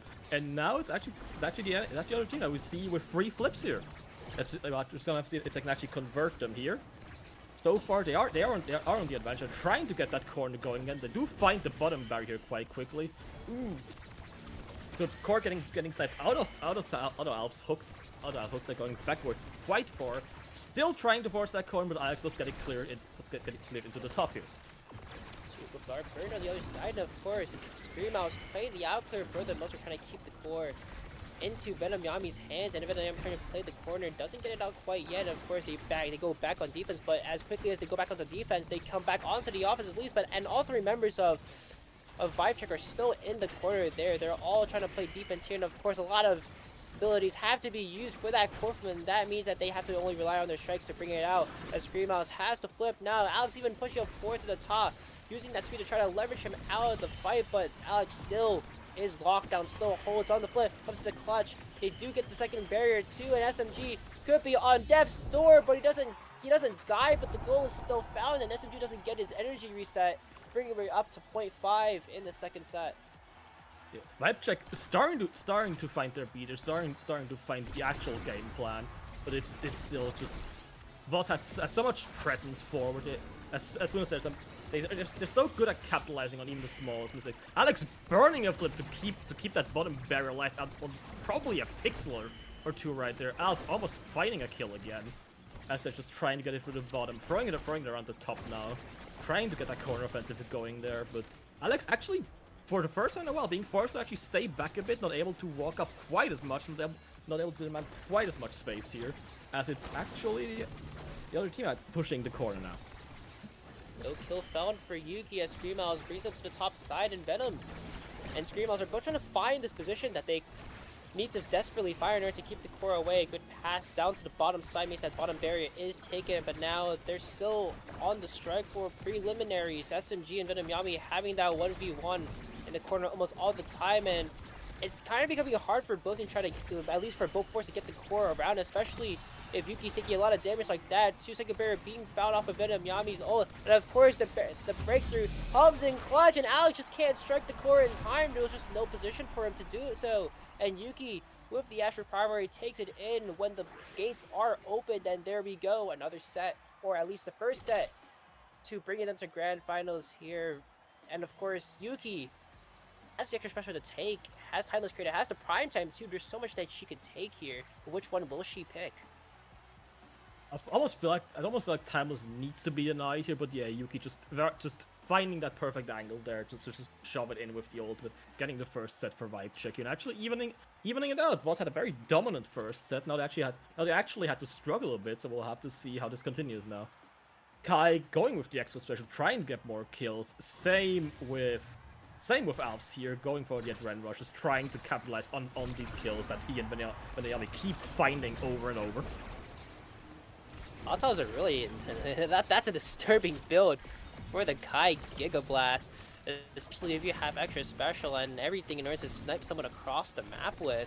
We haven't seen any kills with it just yet, but of course that could easily change as Screamhouse brings up to the top side. If he could just find one kill to knock him off the map, that would be really nice, but so far he doesn't have it. We'll opt to use it on defense now as they try to keep the core out of this bottom corner, but Alex again pushing up very well, and of course that allows the team to get another berry here as the passes come back around. Venom Yami winning the strike force, and Screamhouse with the crazy crooked leverage sends it to the bottom side away from Ataz barrage. And of course Voss still looking like a team to be that you really can't mess with and you can't really make mistakes against. And of course, even if you take one set from them, they'll still be bouncing back and swinging with all members on the cards, especially with Atah trying to keep the core in that position, but it is cleared out by Venom Yami. The flip clearing the core out, and of course will lead to that first barrier being taken, possibly a second one too, and the flip coming inbounds to try to get the Taiko Temple. What the hell? No.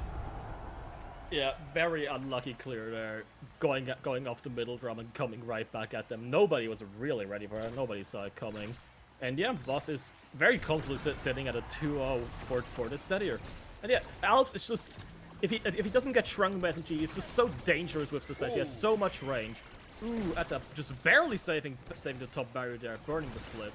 But yeah, Alps is just straight back on him again, using code to get control of the core, playing it around. Alex losing the bottom barrier, very closely saving the top one, burning the flip there. Flip now got on both goalies. I thought trying to push up here to put some pressure on a very risky play, considering that his goal is wide open. Yuki having that flip is probably gonna have to burn it soon, burning it here to survive, to actually get the other barrier here. And now we have open goals on both sides. Venom Yami the one a little bit of trouble now. Does have the evade to work with, and he's the one in the forefront as he stuns Ta. What great positioning from Venom Yami to just try to get the core onto that bouncing position and then send it right up to where Attack can catch it, and then adding the stun to boot means that Voss takes the set two. Well, it takes another set for themselves here, and of course, Venom Yami being the catalyst for everything will be the MVP of the set. And of course, he has a lot to choose from. The hotshot on the board, which we will take, but we can't really get rid of Kai, and of course the Deadeye. I mean, this Giga Blast is gonna be hella hard to really counter unless you're somehow just not in the way, or you just need to stay on your toes for the most part. And of course, that build is probably going to pay dividends. So far, he's been getting a lot of these, he's been catching a lot of these out clears with his Giga. So if we can get more, if he just get in a better position to just get chances where he can just go for the KO, it'll be very nice to see. And of course, that bottom side isn't really doing much help there. And Atah's the one in the front. Now SMG playing a little bit of goalie in the meantime as SMG just walk back up, and Yuki the one in the defense now. And their rotations are very, very clean. Vibe Check are kind of definitely passing the vibe check in terms of rotating correctly. And so far, they're doing pretty good with it right now. But SMG on death's door a little bit. Screamhouse could be going to try to take the win here, as he does win the strike war against SMG, and Alex with a perfect save out means that they don't lose any barriers from that interaction. Yeah. 2 flips on the side from us. There's still 1 barrier up. Oh, and Scream Alps not only finds Yuki, he also just deletes the only flip on the side of Vibe Check here. And yeah, Atta with the Giga Blast is so incredibly dangerous right now. It has so much power, but it just he's been forced to burn it on defense pretty much every set so far. He wasn't given the chance to even try to go for a kill. If he finds one, this entire build could turn the game around. But so far he's been forced to use it defensively. definitely, and Screamo is the one under a little bit of pressure here. He's been finding a lot of these KOs, but again, he's always going to be on the willing end of a lot of damage being thrown, especially since he has Flip on the board now. Nata, Yuki, and SMG trying to rotate up to the top side. They have to try to get away from the everlasting impact of Venom Yami and Screamos, and of course, that amount of damage is very, very dangerous, and he finds the KO anyways! I mean, holy smokes, I mean, Ata wasn't able to get the KO, and it ends up being the KO on their own team, and that allows Alex to push up yet again. And Venom Yami the one trying to play on the outside, trying to get the pass going on, but Yuki and Ata only lose one berry for that trouble, as SMG does come back on the advanced Taiko Temple angle, trying to get something played out, but doesn't find it though. It is blocked out by all three members since they're playing defense so perfectly, but with that defense, it doesn't mean that they have a real relative offense, but right now SMG trying to get that double barrel, trying to put in the big double for their team, trying to get the hopes and dreams coming back up, but right now it looks like it's all Voss at this very moment. The core almost always on the other side, and they just can't seem to find a break. Yuki with another very good will find the bottom barrier here.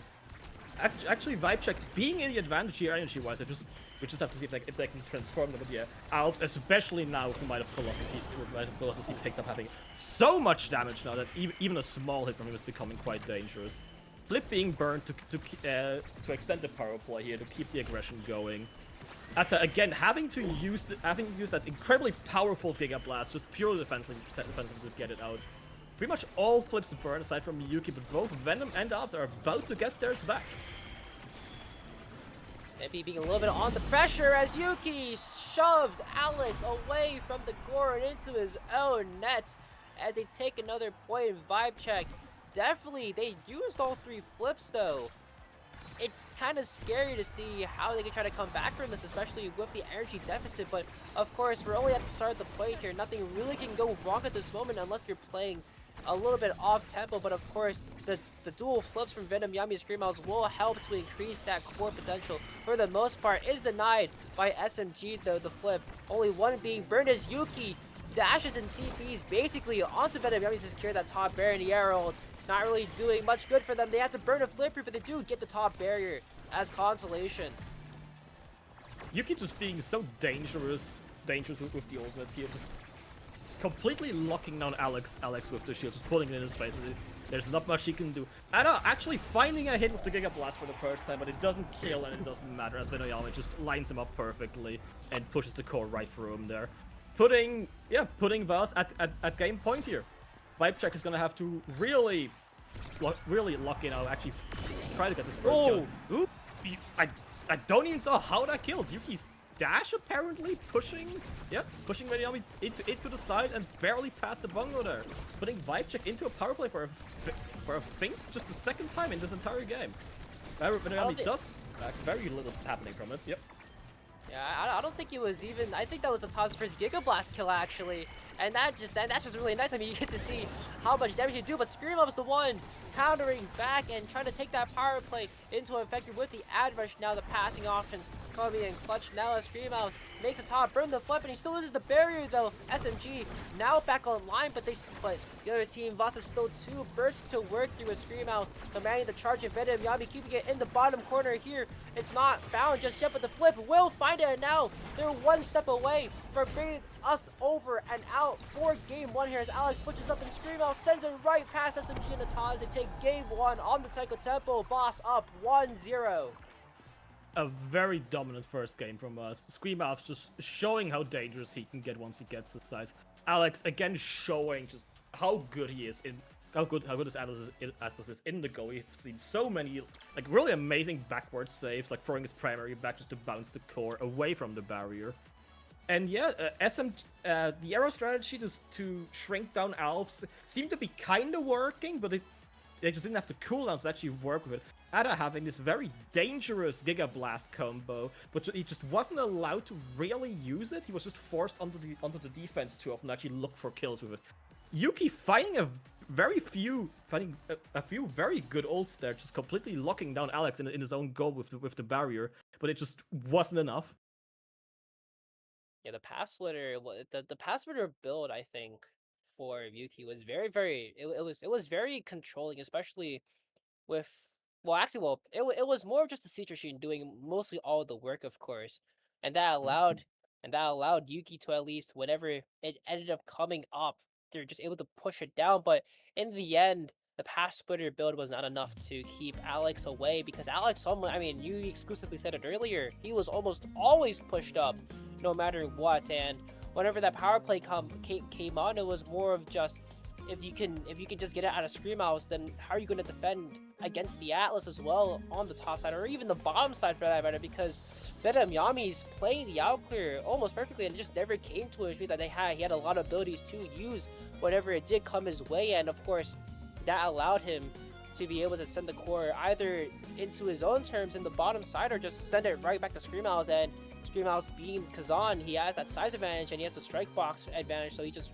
wins strike more almost all the time if it is put into that really weird space. And of course, now that we're on Goo now, I mean, Goo is not a really big map you see usually, because of course it's a sort of kind of open map, and I think EU likes a lot more of sort of like closed maps, just a little bit. So again, our start being peak performance and the spark of cooldown, spark of CD, so hopefully we get to see a little bit more KOs. I mean, I think that Vibe Check was doing a very good job keeping the core around, but they just need to find a little bit more KOs. I saw a bunch of times where Yuki might have gotten the primary into burst KO if that was possible, so maybe we'll see a lot more of that. But so far, Voss in the driver's seat right now, they have a lot to work with. Yeah, Voss banning out the X again, seemingly quite worried about it. I am gonna assume that that's Vinoyami on the Estelle again, because even more in an open map, he is just gonna have so much control there. Vibe Check actually picking up both Chuno and Darun here, seemingly probably going for a more core control-y approach. I'm very curious to see what's gonna be in the goal for them here. For Vast, I would probably predict just another Atlas. It has worked for them so far. I don't see any reason why they would switch off of it on Gates now. And I will say, I would assume that the spirits in Team Voss are pretty high right now, considering that they lost 0-2 to Vibe Check the day before. So winning that first game is probably very instrumental to their mental right now.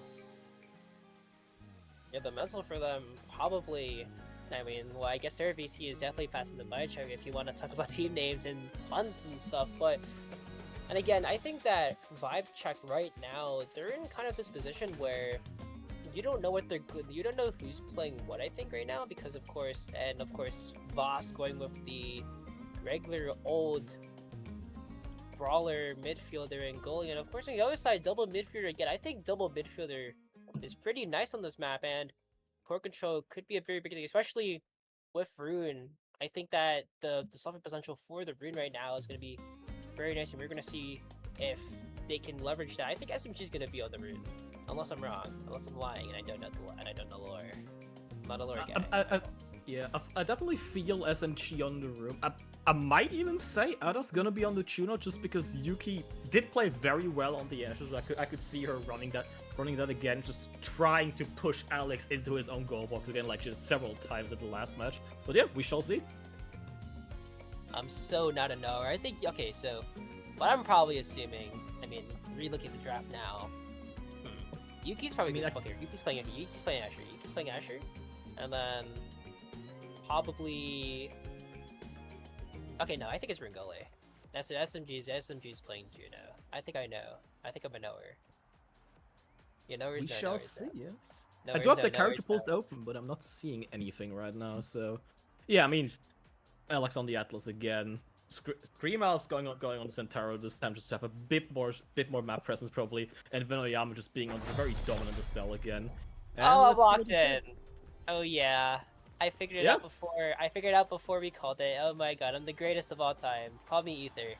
Don't call me Ether. Okay, we shall not call Ether. Alright, let's see how this is gonna play out. Venoyami, again, just very quickly laying it forward. Screamo's just being very well positioned to capitalize off this first corner attack. Vast finding a very quick first barrier. Yeah, Venoyami again, just pushing it forward here. Into the corner, they're not quite able to capitalize on it. Alex seems more hesitant to actually push up on this. He seems to be playing more defensively so far, so it's going to be interesting to see how that plays out. Because Alex's forward pressure has been a big part of what makes Voss so good. So seeing him on more of a defensive side now would be very interesting. Beautiful laying from both Alex and Venom keeps the core away from their goal box and instead translates into a goal, or at least a barrier of their own on the other side. And the first kill being found, Scream Owls with the first flip, and somehow it is saved by Ata. I mean, Soren Angle, where hello, as Venom Yami picks up their own flip now and will try to take it to the bottom side, and Scream Owls does manage to end up canceling the rune pillar and take it away yet again. I mean, Venom Yami, I mean, not even Venom here, but Scream Owls, I mean, I remember, at least yesterday, there was a bunch of rune games, and he ended up just walking through almost every single pillar, and not even knowingly, and it just ended up becoming like, oh, Scream, I was walking through, and another KO being found too. I mean, this guy is how for blood, and you damn know that he wants that win. Flip being burned on the side of Venom Yami as well, as it is stalled out for a little bit, as Yuki will come back on this bottom side. Venom apparently just the secret bane of all rune players without even intending to be so. But again, Yuki just playing it very well into Alex here. When they actually get the chance to actually get the core in front of Alex, they can't play through him quite well. Getting vibe check their first point in this game so far. We're gonna have to see how this evolves. But yeah, Scream Owls and Venom just again being they're playing very in sync in terms of actually finding their kills with their positioning with each other. Leipzig mounting a corner offensive here with the Chuno, blocking the clear with the rune pillar. Yuki trying to do something with the shield again. Alex just barely being able to clear around it this time, but Vaz still loses their top barrier here.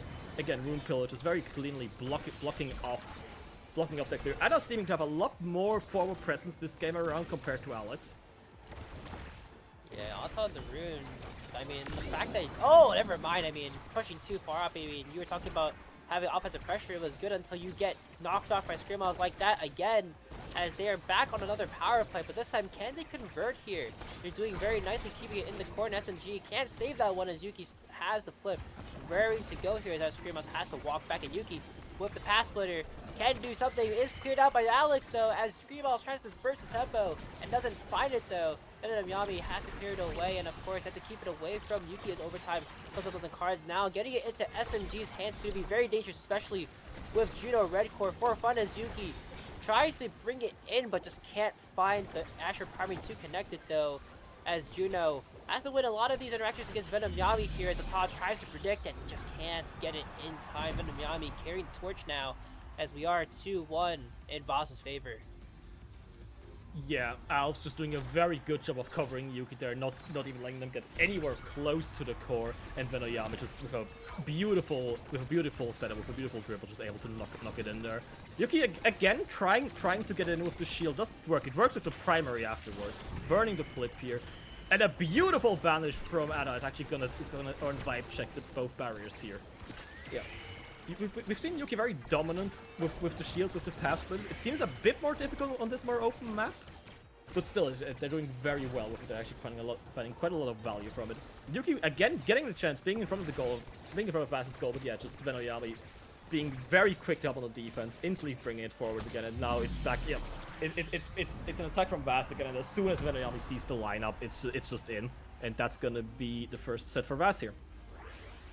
Yeah, Scream Owls is very, very quick. I mean, if you saw him moving around at the bottom corner, yo, he was making sure Ata couldn't save that, and of course the pass back to Yami did secure that, and of course the beam putting it in, and of course again hot shot for Venom yet again. Last game too, hot shot was a really big player in getting the core red and bringing it all the way around, and it sort of counteracts Juno in that aspect, because of course you're not the only one going to be red coring in overtime, and of course that is very, very dangerous, especially for Ata, who is playing the rune. And of course there are a lot of times where Scream Owls just ends up walking into the pillar and then ends up dispelling it just in time for Venom Yami to get in the position. So I think Scream Owls is going to be a really big player, and see how Ata ends up dealing with this, as the banish does come through though, and both pillars being formed on top of their own goal barrier, which means that they don't have the energy, not the energy, but the abilities to maybe keep up another offensive play, or at least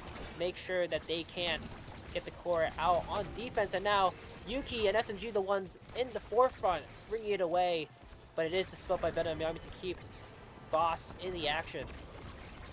Yeah. Again, let's see. I was picking up the build there for just getting a bit more size, getting a bit more damage. He was already dangerous with the KOs. He's even more dangerous now. Also, just denying the size from Yuki. You probably wanted it on the Asher. Yes, they get the time as credited. Yes, they're very good with their pathways so far. I still think denying them the build different. That was a very interesting play. Vibecheck trying to mount a corner push, but Alps just very quickly finding a killer at a returning to portal play with a pillar, but it doesn't quite make a difference. Core going up to Venayami again. We're gonna see if they find another setup there. No. Oh, and a burning the flip, but Alps just there and ready with Centaur. Just throw it right back at him. Scream Owls, I mean, whoa, what a read from him. Especially when a toss struck it and they immediately got caught by this Taro primary. What a great read, and that puts them up. Another point, another interesting point at least for them. And what I was going to say earlier was the fact that Venom Yami and Scream Owls have been trying to play more on this other side of the KO. Another one being found. I mean, the bait and switch onto Yuki there, and Venom Yami just being able to KO at that very instant. They got to do with the KOs, and there's so many KOs being found is that they don't have an advantage to take them apart. I mean, they have the Asher to put them up in terms of stuffing power, but again, the player disadvantage is so much more than what you would expect. And of course, they do convert one barrier for their troubles. And the Banish again, not really finding anything though, as Venom Yami and Scream Owls continue this corner onside, dispel the rune pillar yet again as they look to try to work forward. And what? I mean, Asher primary weak? Question mark? It went through the Asher primary. Yeah, just going right through that. Yeah, Yuki having a lot of stuffing power, being very dangerous with it. I think it's at this point it's a bit of a map issue. The more open map doesn't make it a bit easier for Alex to actually clear around the path and everything else. Scream Owls fighting the second one, and yeah, just Scream Owls with perfect patience, just winning the strike war there and putting Voss at set point here. We're gonna have to see if they can convert this instantly, or if Vibecheck is gonna try to claw this setback. So far, energy-wise, we're pretty much equal. Voss is a bit ahead with Alex about to get his flip. Two ults coming out from Vibecheck here. The Rune Banish sadly not finding anything, but they do get the top barrier off of Vass here.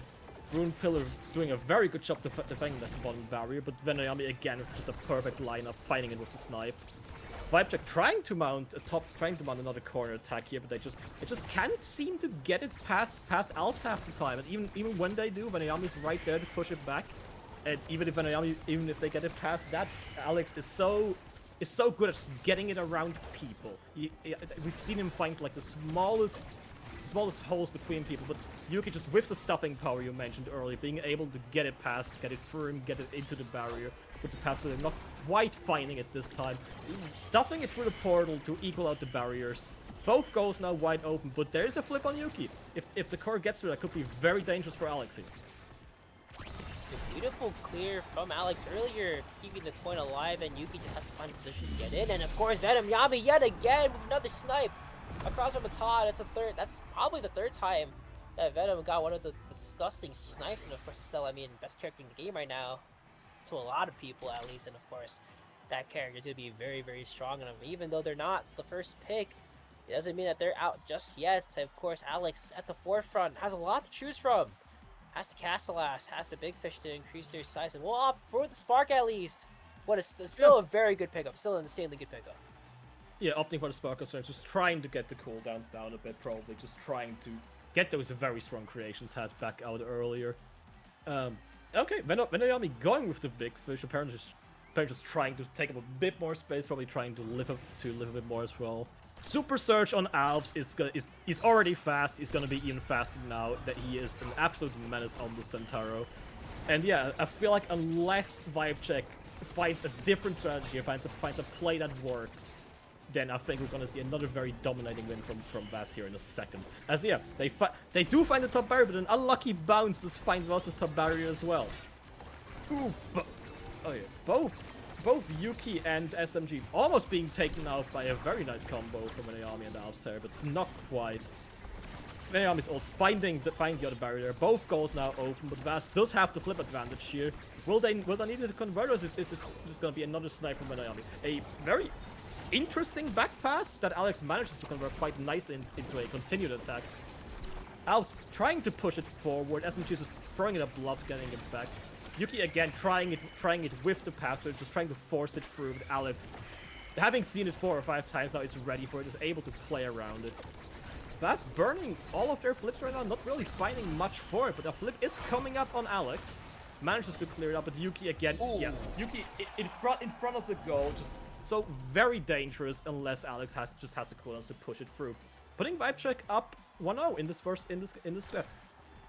Extra dash redirect, mixing up Alex a little bit, bringing them up a point, and they need more of those points to try to bring it back and try to tie the game, but right now the core being stuck on the other side means that they will lose a barrier for their troubles, and Ata gaining the flip and the energy burst is going to be crucial for this offense, but it is cleared out yet again by Alex. Another great insane clear, another read by Screamhouse, stops the toss flip, and now they're on the back end of this horribly gone wrong play for them as it sinks right in. I mean, whoa, slow read by Venom Yami, catching it where Ata couldn't put it anywhere, and of course that snipe brings them up another point, another close to greatness point for them as they inch their way closer to the grand finals. And of course, them just being there all the time, I mean, they're just completely reading Ata right now. And of course, another rune dispelled pillar, right, that there's no real damage coming on them. They can't really find an opening strat. And of course, Screamout just having so much presence there means that that barrier will soon be falling. And there we go, Venom Yami helping out Screamouts there, and Ata looking dangerously low. They try to go for the KO, but they can't find it just yet.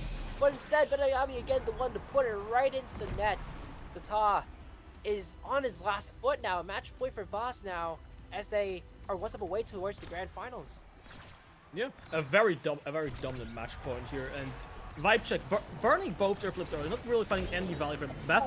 Massively putting them on the back, but as again, Venami and Screamouts just find these KOs on the edge. Yuki having to burn that very dominant Paps blue just to trying to keep the defense going here. Alex just completely walking up at this, but he's trying to close it out.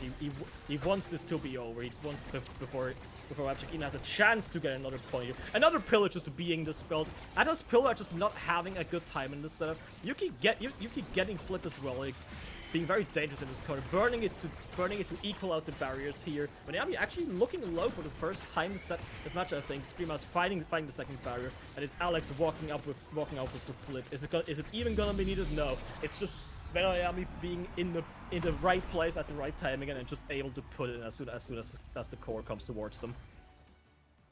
Boss in the grand finals now. They brought it back from Vibe Check, at least. Vibe Check 0-2ing them in the reversal, coming back now. You picked us, and now they're going to be ones cruising to the grand finals.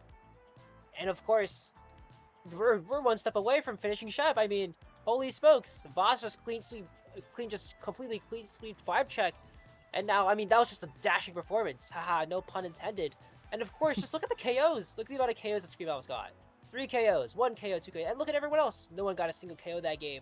And it was it was basically Voss's match to lose at that point.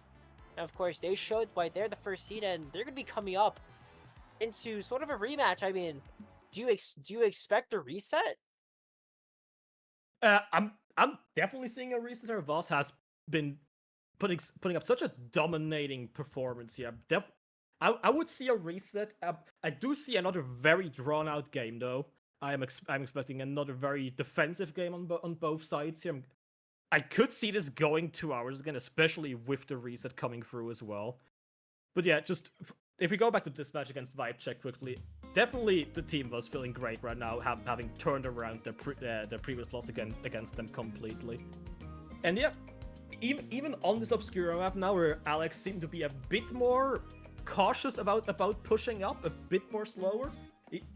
At the start, Vibe Check was allowed to have more space. He stayed back a bit more. He was a bit more worried. As soon as he started walking up again, which we especially saw at the end, where he was pretty much standing in Vibe Check's goal zone at one point, they just couldn't really do much, because you have to get it through Scream Elves. If you manage that, Alex is somewhere right behind him to push it through with the creations. if you try to clear it around them, you're probably just clearing it into the Noyami. So yeah, Vast just very dominant with the positioning, very dominant with how much space they're taking up and demanding. And now, of course, Boss on the board, and we're gonna I'm hoping to see a reset. I mean, of course, the reset's gonna be insanely funny to see, especially in Sheb. I think I don't even know. Like, I remember the last Sheb or for NA. I think we had a reset at one point. But of course, what do you know? It's Voss versus Mickey Mouse Clubhouse, the only 8-0 team versus the only 8-1 team on the board, of course. And we're gonna see if that match is a banger. But of course, we're gonna sense a little bit of break though, and we'll see you in a little bit, on the flip side at least.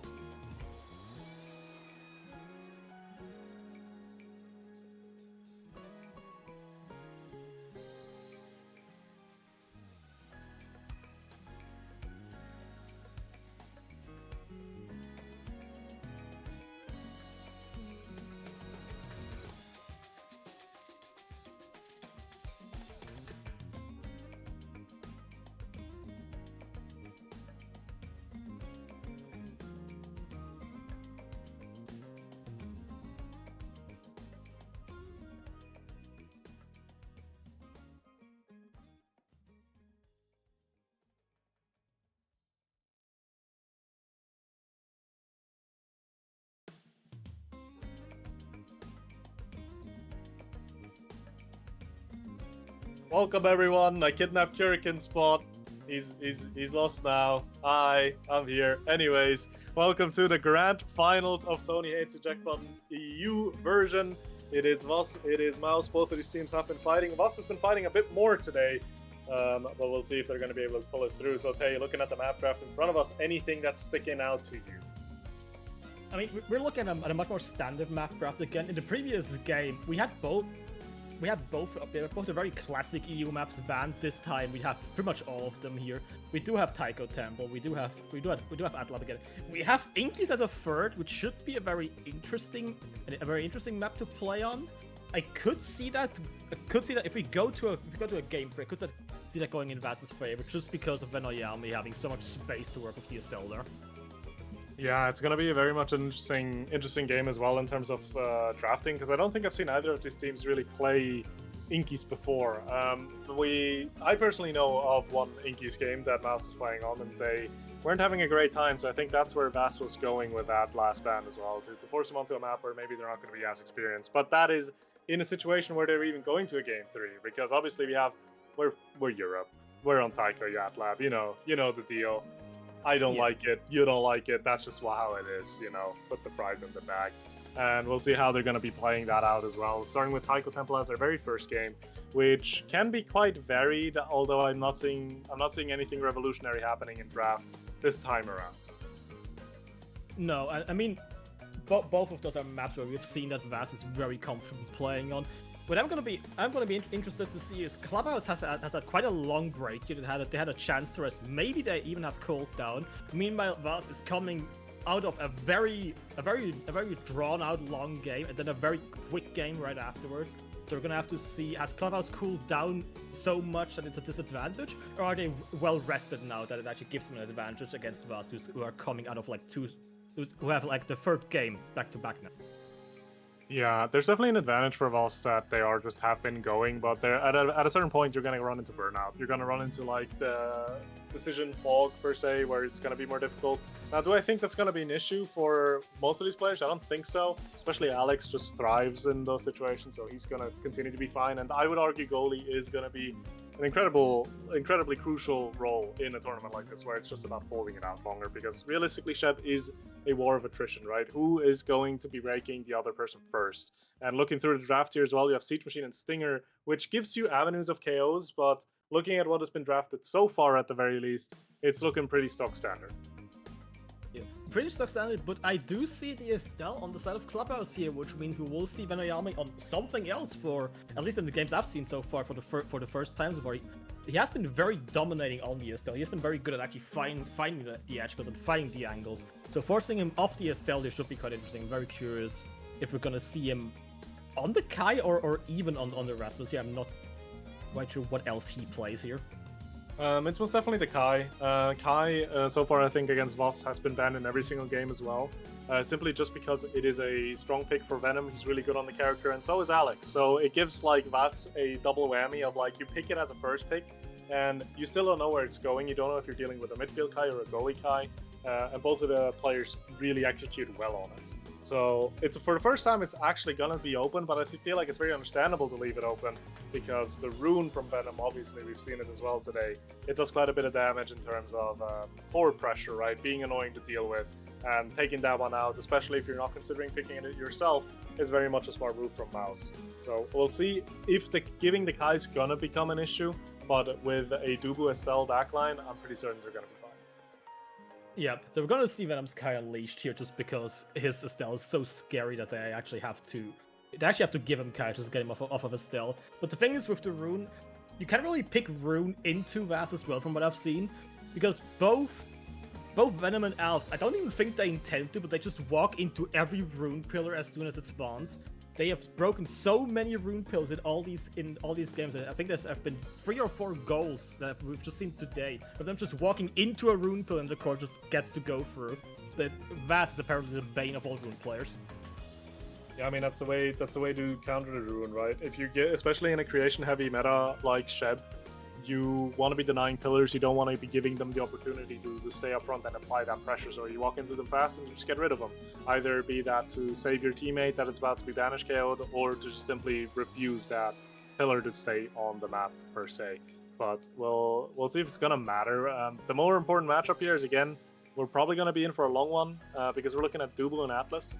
Very, very defensive goalies, and we've seen Alex plenty on the Atlas before. He plays well on it, he holds it down. It's not really his cup of tea in what he would like to play, but again, Shep just kind of doesn't allow him to play what he wants to play, right? He's very much an eject button enjoyer, so he's kind of just having to do what he needs to do here. And Yodes, on the other hand, in my opinion, I would even go as far and say the best Dubu we have in Europe. He's really experienced on the pick and just kind of makes it work, which means we're potentially in for a very long game here. So we'll see if that's going to come into play, or if it's going to be maybe, I mean, I can be surprised. I'm down for it to not go that long. Yeah, I mean, we're already late. We'll have to see. I'm very curious that we'll see how Alex is gonna play, because so far he's been very dominant. He's been playing very far forward. He's demanding a lot of space with the Atlas. Until we got to Obscure, where he actually seemed a bit more worried about his barriers, stayed a bit more back, which meant the first set or two drew out a bit more, until he actually found the confidence to walk up again. And then it's just, he provides so much pressure for the side of Vass here. Yeah, most definitely. We'll see also the Awakening splits. They're going to be probably pretty predictable. Siege Machine's going to be for the only two people that do have creations in their kit, being Dubu and Atlas.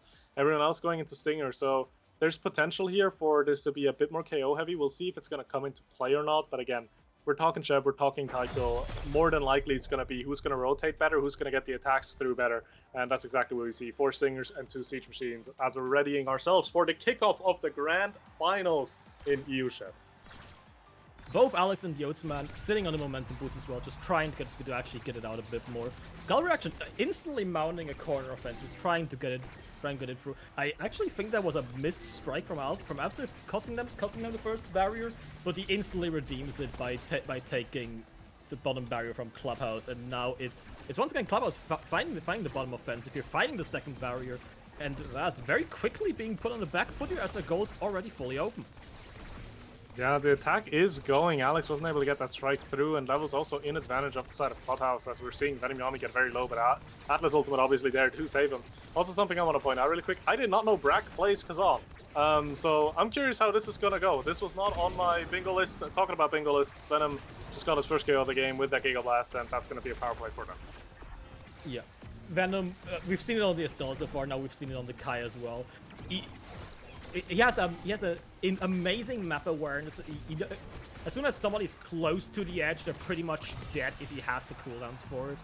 Which also puts Vass very fairly in the lead energy-wise now. Flip on Venom, flip on Alex. Alex is about to get his. Venom is burning his just to stay alive here, just trying to get it out. Still gets broken, but the core does actually make it forward to Alps.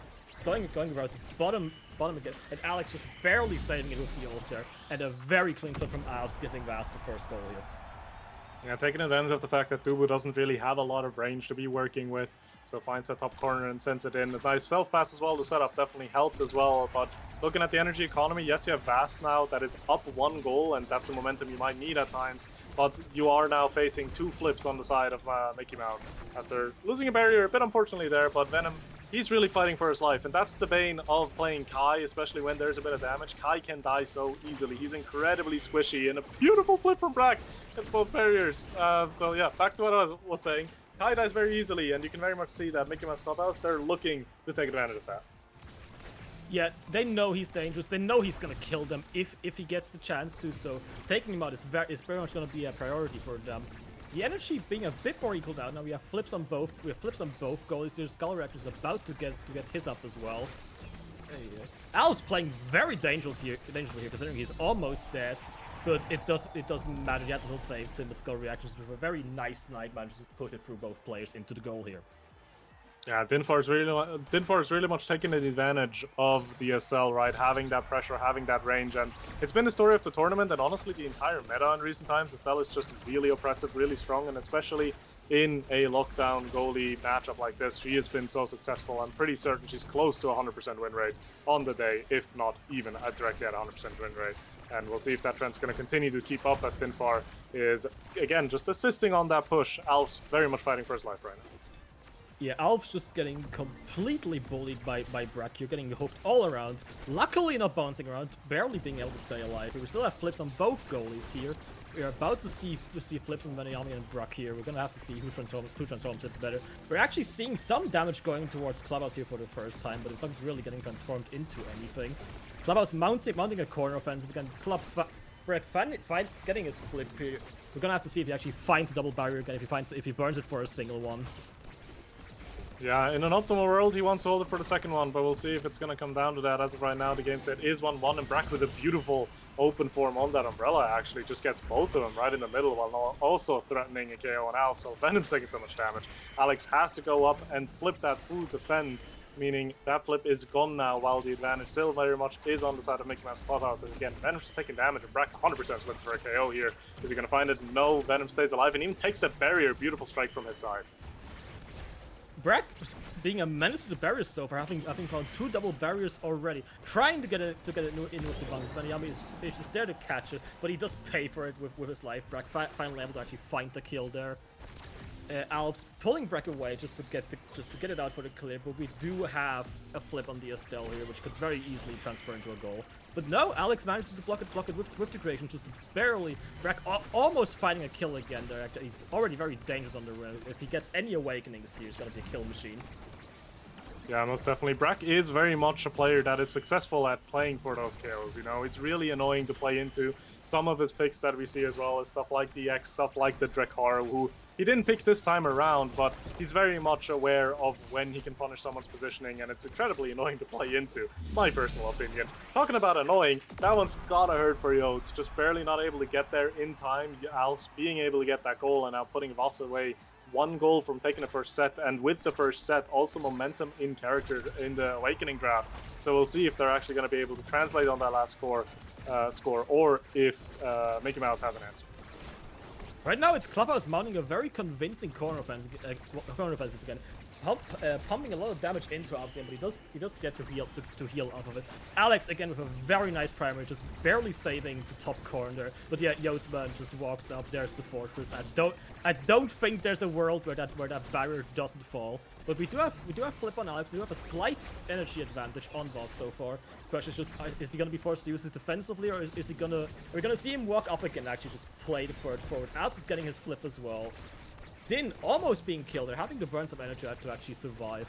Alf's playing dangerously close to the edge, considering that Brock is right there, but not quite finding the kill just yet. Yeah, Brack has actually need him to be careful to get some HP back. Does get it through to both of the orbs together with the Van Brace that he's running as well. Very much aware that he can get killed and playing against that perfectly, as Alf is very much feeling the fact that he doesn't have Van Braces right now. But a beautiful flip angle from Venom will actually take the barrier and give them an open goal to be working with, as a nice clear from Alex will get the core away from the barrier for now. Eagle Blast coming through from Venom Yami, but will not send the core flying just yet. Binfar needs to use the flip here, gets the barrier for it, as Brack is trying to get a touch on it, but Venom shutting down completely as he's going into the corner of friends, but core falls back to Alex here.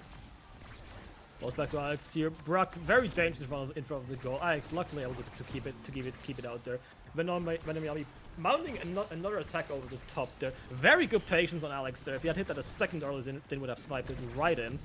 Giga Blast actually pushing it over towards Yotsman. Push a beautiful hook from Alf, just giving him the core, and Yotsman just does not have the speed. He doesn't have the abilities to actually cover that much ground in that short amount of time. Yeah, now very important, which awakenings are we going to be seeing? And there's a lot of damage and also a decent amount of scaling, so almost 100% I'm seeing the missile prop go onto Atlas or the hotshot. Both of those really excellent pickups for him. We'll see which one Alex is going to be deciding on, as Brock is going to be picking up size for him. Going to be more difficult to work with as hotshot finds its way into Alex, so that's going to be quite annoying. A lot more core speed, a lot more cooldown.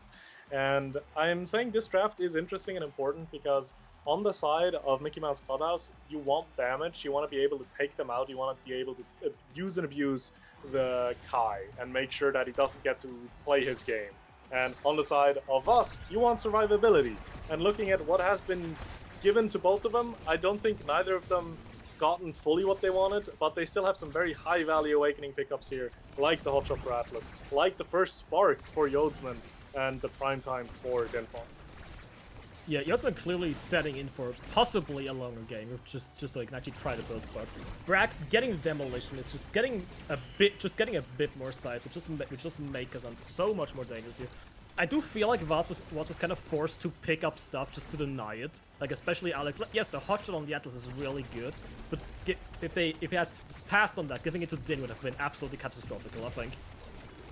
Yeah, most definitely. Hotshot itself is scary, but luckily for them, they don't have to deal with it as a clear comes out by Alex. Send it across. Screamhouse tries to get it past Yosman, but the defense holds strong as Brock is actually almost taking a barrier here. Alex has to come back and assist. The Tofu Fortress shutting that down again completely. As the flip does come through, doesn't really go anywhere. Yode's now on the defensive end, but gets his help from Dinfar to keep this barrier alive as Alps is taking again a lot of damage and probably needs to be careful not to be taken off the map anytime soon. Yeah, a very strong corner push from Clubhouse there, but we've just seen it again. How good Alex just sees the smallest holes in any push and manages to thread the core perfectly through it into it. Oh, and a very nice bounce gets both barriers on the side of Clubhouse, allowing Voss to push into the corner, just trying to get it through. Right now, they just can't get it past Brock apparently. Yeah, the extra size on Kazan is helping a lot with being annoying, right? Making it difficult to really get it through. So we'll have to see if they find answers to it, but realistically with Kai Barrage's, you can find ways, right? There's only so much a Kazan can hold. As a nice piercing shot from Dinfar will actually take the barrier. Brock now with a flip available as well. Keep in mind, we are still on the first point of the second set. So again, getting this first point here is going to help you a lot with establishing yourself within the set. But both of the teams are really trying, and it's just very difficult in an Atlas versus Tubu matchup. Yeah, and the energy advantage leaning towards Team Clubhouse now with Brock sitting on that flip, very dangerous. If he can get any setup here, it's probably gonna go in. But no, he does burn to get past Vanoyami, but Alex is very quick to react. Oh, but with a very nice dribble, he does get him past Alex into the bottom corner there. First goal of the set with overtime, giving Mickey Mouse Clubhouse the advantage, but also being down on energy. Venoyami and Screamhouse are a few hits away from being able to get a flip of their own, and they're going to hope to take advantage of that. But before that, Brack and Dinfar are going to try to take some barriers off of Alex. The strikes are not quite precise there, missing what they want to hit. Tofu Fortress coming through as well. Yodsman again so good with walking up and applying that extra pressure, even being the strike layer target there to get the second barrier off of Alex, as Dinfar's not able to hold on to one of the barriers, but still, sometimes you only need one, so we'll have to see if that's going to come through, as Venom is a bit too greedy there to actually not use the flip, but a beautiful piercing shot by Dinfar will catch Alex off guard and give them the second goal of the set, this time a lot faster. Yeah, Clubhouse up on set point. Alex being so good at actually demanding space, but Dinfar just actually punishing him for probably the first time we've seen in the tournament so far. Clubhouse finding the bottom barrier here quite quickly.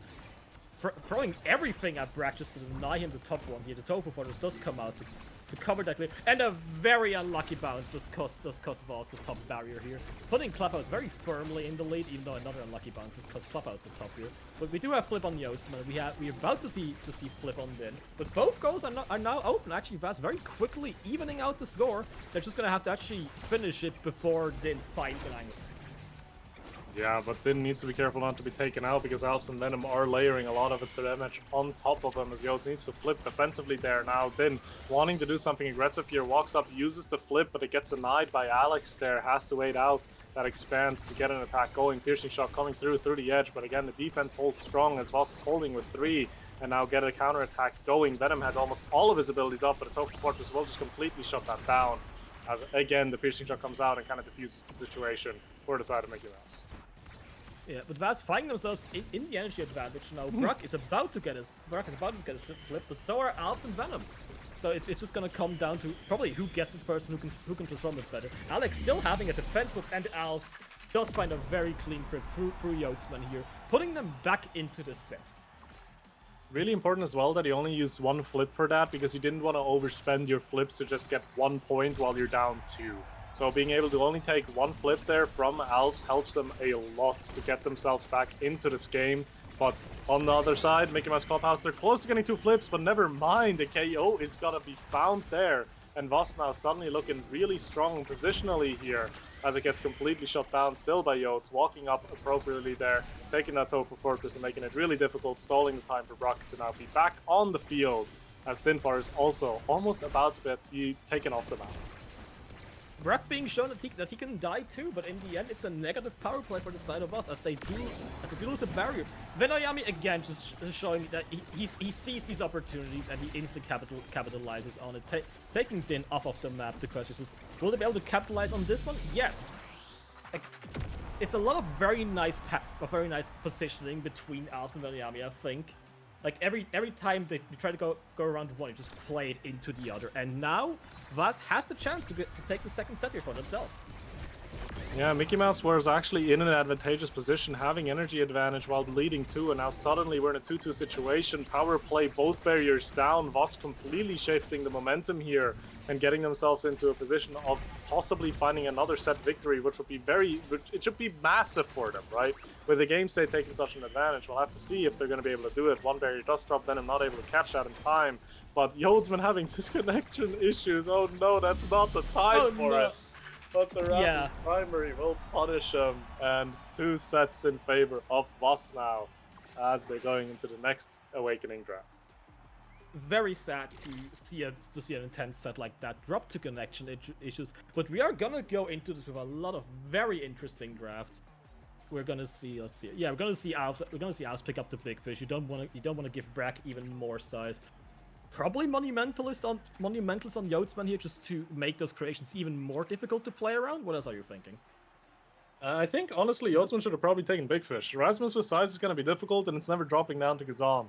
But either way, Twin Drive is definitely going to help as well. Specialized training for Venom Yanni makes this Giga a absolute menace. Missile Prop and Specialized is going to be quite difficult to work with, as Alex gets Monumentalist for himself, which again is just going to help that defense. So I think all in all, even though the side of Mickey Mouse didn't get bad awakenings, I think Voss just kind of got everything they needed to close this out in the next set. Yeah, we're gonna have to see if they manage to capitalize on it. Din did get explosive engines. It should make him more dangerous on KOs. But I feel like Clubhouse has been trying to find the KOs, but it's mainly been Brack so far. Din hasn't really managed to convert any of them. Still, Alex needs to burn the ult to save his own people. Again, Venoyami just instantly finding the chance there for a KO, taking out Brack very quickly, and Alves just up the power play, finding the second barrier. Yeah, it's looking increasingly more difficult for the side of Mickey Mouse to play this out, because again, it's just they're just scaled, right? The Atlas got a lot of strong awakenings. Kai got a lot of damage, where even though usually you want speed on him, the damage also helps, especially on a map like Taiko, where you're going to be next to the edge of the map so often and going to be a target for KO so often. And the side of Mickey Mouse, yeah, they just kind of get stuff like that, you know, where we're on a funny Taiko map with its funny Tofu Fortress, and suddenly the core is in your goal. Yeah, that's just how the game works sometimes. That is just bad luck. We do see Voss. Actually, no, we do see Clubhouse in the lead, but as Venoyami tries to snipe Din here, doesn't quite get it. We do have flip on both Din and Yodsman on the side of Clubhouse here, while from Voss it's only Alex so far, but both Venoyami and Alves are actually quite close. And we'll have to see if it's going to come into effect and if they're going to be able to get this barrier, because Alex is just being that Iron Fortress. You can even see it. He's not really forced to do much because Venom is playing that corner so well for him. You can just kind of stand on the barrier and just wait until he is forced to act. Unfortunate bounce for them will set it through in the end. Flip comes out and Tofu Fortress comes out. Surely this is going to be the barrier, and it does find another flip from Yodsman, but not finding it past Scream Elsters. Venom takes one of the barriers. The second one still yet to be caught though, as Yods is holding on to it for now. Everybody on both sides just burning their flips. Even Yods just barely not getting it, not hitting it. And yeah, Brack just seeing the opportunity there, throwing Yods into the middle drum and just taking him out. A very nice hook from Mouse will allow the clear to go through, but you just and a very unlucky bounce from Alex. Let's put it back into right as it goes into overtime, right as it goes red core. That's just unlucky. W Siege Machine, W Hotshot, W Monumentalist. Your secondary sends that flying, and he was sadly on the wrong end of it this time around. But obviously the game's not over, the set is not over. Both of them are on 1-1 right now as a KO almost is found on Scream House, but he does have the evade ready for a Giga coming through to almost get a KO on for Venom Yami. But again, both teams just very much locked in, ready to react to it. As Voss, again, I think overall just are holding a more aggressive position and a more beneficial position according to the game state. Yeah, Voss are just demanding a lot more space. We do see a flip on Brack again. We do see Venom almost getting taken out. They're almost losing all that energy. But they do manage to mount a corner offensive again. Alf just being able to walk around Yotsman. Oh, and Yotsman getting kicked into his own goal, losing a lot of energy there from if I've seen that correctly. Lumbreak just not quite able to even touch the corner. Alf's running into the umbrella, quite dangerous. But even with the burn flip, Alf just manages to walk it in. Yeah, tough clear there, play it down. Alps is there, play it up. Venom's there with a flip as well. And now you're putting yourself into a game situation where 1 goal away from Voss to win the game 1 and take the first lead of these grand finals against the side of Mickey Mouse. They do have 2 flips available, so we'll see if they're going to be able to use them effectively or if Mickey Mouse are going to find an attack angle to at least even this out in sets and in points of this set so far. 1 barrier does drop, they do find it, but Venom again low, but Atlas is there, Monumentalist is there. He's going to be healed up and he's going to be fine. Brack burning the flip, Venom very quickly denying with the barrage there.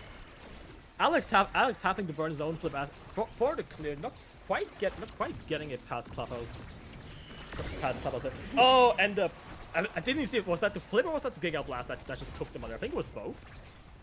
Probably a combination. I can't tell you which one, but either of them are very lethal at this point, obviously. And Voss has a power play to be working with. Flip coming out from Menyami. Now no evades on the Sky, meaning he could very much be a target for Brack to find a KO, but Brack doesn't really have the luxury to go looking for that. As the core again flies back into Yotsman's territory and Brack down to 1 HP. A nice piercing shot will take the barrier, but again, you still need to find the goal. Yeah. Brack wants to get the kills, but yeah, Vaz has so much pressure and kill for us. He doesn't have the luxury to actually go over them. But yeah, a nice pass over the bunker puts it up to Brack, gives him a wide open top half of the goal. And yeah, we're either at game or set point now. Yeah, now we are in a do-or-die situation for Mickey Mouse, as it's always been, or for Voss to get themselves the advantage. The Giga Blast does not find a target, and Brock doesn't find a KO either, as both barriers are still up. Obviously, I jinxed that 1 barrier down on the side of Mickey Mouse. The second one still holding strong for now, because Yotes has basically his entire ability rotation available for this defense. Yep. Brack with a very nice corner offensive, being able to get it around the expander. Alex getting his flip, but just a bit too late as Brack manages to find the second barrier there as well. The hook almost gets it around. Alex Menyami is there to help, luckily. But right now, Clubhouse is running a very dominant push here. They're about to get the flip on Brack. They're about to get a flip on Yotsman. They just hold this down for a bit. They might be able to convert those right away. Yeah, they will be trying to. Menyami has the flip soon, Brock has it, and Yodes has it. So if at any point you're on Mickey Mouse and you want to be using your flip, it should be sometime soon, because you cannot hold it for the next game. That is going to disappear. So let's see if they're going to find the angle, as Brock is very difficultly getting that core upfield. Almost gets KO'd as Venom tries to go for it. Flip up front now, does not use it just yet. It's going to hold it for a better position, has a close range now, and gets it through. Alex being a bit early on that ability there, or Brack waiting patiently enough to get it through, and that puts Mickey Mouse on the board and gives a first pick to the SL. Excellent patience from Brack there, just waiting it all out. We do see a spark of leadership. Yotsman has been going into Sparks. Gonna be curious if he's gonna. I mean, it's probably gonna fall all the way down. It's just a question if he is gonna take it. We do see more size for the Kazam, probably. We do see more creations for the Atlas. What else are we thinking here? I think that's about it. You just get size on Kazan Rasmus, more damage for Kazan as well, together with the might as extra special is a solid pickup for Alex to keep his team alive. The Castellas is very scary on Menyami though. I was referencing it earlier. As Kai, you want speed, you want that secondary boost to be everywhere on the map at once, and a Castellas is a really good start for him now to have that buff for a longer time and be more difficult to deal with. But a nice spark of leadership for Yotsman is definitely also going to help, because that's going to be a bit of cooldowns for everyone, and continues to be a threat now, because if you're in a position where Mickey Mouse find another set victory, Yodes is looking at 3 sparks, and that's nothing to scoff at. Yeah, Alex also picking up the extra special. On the one hand, just to keep his own people more alive, but probably just to deny it from Yodes as well, because giving him the extra special, giving him that tofu fortress every kickoff would probably be a very big issue for Vaz here. Right now they're struggling to mount a corner offensive, not quite able to get it through Brack, getting it around, but just into open area. Alex again demanding space, but not able to do it quite as well as in previous games. Yeah, and the Giga Blast coming through, the specialized training together with Missile Prop. Just kind of showing that danger as the power play is coming through for Voss. The flip comes and takes the barrier off of Yodes as Venom is close to a flip as well, but they're wanting to get this goal without having to use it, and they do find it. The barrage sneaks past Brack there, not able to block it completely, and this puts Voss into a 1-0 lead in this fourth set. A absolutely gorgeous passing play from Voss there, and right now very equal on the energy. We're gonna have to see if the kill's gonna be found if somebody transforms something here. Brack definitely still trying to get Venami out of the game. Venami burning the flip as trying to get revenge and barely not getting him off, and putting the energy advantage now very far into Clubhouse's area. Yeah, getting it into corner, top Fortress even helping. Flip comes through, but gets saved by Yodsman there as he flips on his own, trying to get it up front for Brack to do something. They're using a lot of energy here as another flip comes through, but the Expanse will save it. A lot of damage on Venom and Alps though, so if Atlas doesn't have ult anytime soon, there's going to be a KO pressure that they're going to have to find a way around as Venom almost gets taken out, and Alps does get taken out, gets caught sleeping at the edge of the map there, and now power play for the side of Mickey Mouse. Power play, a very dominant point from the Clubhouse here.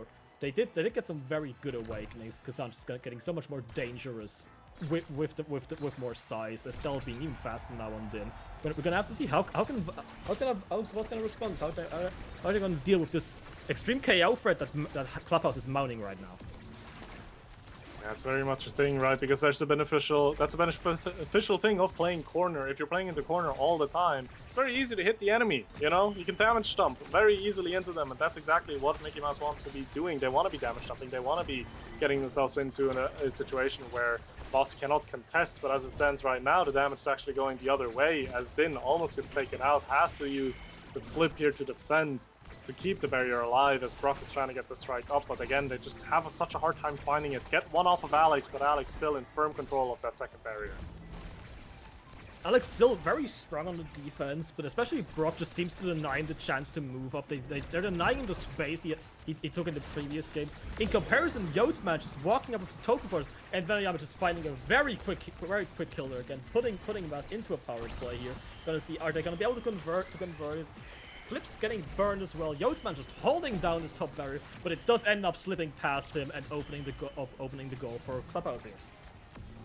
Yeah, getting the core into an offensive position, Dinfar not being taken out. Brock has a flip here, probably wants to be using that to take the barrier, but defense from Bass holds strong and plays it around Brack as well, not allowing him an opportunity to even use the flip here, as now Yodes is in a 1v1 with Venom, and unfortunately does not read that bounce correctly. Venom has the angle to just strike it past him, and that is so crucial because he didn't have to use a flip for it, because again, Voss is now one goal away from taking this game 1 victory.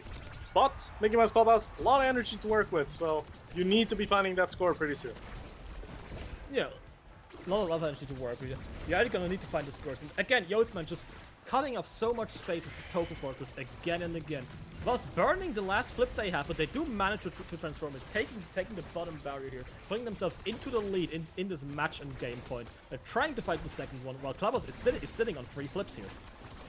Sitting on 3 flips, but they don't want to use it to get the core out. They want to use it to confirm the barriers, and that's what they're going to be looking for now. But Alves, Venom, and Alex just doing such a good job keeping it at the enemy half and not giving them a good situation to actually use these flips. It's going to look like at least Yode's flip eventually is going to have to be burnt defensively, and you really don't want to be in that situation if you're down 2-1 in a potential last set here.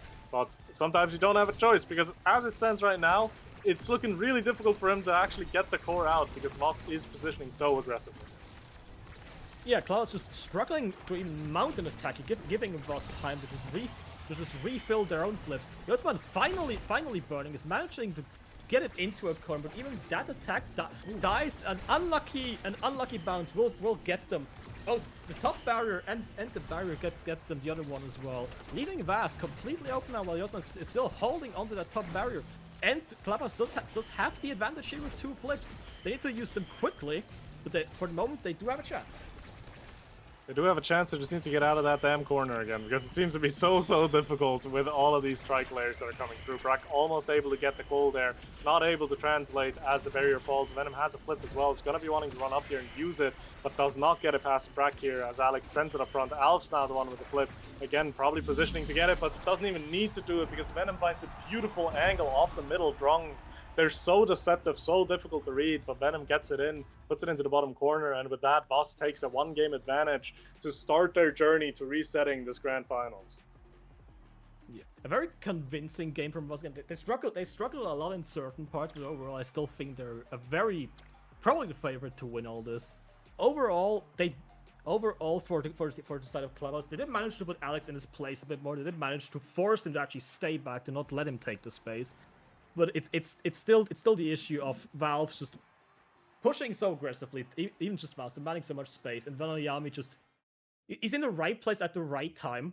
He has so much awareness for how the play is gonna go, where the core is gonna go, that he's just ready to take advantage of it as soon as it happens. Yeah, and you can very much see this game is going to be one of endurance, because Alex was on 160 saves against Yo's on 120. Now, there's 40 difference in between the two of them, but both of them are just ridiculous in terms of save numbers. But we'll have to see if that's going to keep up. But before that, hey, do you have any closing words for the two of us? As we're going to go into a small little break to make sure that everything's ready for the rest of the Grands. Oh no, that will be it. Then we're handing it over to E-Tier and Q. So enjoy the rest of this game, everybody. We are probably hoping for a reset just to make it more entertaining. I'm very curious to see how the rest of these maps play out.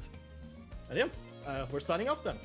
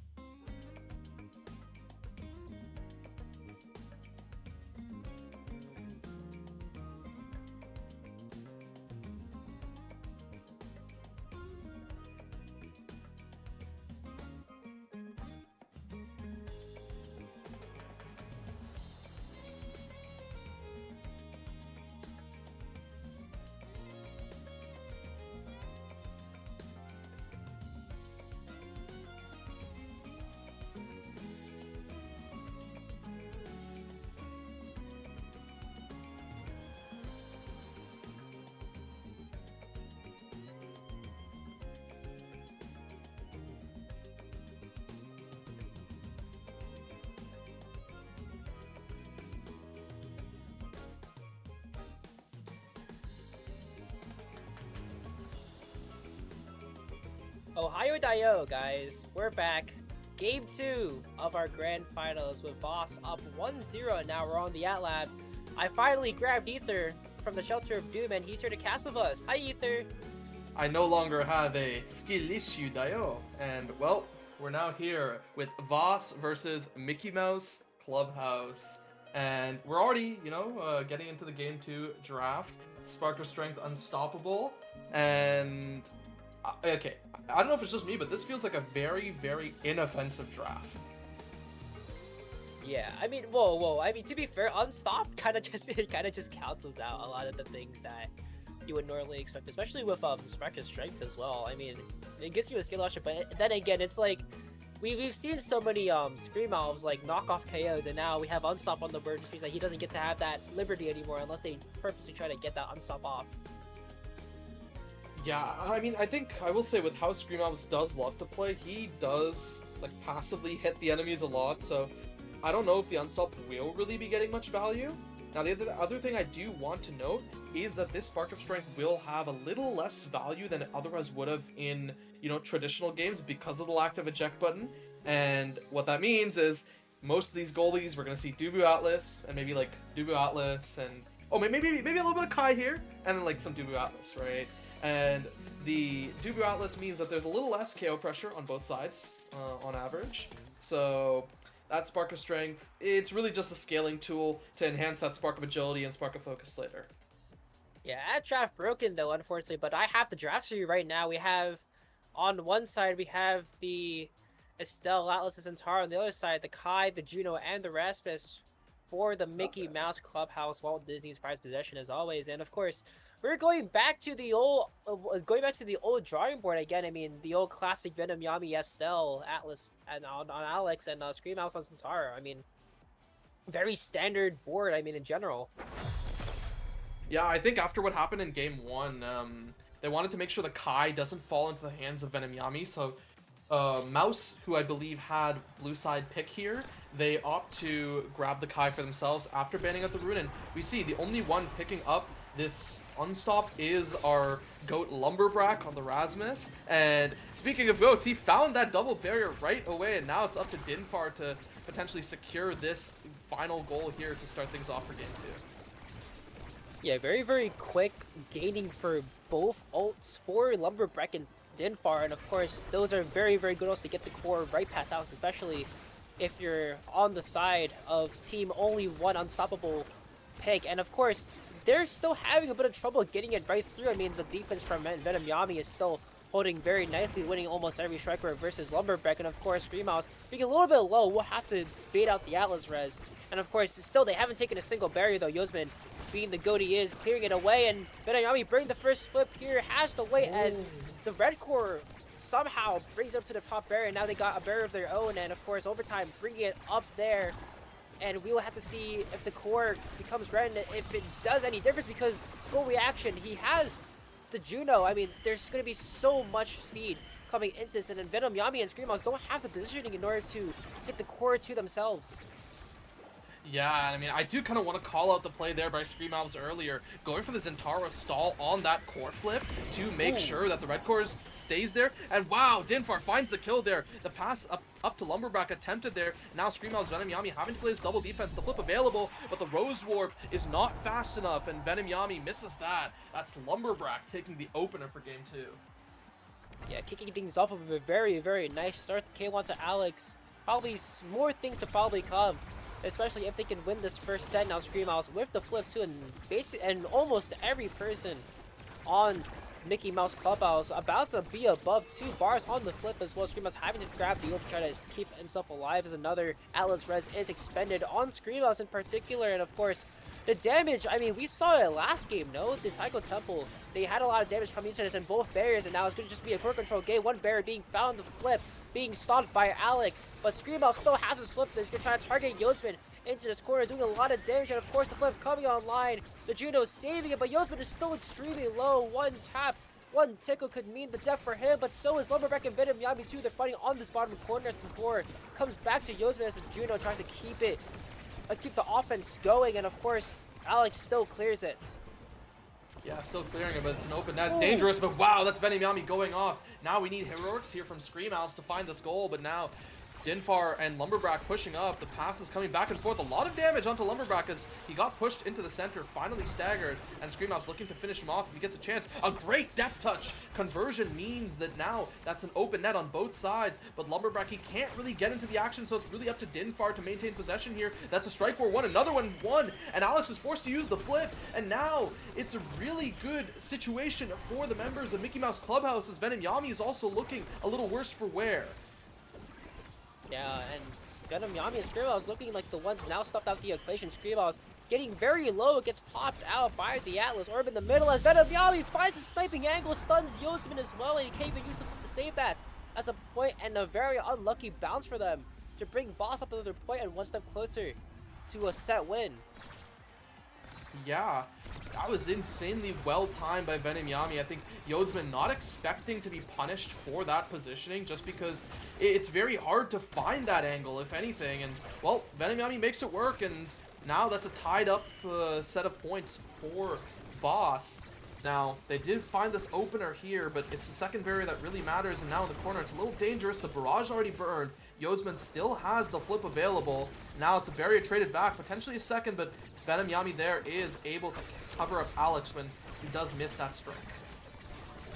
Back past Warlords, getting the core back to Yodsman, and Yodsman uses his flip a little bit too defensively. Doesn't find any value in that, but Lumberback still has a flip on board. Alex taking his time, being very patient, and letting Screamos get the core there. Dinfar winning the strike war, and the kill being found on the other side yet again. This is completely contrary to what we've seen for the past like 3 games in a row, where Screamos is the one finding the kills, but now Mickey Mouse Clubhouse on the offensive end as they look to try to take this point for themselves here. Alex still with the flip. Doesn't find anything though. He is holding Lumberback down to every last wire of a point. As the back pass beast hits once again, the back pass sets up for failure as Yodsman loses his second barrier too. Yeah, Mickey Mouse Clubhouse with one of the most Mickey offenses I've seen there, and well, they get punished for it as Screamhouse flips it in, and somehow they claw that point back from what looked like it was very due. Oh god, I mean, Alex holding it down to the very last wire sets the entire team up for success, and again, he can't save those though. Now it's the Centauro coming down on the barrier on the bottom side being lost, as Dinfar and Lumberback are looking to take another conversion for themselves, but yet Venom Yami on the offensive wins Striker versus Yodsman and takes a barrier for himself as well as Screamhouse does come back online.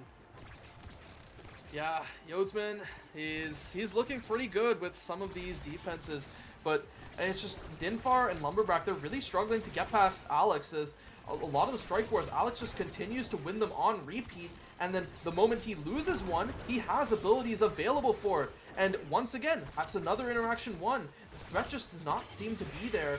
And wow, what a great counter flip out by Venom Yami. Nothing is achieved in the end, but at the very least, it means that there's no threat on this barrier for at least a little while longer. Alex, the demon, keeping the monsters at bay as now Yodsman trying to capitalize off of Alex's little stop by a little bit, but he does end up clearing it as we hit overtime. Now the core going extremely fast, and Venom Yami, the one sending it through the red core, takes Yodsman's second barrier, but the other side as well. Lumberback finding it, a score reaction, wins a strike war. Alex couldn't really clear it anywhere, in fact, as score reaction was just right in the right position at the right time and just had to take that simple strike war and take them up to 0.5. And of course, this set, there's a lot that could probably happen. I mean, Sparks coming in line gives the better build, and of course, a lot of these awakenings, like especially for Hotshot on Venom Yami, he's been such a great user of it for the past 3 games so far. And of course, if he can get it again, it just sets him up for more success as one barrier piece is traded, but Screamos and Alex still have their flip to be used. Yeah, still available, and it's not ideal with where Screamhouse is. He goes for the flip, he finds the barrier, it doesn't bounce back into Alex's, thankfully for him, and now Dinfar has to retreat, grab that orb. He's not looking terrible, and now looks for this top play, but with all 3 members of Voss having rotated up, there's no offense really to be found. Now Yodsman, he finds the clear, but it's still stuck just in this midfield, rotating around, and Dinfar forcing out the flip from Alex. Now they're encroaching on this top side, but no goal or no barrier found yet as Dinfar, his health bar continues to get dropped even more. He's denied the orb by Venom Yami, and this is looking so dangerous for Mickey Mouse Clubhouse. Mickey Mouse Clubhouse do have a saving grace of the flip, on Lumberback could be the end to that second barrier there, but Venom Yami, the first to pop it is Scream Mouse with the redirect, sends him right to Yodsman's angle, and he can't even catch it. That's Voss taking set 1 here, and I want to see what's happening in this draft. Alex taking the first hit, he has the momentum boots and the spark, and he doesn't get anything though. There's no spark to be found, but he does get that glass cannon and that twin drive to make sure he can hold it down for longer. Yeah, I mean, it's just Alex now he has the twin drive. It's so doomed for Mickey Mouse Clubhouse. As much as I don't want to say it, it's so tough for them. But I think they did find something that they were hoping for in this aerials on the Juno and the explosive on the Kai, which is very big. Now Yodsman is able to run way further forward with this momentum boots plus the explosive boosted blazing pace, and they can play for a lot more of these open spots with the Juno having dash range and the Estelle not. Definitely so. Venom Yami on the driver's seat a little bit, trying to win every strike where they do get it cleared out, but of course the Juno with the aerials will catch that bottom barrier redirect. And of course Venom Yami blinking forward, trying to revitalize the offense. The Scream Mouse is destined to start as he finishes the first barrier, wins the second barrier too. Yodsman's too slow. And of course again, this sets up Voss in a very nice position to get they get another point on the board, and now they're on the defense here, but they had such a good job clearing it away as Dinfar just can't really get into position in time. The black hole being popped, and everyone a little bit too low as Scream Mouse has to back away and not play defense as he is staggered. Yeah, he has to kind of play away on that top side, and I'm a little shocked that the members of Mickey Mouse Clubhouse, they don't want to play it up towards Scream Mouse where he would be low in order to kind of force more damage on him. And now he's regen, he has a flip right in melee, doesn't want to burn it there. The slice and dice, it gets saved out by Yodsman, and Lumberback, he continues to dribble a good death touch, but Alex, he will always win those strike wars if you let him. And, well, he was allowed to there, and now Yodsman, he has to go for more dangerous clears. It's up to Scream Mouse, flips to the top side. No jump available from the Juno there is just used, and Scream Mouse secures the opener for set 2. Trying to cover Yodsman's little angle there, forgets the entire top side is wide open, and that positioning from Scream Mouse allows him to hit that corner with ease, especially with where he was on the map. And Venom Yami retaining his flip is very nice for a one flip being burnt. Now tries to get past Scream Mouse, but doesn't get it there in time though, as now Scream Mouse, the one without a teammate, Venom Yami off the cards as Yodsman has a flip ready to boot, and of course Alex having to use the ult in order to try to save Scream Mouse and not let him die and make it a 1v3, but Venom Yami does come back online though. Dinfar looking a little bit worse for wear as Lumberback does stuff out the flip toward the tempo as Yodsman is still hanging on to his flip as well. To try to take the second barrier away from Alex, but that twin drive is proving so hard to play against. I mean, I don't think they've taken it last. They didn't take it last point either, which is so monumental in terms of how you want to try to take this barrier. And now the Yodsman, the one having to step up with and use that flip to his advantage. He does find the second barrier though, which is good news for Mickey Mouse Clubhouse. Yeah, but if the flip is what it takes to find that second barrier, it's going to be tough, right? They're not always going to be able to use the flips for those, but hey, speaking of flips, Venom Yami nearly loses his, but he gets saved by that Celestial Intervention, and Yodsman, it just was struck through him. He lost that interaction, and now Lumberback, he's trying to salvage it, trying to keep this core forward, and Scream Mouse goes for the shot. Yodsman angles against the goalie himself, and now Lumberback, he wants to retaliate. He tries to play this forward as Dinfar, he's the one with flip. I believe he has a jump available. He's looking for these open plays, and it's just a secondary out by Alex. No offense allowed as Voss takes another. Alex with just a heads-up play of popping it, knowing that Lumberback wants to get the point in, and the secondary just sends it right to Scream Mouse, and he's just right there ready for it. The spacing from Voss is so nice, especially when you're almost always expecting the core to come to at a and no matter where you are on the map, you're expecting Voss to be right there as Dinfar sends it to the top side, and the kill being found. First one found for Venom Yami, procs the ad rush. As now somehow that bottom barrier doesn't take it, but the top one does. And Fade follows. The ad rush is cancelled. Yodsman finds the Giga Blast angle and kills. The ad rush proc allows Lumberback to come back online with Alex having the flip too. He's so pushed up, but he still maintains core possession as well. As Yodsman has to try to unlock the offense as Venom Yami does come back onto the gridiron. Of course, the topside offense isn't really working to their favor yet. Alex still has so much core possession, and he's just letting Venom Yami take every single interaction. Yeah, and Venom Yami is just being given free reign and just continues it forward. I feel like Yozman, yes, it's a little risky, but Yozman needs to get a little more involved on these offenses, and that's exactly what he's doing right now. That's why he barrages there. He forces out the flip from Alex, and Alex still saves it. A good clear out by Yozman and Dinfar, and now Yozman looking for that corner there. Again, it just goes right through him. He's getting completely reaction checked right now, but Dinfar, he wants to save it. He wants to get the second barrier, and now Lumberback and Dinfar, they're playing up this top side. The pass comes through, and it just goes around once again. Screamhouse, he has this flip.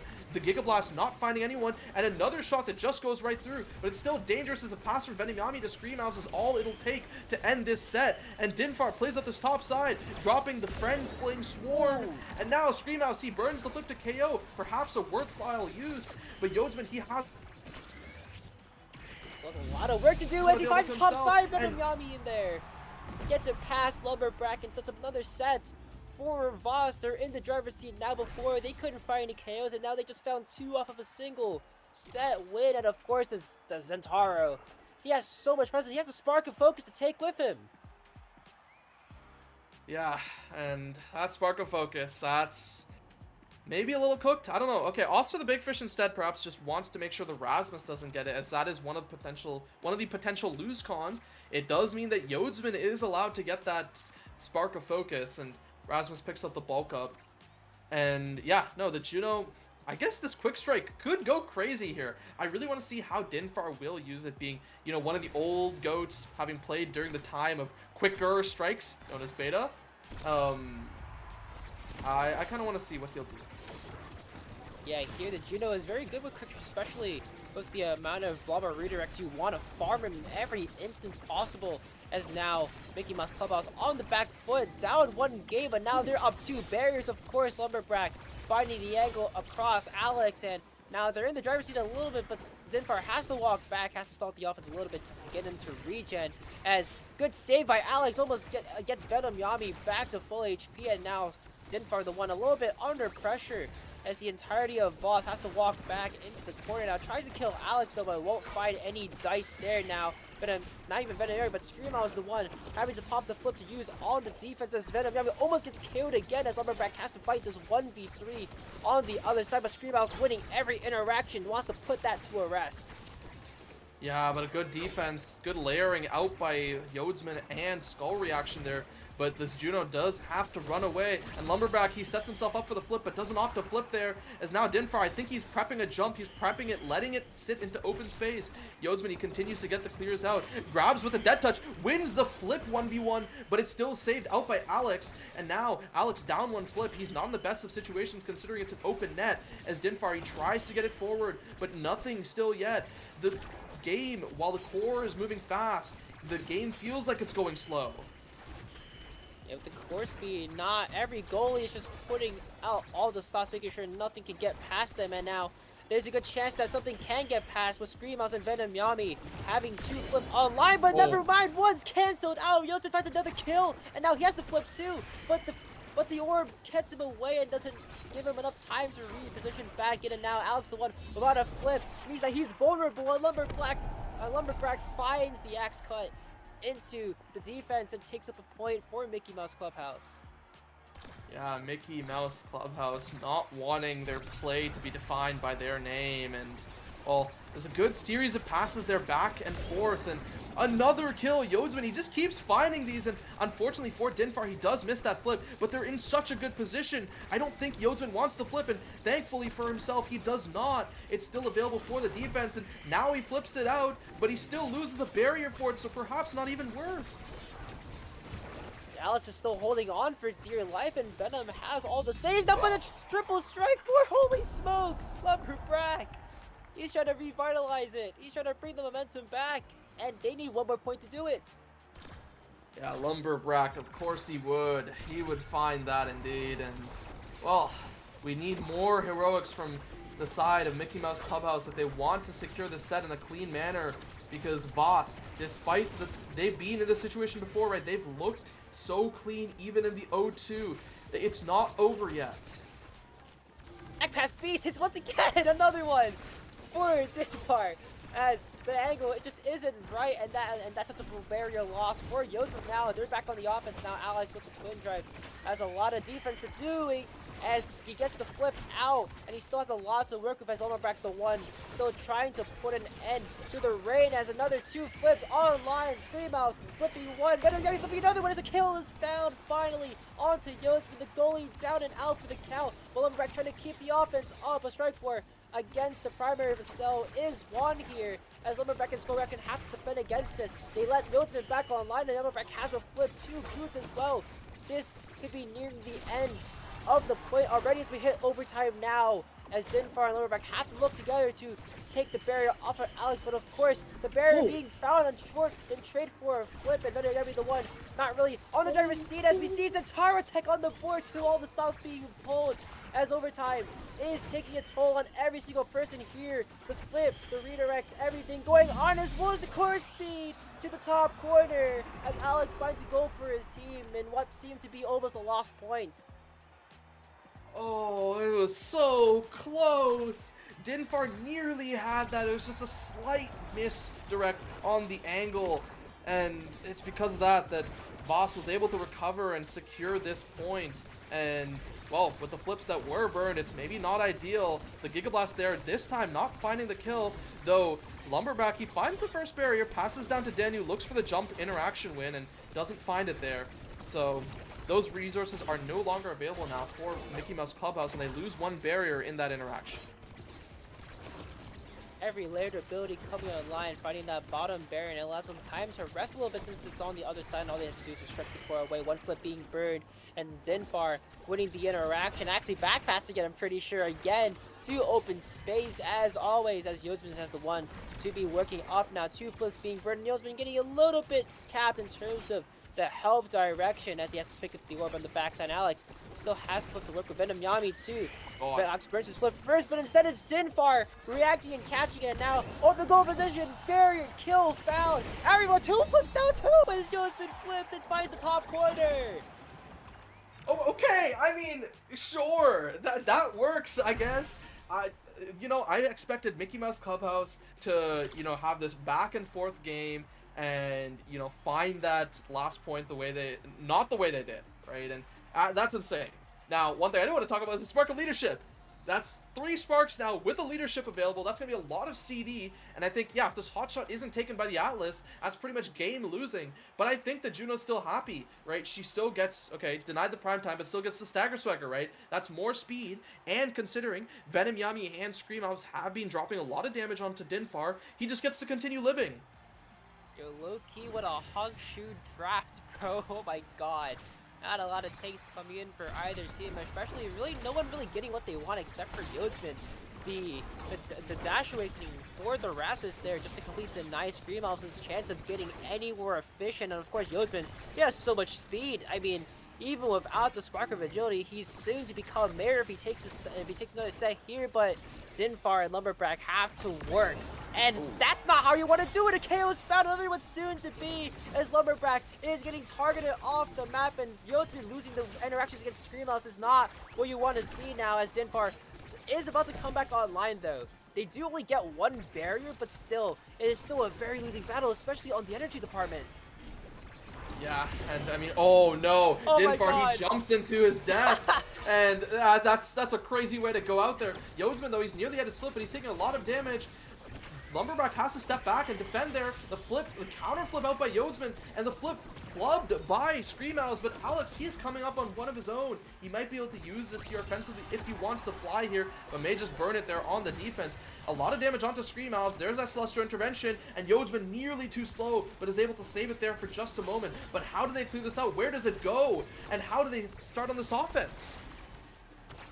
Offense is so hard to start, especially with Screamhouse, but he catches the core with the slice and dice and sends it right back up. It's insane. I mean, honestly, that was a point of all time, bro. What the heck? Hey, Mickey Mouse Clubhouse. They want to deliver us the enjoyable gameplay that we deserve in this grand finals, and hey, we will be getting it today. Now, if that means we have to stay up late, well, sucks to be you, I guess. But hey, Yodsman here, he continues to save that second barrier. Alex, though, he's also saving it on his own, and I think for the members of Mickey Mouse Clubhouse, they want to see if they can bring Alex to this open net, as that's where Yodsman will shine a lot more compared to holding that one barrier. And yeah, as I said, I don't know if that was a Kai thing or just Yodsman missing that strike, but that's not really what we want to see for Mickey Mouse Clubhouse. And whoa, what a good set of strike redirects by Skull Reaction. Oh, beautiful quick strikes moment where you are able to infinitely do that as one pair. Your pieces trade the flip. Oh my god, it's good. What a heads-up play and tempo shift as we're on match point for Voss. The grand final reset on the cards. It doesn't even matter if you're mayor. It's all good. As now all three members bunched up on the other side of the core. One barrier being lost for Voss, but they've been in this position before. There's so much to work through, especially with Alex and his twin drive. It's so promising for Voss right now, especially with the amount of KOs they've been getting, and the ad rush proc just being so nice. One barrier falling on the other side though, as Lowenbach tries to keep it to himself, has to make sure Yodsman is now on the angle to the Giga Blast, not finding it smart though, and the barrier still being held onto as Alex flips it away, as Venom Yami is looking worse for wear though. The flip being coming in, and of course the redirects are trying to line up together now, and Venom Yami's not dead yet. He's still alive, and that sets up Dinfar a little bit for Fatal, and Scream House is the one popping the flip versus Lumberback is right there, passing to Skull Reaction for the goal, and Mickey Mouse Clubhouse, they want to try to bring back the black magic as they try to take away another set from them. Yeah, well, they got a little bit of a hill to climb, but the hill seems pretty surmountable, as look at the energy situation. 2 flips ready and 1 very soon, and Lumberback, he does burn his flip there for that first barrier. Perhaps a choice I may disagree with there, but if they find the second as a result of it, it's probably worth all things considered. That's the second flip burned out by Skull Reaction. Nothing achieved by that one though, and now I think Voss is sitting in a pretty position. Especially with Yodsman not really doing anything except for when Skull Reaction finds, but Lumberback finds the angle too. They're trying to bring it back, and KO is also worth it too. The corner offense here, Yodsman trying to just look for an angle too. The barrage coming in. Oh my goodness gracious! Not even him that put it in. It was Lumberback off of the secondary on Atlas. Yeah, that works too, I suppose. And well, I think the energy situation is still slightly favored for Mickey Mouse Clubhouse, but it is not massively favored, and I think Voss is pretty okay with that. And there's that flip. It's finally burned there. Benyami catching it though, and now Lumberback having to step into this midfield position to continue to keep this goal from getting scored. The hook away from Alex, just trying to get him out of position. Unfortunately, that Giga Blast opens up the net. It's an open net now, and grand finals reset in the cards as Yodsman, he has to put on a hero performance. There's the kill, but Screamhouse, he has this flip. It could be really dangerous if he gets a good one here. And now Yodsman continues to clear it.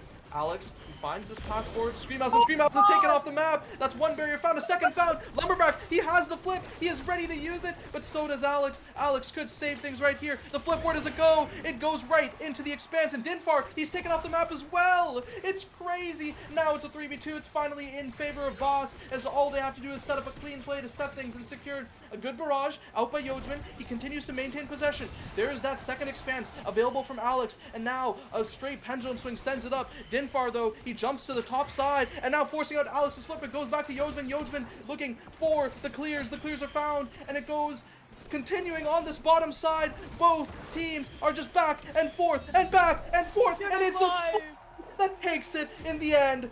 We're going to set 5. Oh my god, that was so beautiful. And of course, he could be mayor. He could be mayor right here. They have to deny the spark of agility here, and he's 4th pick too. Wait a minute, but then Lumberback gets size. Wait, it's so winnable. It's actually so winnable. He gets size right here. They have to deny the spark of agility, which they do. That's good. Okay, it's fine for now. It's fine for now. We're all chilling. It's back to normal almost. It's back to normal almost. Yeah, and I think the peak performance pickup for Dinfar is also honestly a pretty big pickup there, because as I said, he has been getting shot, and recently a lot of his kills unfortunately have been due to knockback, but in the case that this Zentaro does continue to dump damage onto Dinfar, it becomes a little harder to kill him.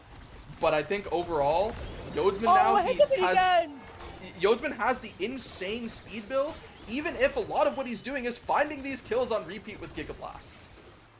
I don't know how many kills he's found, but that's another one for the books, and Venom Yami just being the all-bearer of the amount of KOs he's found he giveth and he taketh, especially on this map, as Josman just has so much speed in this moment. He's zooming across the map like crazy. And of course, he still has 2 barriers to work for. And of course, Dinfar, again, you said earlier, a lot of those kills on him were just mainly just knockback from the Juno slime jump. And of course, Screamhouse working together with Venom trying to take the second barrier to the flip, coming online and the barrier falling down. Now a work of accumulation as the strikes are good together as the board flick comes in and Yogsman's ankles are snapped. Yeah, Yodsman's angle. Yodsman's angle. It was not the Yodsman angle.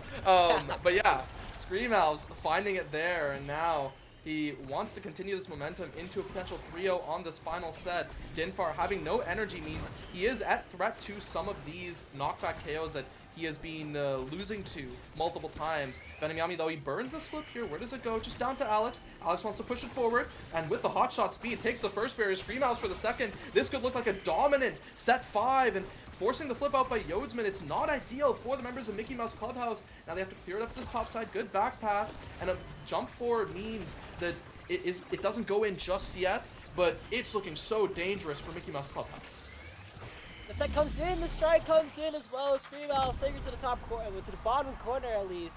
And that sets up for them for match point, and look at the energy department. Again, for the side of Mickey Mouse Clubhouse, they're down right now, and of course, that's not good. That you don't want to see that when you're down 2-0, and of course, they've done this before. They've came back from 2 before. Let's see if the Black Magic could pull its strings yet again, but so far, it's not looking the case. First barrier being found on the other side, also finding a barrier too, but of course, Alex, we know it all, has a save, has everything on the side. The flip comes out too, perfect timing for him. And now Dinfar through up on a losing hill right now. Everything being thrown into the kitchen sink on that bottom corner, and yet it still doesn't come out.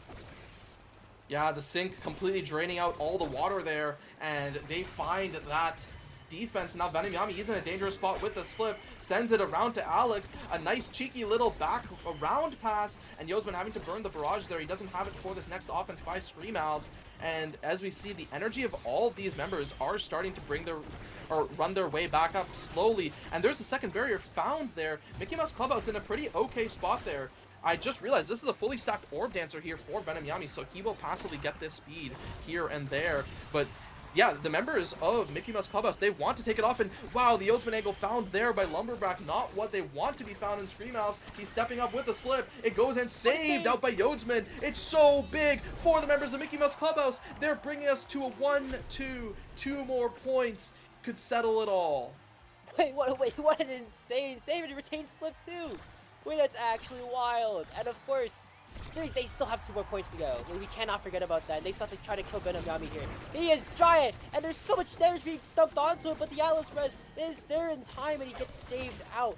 And it's all good for now, but once the next time they'll go for the kill. They've been doing so well at just kicking Venom Yami out, but now with the speed, he just knows when to evade it, and now he's the one getting the KOs. Now the flip being taken off of Dinfar is so good, and Venom just has to play so passively. Wins one angle against Yodsman as the boys' angle hits again. A Screamhouse trying to win every interaction, just can't seem to do so. Yodsman hangs on, and now one barrier piece being traded for both teams as Alex still has to flip to go. The core going all the way around the map and back to Venom Yami, who still has that flip for presence, and he's finally KO'd. There we go. Yeah, Venom Yami shut down there. Now Dinfar, he's looking to push up, looking to play up, and Yodsman wants to join in the action too. That's a second KO. Pass, and Alex, the flip is forced out. He sends it out up to Yodsman, and now Lumberback death touches it forward, but it's still saved, and it buys enough time for Screamhouse to also return on the map, and the barrier's still not found. In fact, it's a barrier on the opposite side. We might see a Grand Finals reset here as Venom Yami tries to get the core forward. Not found forward yet as Lumberback pushing up this corner, nearly has a flip generated for himself as Yodsman, he Giga Blasted forward, now no longer available for this kill. And Alex, these strikes so good, they continue to be found as Yodsman, these corners are found. Lumberback, he finally generates his flip. What will he do with it? And in fact, it seems like nothing yet. He wants to hold it, he wants to find the perfect moment, but the perfect moment might not be found as the core is running so fast. The red core on both sides, there's the flip, it goes to the bottom side, the rebound caught by Skull Reaction, and now Yodsman sending it up to the top side where Venom Yami is looking kind of low. And these Juno slimes, they're so dangerous in this overtime. It goes back down to Yodsman. Venom Yami unable to collect the core there, but he collects the flip and burns it right there. Scream House, he's pushing up with the flip of his own, but it's not even needed. The piercing shot for the grand finals reset. Voss, they're bringing Mickey Mouse Clubhouse down to their own level. The top angle is so unfortunate. He just saw it and he was like, I just can't reach it in time. And Venom Yami securing that gives him the grand finals opportunity. And oh, but what an amazing game though. Oh my god, I don't know. Wait, look at the KOs! The KOs go crazy. It's 17 KOs, by the way, to 8. Oh my god, look at the damage! The damage is even crazier! Yeah, a little bit of disturbing damage from everyone, really. And I think one thing to mention, this is a 33-minute game. 33-minute game, and a lot of people with threes in their redirect count, funnily enough. Now, oh man. So you're telling me we have one more series of this, huh? Oh yeah, we definitely do. I mean, isn't that what the viewers want? Yeah, but I mean, it's also what, like 10 p.m. or something. It's like 10, I think, dude. yeah, people Who want to go cares to if the sleep, biggest but rankings? hey, We love this game. to reset we go, I suppose. Indeed. I mean, I can't wait to see how we're playing for this like series set of maps. I mean, before we had whatchamacallit, we had Inkies as our last map, so I want to see who brings it to Inkies. I want to see them bring it to Inkies. Actually, it's gonna be so much fun because of course, I mean, no one plays on Inkies though. It's not a map everyone plays. Yeah, I mean, not everyone likes it. I generally enjoy Inkies, at least in solo queue. At least in solo queue. I'm still working on it in competitive play, so unfortunately we didn't get to see it in this series, which was the decider. But hey, could be there in the next game, or you know, it might just be Tycho and Atlab again. Haha, whatever. All good. But I suppose with that, as the teams do get themselves prepared for this grand finals reset, take a little bit of a break and think about how much money is on the line here. We will send you guys to a short break. Don't go anywhere.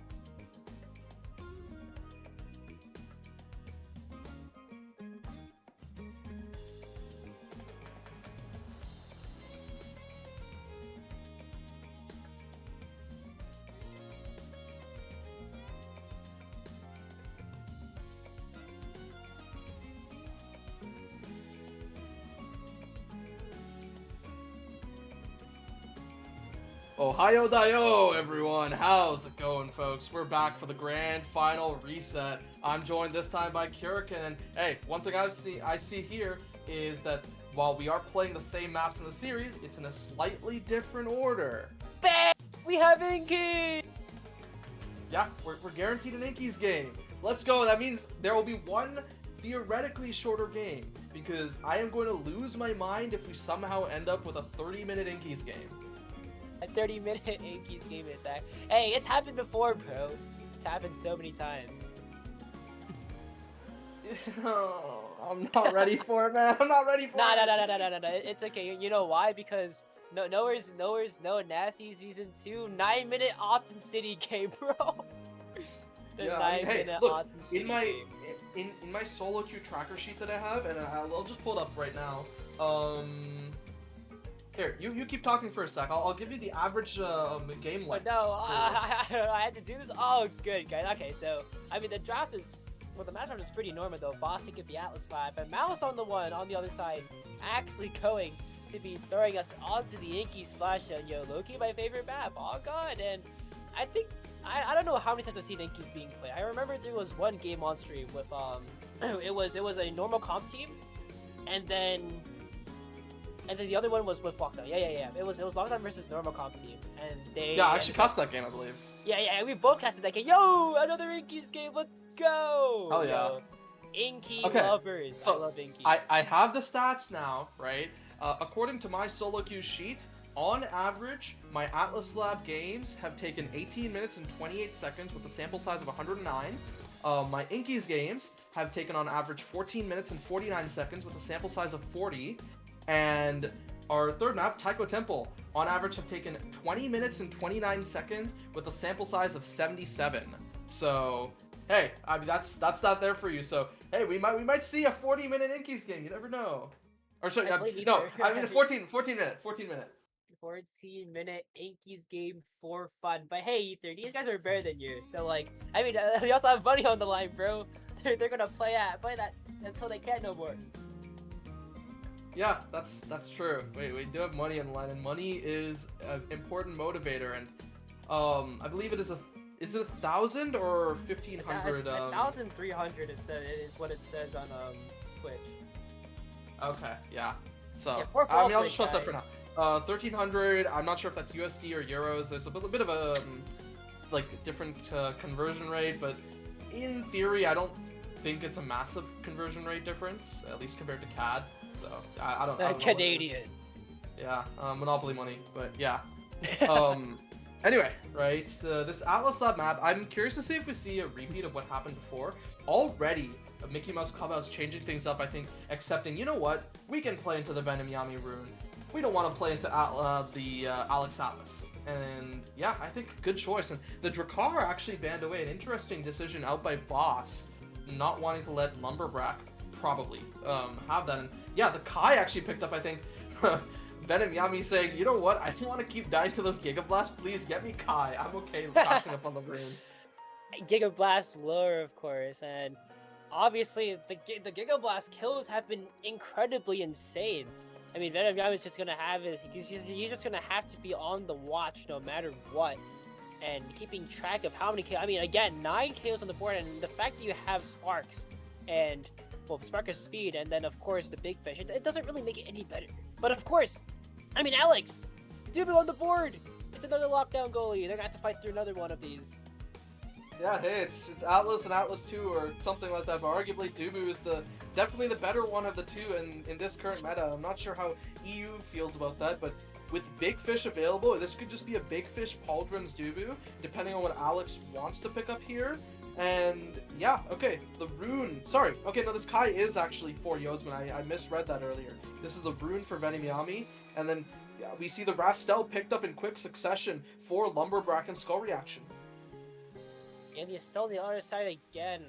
Definitely a great pick. I mean, Estelle on the meta has been very, very strong. I mean, as knowers know, when I think it was yesterday when it was on 3Z Breezy here. I'm pretty sure there are a lot of people talking about, oh, if you have a negative wave on Estelle, you have to go see yourself, bro. It's basically impossible. She's actually so good right now, and the fact that I think Dinforce taking this up is going to be very, very strong, especially with how Estelle works in a lot of places, and I think that when you're going to be playing against an Estelle, you're going to have to watch out in every single direction. Of course, the spark of speed is going to influence how they play and how much speed they get, especially with the scaling too. I mean, you saw last game as well.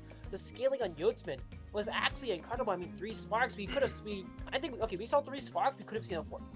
I'm gonna say that. Definitely could have. But Definitely hey, back to the could've real been quick there. point on this, Stella. Just a quick side note. Since season 3, I have a 54% run rate over a sample size of 172 games on Estelle. Just want to put that out there. I'm not negative, so I do not need to go see myself. Now, I do want to see how Screamowls pilots this Kazan, because I think Lumberbrack was piloting it a little earlier, and it was looking relatively solid. But hey, Screamowls might be playing it a little differently, and one thing I do want to mention is, at least in EU, there aren't nearly as many top-level Kazan Brawler players, at least anymore. A lot of them are like, solid. I know Cookies, he's still around, but I think he's a little retired right now. Yeah, he's retired. Yeah. So I really want to see what's being ticked out here. I mean, interesting thing. Okay, Alex opts to not go for the Pauldron's Big Fish and instead just says, I'm just gonna take the speed, go with my Mom Boot Spark of Agility, and just run with that. He's been playing perfectly with speed too. I mean, every single game he's been taking Atlas and momentum bits, so it's almost always a good thing, and that's what I'm talking about earlier. The great thing with Estelle is that you're able to punish and layer on abilities insanely easily, and if you're able to do that, then it just makes it so much easier for you to get that going for yourself, especially against Screamhouse and Venom Yami, which you want to have a lot of these layering trick attempts, because Venom Yami is going to be using those posts to put the core in really hard spots to get through, and of course, if you're going to be disabling those group posts, it's very good to have the thing that you want, which is in terms of strike layering. You just want to beat the one person that's getting that last strike in almost all the time, and of course, one barrier piece down for each player, and Alex does save that perfectly away from his barrier, and he's winning every strike versus Lumberbrack. Yeah, really great roll there by Alex, and now we are ticking over into overtime for the first point of this game. Not looking good for the people who want to go to sleep early, and unfortunately there, I think that might have been a Yodsman internet moment, as he did lose that there, and hey, Yodsman, he gets rewarded with the Yodsman angle on the enemy's side there, nearly followed by that demon angle there. A good save there for the moment, found by Dinfar, and now has to burn the flip there, a little threatened by that banish, and a good pillar to cover Alex when he rolls out of position there. A good a good barrage, but the flip still has to be burned for Yodsman, and now it's I think it's 2-for-1 favored for flips for Voss. Definitely so. Lumberbrack misses just a slight tad bit to try to get Alex's flip, or at least the barrier onto the cards, and of course, that's not good for them. They still have the same problem that they did last game, where they just can't get it out anywhere. The flip on time, and the flip, backwards flip coming in, and Skull Reaction does get the save though. And another KO! It's another one! Oh my god! Yeah, Yo's the man, at it again, and Lumberbrack, he cuts through this defense once more. As a good hit stun by Dinfar means that Alex isn't able to get to the core in time. Yeah, Venom Yami again with the same exact problem, just not being able to be ready for Yodsman's barrage, and it just seems to prove that the double banish though, I mean, it's just a great offset in terms of like, I give if you take it, and it's just what happens when you're playing such a high level. You can't really defend, you can't really do. Once you get knocked out, you have to come back up at some point, and there we go. Right now, one barrier being taken, and Yodsman having to burn a lot of flurries of abilities, but loses both barriers in the process too. And of course, this is good for Screamhouse. He wants to be in that position where he can easily take the goal from just a crooked leverage strike. And of course, Kai, he has to gamble between either corners, but right now it's not the case. Lumberbrack keeping up the offense onto the top side, and now Venom Yami in a position to try to break it. And of course, he is still extremely low. Now Staggered has to evade out, but so is Lumberbrack too. He has to be out the equation, but now it's Venom Yami, the one falling in the hook, taking Alex off just a little bit in terms of saving that, and he has to burn every ability to flip coming online. For Skull Reaction, he has to burn it too, and of course, Yami will be online, but not in time to save both barriers from being taken in an empty goal situation for both teams.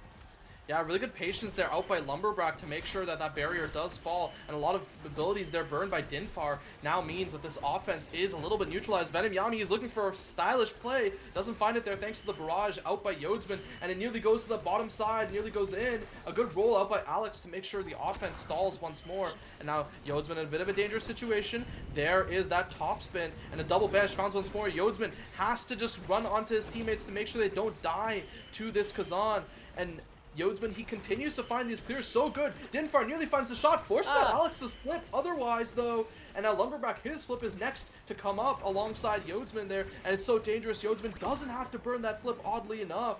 And Scream Alves, he is looking really low. It's looking dangerous for Voss. And of course, Skull Reaction putting in all the work in to try to keep them away, keep the demons away from this point. Especially they need it now, and Screamhouse coming up with flip means that he won't be taken off though, but he still has to evade and will burn that flip in the meantime. Lumberback does flip, ready to go. He was sent to the top side as he tries to get styles with it, and the Tofu Fortress just holds on. I mean, WME for stuttering there, but of course, there really can't be any mistake in the game plans for both teams. They're trying to just take it out on one another, but Alex is still holding desperately. There are so many chances that they've had, but still, he still holds on. And Alex is just doing such a good job just holding it in. And Yodsman too, I mean, he still is holding his flip. Yeah, the flip is still available. You may have to burn it here. No. Good strike timing there. Now Lumberback, he tries to fish it up this bottom side. A slight miscoordination that moment there out by Skull Reaction and Lumberback, and it continues to stay up this top side. No. Yodsman, I think his barrage comes out a little too late as Scream Alves dribbles and scores right all over him, and these points, they're so back and forth. Use energy burst, and I think he thought that he was going to save it with the barrage, and unfortunately he didn't. Meant that he didn't have to use his flip in time, but now Lumberback on the offensive, starting up the offense again, will try to take Screamhouse out of the equation by popping him out with the Atlas Orb, and he is still looking worse for wear. So I think, oh, the triple banish, what the heck?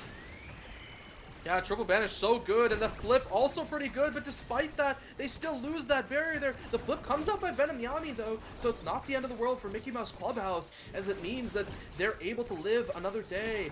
And Screamhouse, he continues to keep this dribble forward. These pillars so dangerous. That's why Yodsman is so cautious. He wants to take it slow. He wants to not rush these clears, as that is what Rune punishes. That's the Rune skill check you have to win against. And so far he's winning up all of them, but it's on the other side too. Can you win against the Dupla? And so far they do. Right now Lumberback has the flip raring to go, and Alex too just needs to get a couple of strikings to get that flip going. And of course, Venom Yami getting the banish onto Yodsman too, but Brack is the one who falls with Screamhouse with the flip too to pass it to Venom Yami as well, as they look to try to take this in for themselves, and it is so easily done. The redirect from the pillar to Venom Yami to send it in is going to be what seals the deal for Voss here, as they're up 2-1 in this crucial first set that they need to win. Yeah, unfortunate for Voss there. It's a little tough, and sorry, unfortunate for Mickey Mouse Clubhouse is what I meant to say. And they are finding this opener, and Screamhouse is looking a little low, but this isn't really the person you want to be damaging down, considering he has this Vambrace available. But the damage will come through in later sets a lot further than now. I think Rasmus and Stell, they do have a pretty good base kit to work with, but it is in the avenue of core control a lot more compared to the damage. Damage, they have been getting a lot of hit points off of Venom Yami and Screamhouse, but it just seems like they just can't confirm, even with Venom Yami, because he's the one having to walk back, and Alex is the one in the front now, being so everly cautious to not let anything go. And of course, the Rune Pillar back in action. A couple Shark Wars being one will be get cancelled out by the barrage, and again, it's back to Pandemonium yet again, as this time Lumberback's the one trying to play on the defensive side, doesn't get any value though, and Dinfar has to be the one to low-key pay for it, as he used a lot of his ability to try to get the core into the corner there. As Alex still has a lot to work with, the log coming through, and the flip still on the cards for him at least, as we do head into overtime. Now the banish in for Venom Yami, and Yodsman getting punished for that just a slight tad bit, but he still has that flip to work with.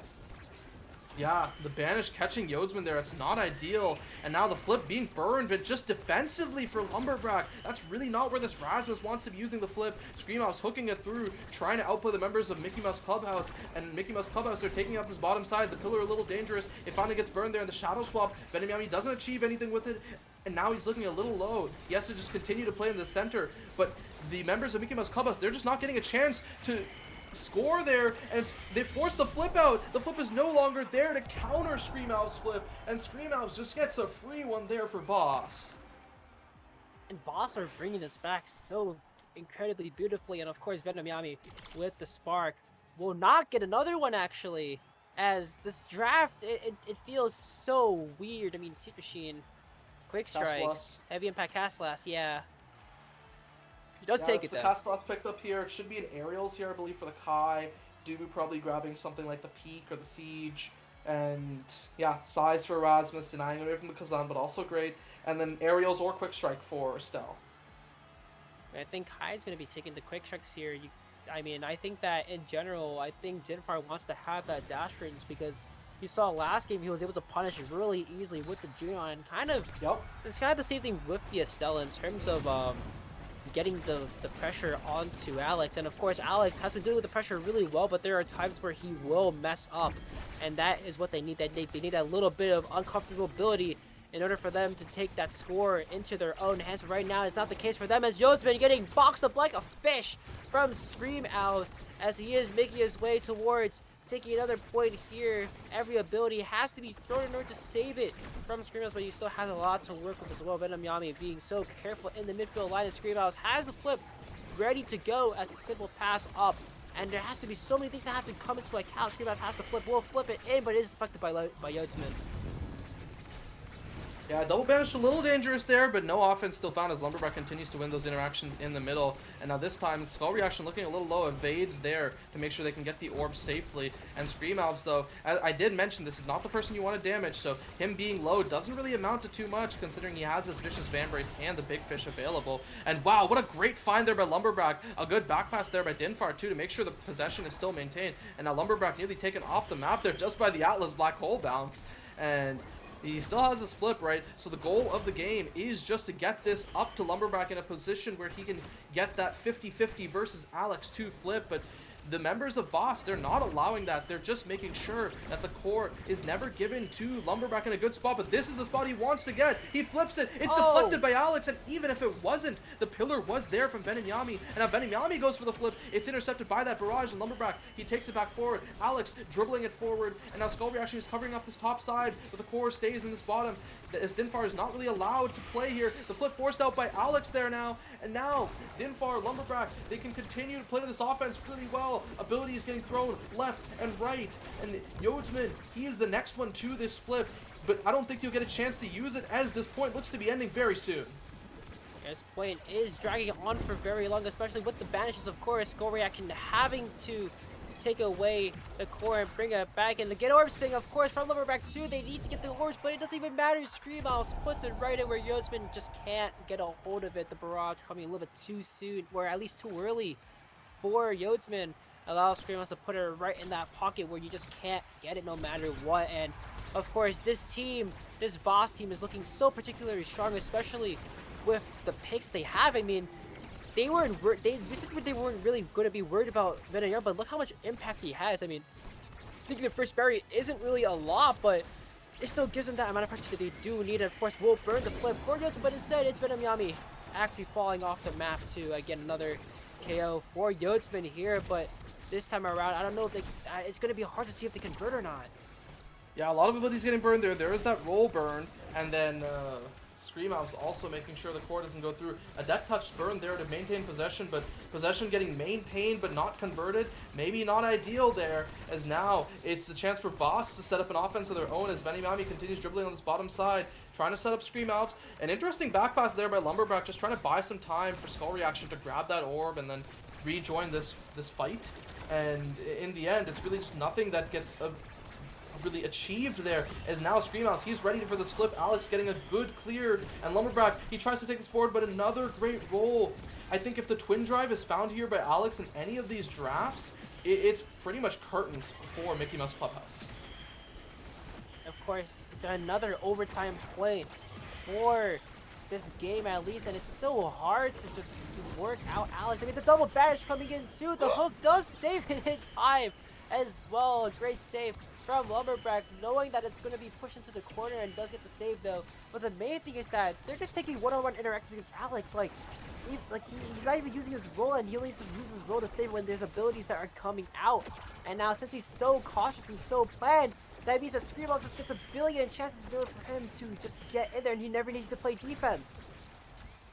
Yeah, I mean, he can just sit on the offense, wait for the core to get to him, but hey, despite that, as I say, he does come back to the defense here and there to help, but the 2 flips available, I think this is the chance for Mickey Mouse Clubhouse to make that one, but it was traded as 1-for-1, but the double banish, so crucial, as it gives Scream Owls free reign to take the shot. And these double banishes are hurting so much, and Venom is just always in the right spot to get at least 1 or more banishes whenever the time needs to occur. And they do earn this first barrier on the side, but the flip in return though, I think they're getting a little bit too impatient, and it kind of shows in terms of how they're playing. It just seems like they're trying to take the one-on-ones versus Alex versus what they were doing like last game, where they were actually sort of meshing. Well, it's just that Alex was just having a very great game in general, but now there we go to sync back up in action now to take the other barrier from Alex, something that has come so seldom. And of course, they're trying to be back on the offense, but they need to get this core out of Yodsman's hands. Yeah, but Yodsman, he still has to sit with it on his defense, and Scream House, he has the flip available. He flips there, gets to the bottom side, and the Giga Blast does take it out for just a moment, but now this momentum is taken off of Yodsman. He's not able to freely run across and defend both long side and the short side of the barrier, so it falls on Lumberback and Dinfar to kind of rotate back and help with this defense as well. And now as momentum boots ticks back up, it allows him to push up, and this is where we want to see these push forwards with the Kai on this open net where you have 1 barrier still available, and he pushes forward. The barrier nearly taken there, and Venom, Yami, and Scream Elves, they don't even need to let Alex defend, as they're not really letting the core get past them outside of, you know, maybe a single strike from Alex here and there.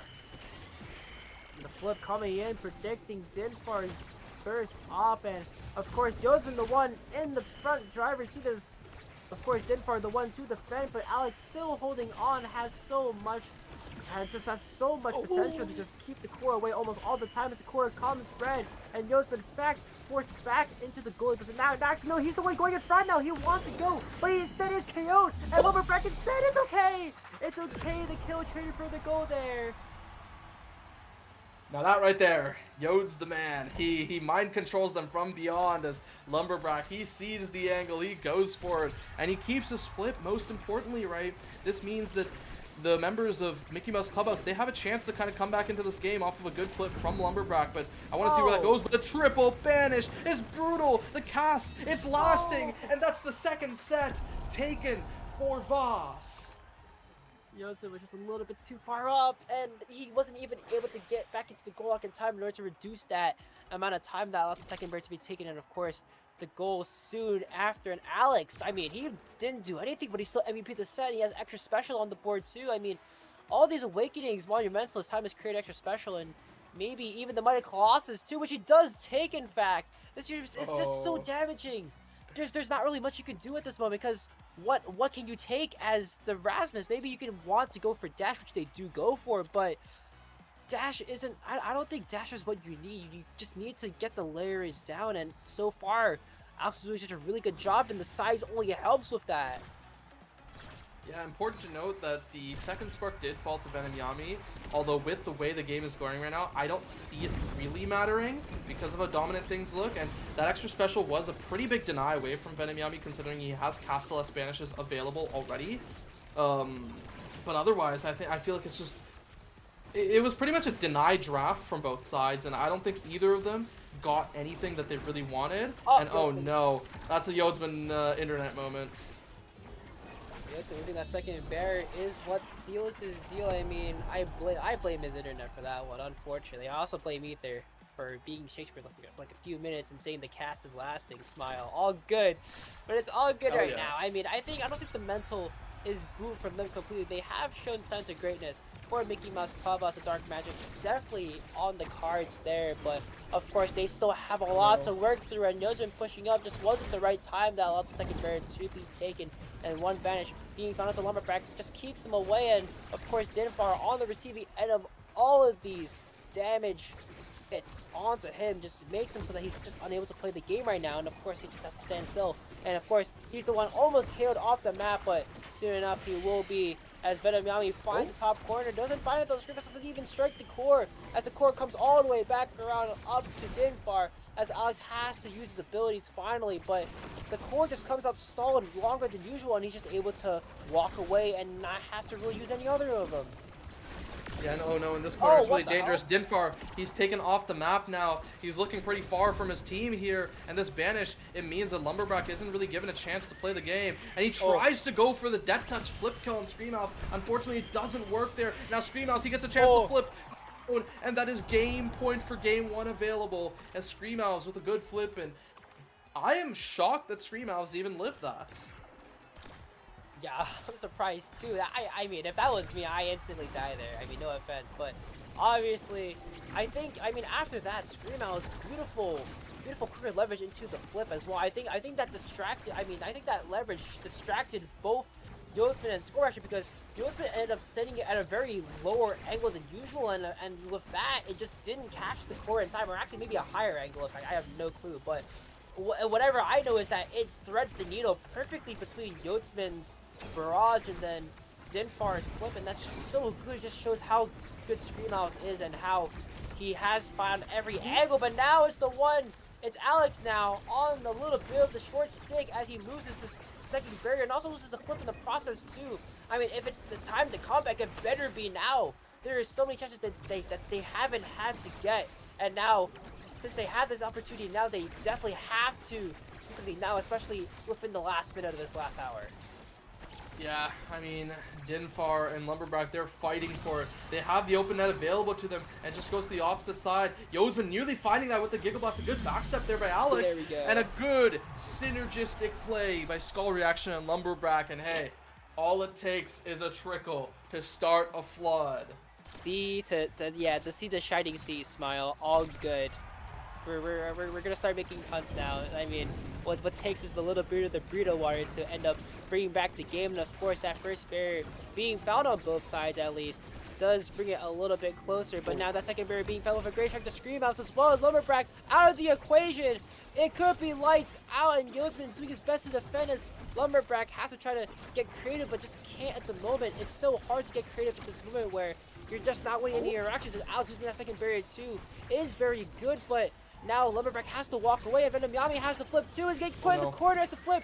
Incoming now the flip. The reversal flip from Lumberback on the defense too. As now they're without a flip. And now Screamhouse has basically the 1v1 flip versus Yotsman here. Some strikes. Could get it done as the flip.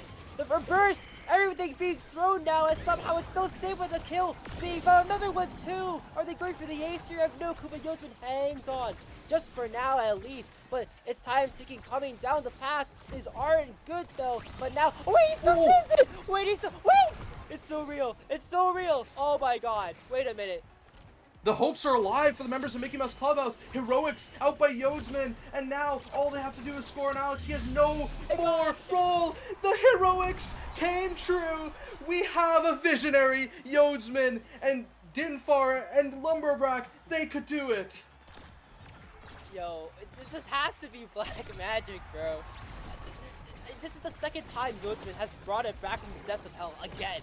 And it could, I mean, he gets Spanish there, but he's fine for now. He doesn't lose a barrier in that process, and now it looks like the momentum is back on their side, and Yotsman, being the careful guy he is, he's going to keep clearing it away from Venom Yami, and again, if they can just take another barrier off of Alex. I mean, Alex hasn't been doing good in the open barrier situations at all, and of course, it comes with just him holding the barrier, not having anything to defend it, but now that second barrier is gone, and now he has to flip too, but it's all good. He has that one flip to work with as Mickey Mouse Clubhouse tried to bring it back. But right now, the core is not on their side. They're not on their side. It's on the other side of the court at this very moment in time. Venom Yami trying to stick with it in, and Screamhouse the one to take away Dinfar, as now they're not looking too hot. The banish is evaded though, but the core still on the other side as well. Screamhouse winning every strike board, throwing every ability, trying to take it out, and now third, and now Scorpion is back online, and Lumberback almost gets KO'd, and of course, the core is still on their side though, but now Lumberback has a chance! He's out on the reins, and of course Alex doesn't use his flip though, he still has it saved, but now the flip coming in, the flip also too, but everything is using defend to in that bottom corner as well. Everything being thrown into the kitchen sink, and somehow it's still saved as overtime. It's still ongoing, and now Zinfar has to walk back, has to build that meter, and of course, Venom Nami still has the flip, almost has the flip ready to go as well, and it takes one trickle to start up the waterfall right now as Go Reaction on the offensive now. He gets to blink forward and doesn't find it though, as the core is still in pandemonium, and Venom Yami inching his way closer to the flip to seal the game. Yeah, second barrier still available. These defenses so good out by Yodsman, but as I say that, Oh. it falls there. There's the flip. Where does it go? It goes right in. I may have dropped the worst curse in a long time as the faucet is cleaned up. No floods today. God, and then and Venom Yami, knowing that there is such a big panic, just decides to wait and then just gives Screamhouse the core. What a beautiful finish as Voss are back in it, and now we're going on Inkies, but can Mouse bring it back? I mean, it's not a map that everyone usually plays, but do they have the mental to keep going? I think they do. Oh man, I mean, with what we saw, this was a 3-0, but it was a close 3-0. It was looking pretty good for them at some moments, right? But man, I was crushing. That final set was crushing because Yodsman, he was playing out of his mind there. Like, I need to see that clip again because that was insane, right? But Mouse, if they want all this money that comes from first place, they have a tall task, and that comes with Inkies, the map pick of their own. And I think they're just hoping to be able to catch Voss off guard with it. Splashing that zone, I mean, the water cannons are going to be a really big player because I think that in general, a lot of these people, I mean, a lot of these top players have been using the map terrain to their advantage. You've seen a lot of times where almost all the time, the Overbrack's trying to get that hook on and then combine it with the Atlas Orb in order to get Screamhouse to very low HP, and I think that's what they want. In general, they want to just have that map terrain and have to play around it, and I think that's what they're good at right now, so picking Inkies is actually a pretty good option, I think, in terms of how they want to play their maps, and especially with how their composition is right now. They want to play on the open maps, and it's very nice that they get this sort of breather in order for them to try to recollect themselves, and hopefully if they can bring this out, they will force it to a game 3 and we get to see Taiko Temple yet again. Yeah, I mean, open map means that, hey, Alex isn't allowed to kind of sit in one area and lock down one area. He actually has to move around, and I think the members of Mickey Mouse Clubhouse may have realized that Alex was struggling a little more in the open net compared to his really good performances with that single barrier remaining, and that's why they opted for Inkies. It's a position where Alex doesn't really get to have free reign over what's defended because there is so much ground to cover as a goalie, and when that's the case, Dinfar and Lumberbrack, they'll get more opportunities to shine. It won't just be Yodsman on these hero holds. Yeah, the big thing is that Alex has been just so dominant in holding down that second barrier that they just never get a chance to ever get to play, and with that, and now Inkies being a such bigger map, and well, of course, the bigger barrier too, it just means that he has to use more resources to try to hold down the barrier, and of course, that comes with using more abilities comes with a lot more chances to win the strike war, and you have a better chance at winning all of these fights that you normally would not want to take, because of course, every gamble is a good gamble. Shout out to my gamblers, smile, all good. I love gacha gaming, let's go.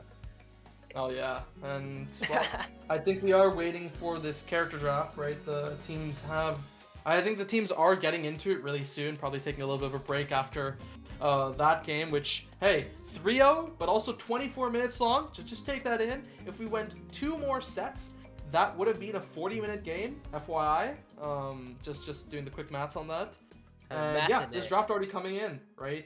The Stinger Big Fish start, meaning that Voss bans the Finny, and the Kazan is banned by Mouse.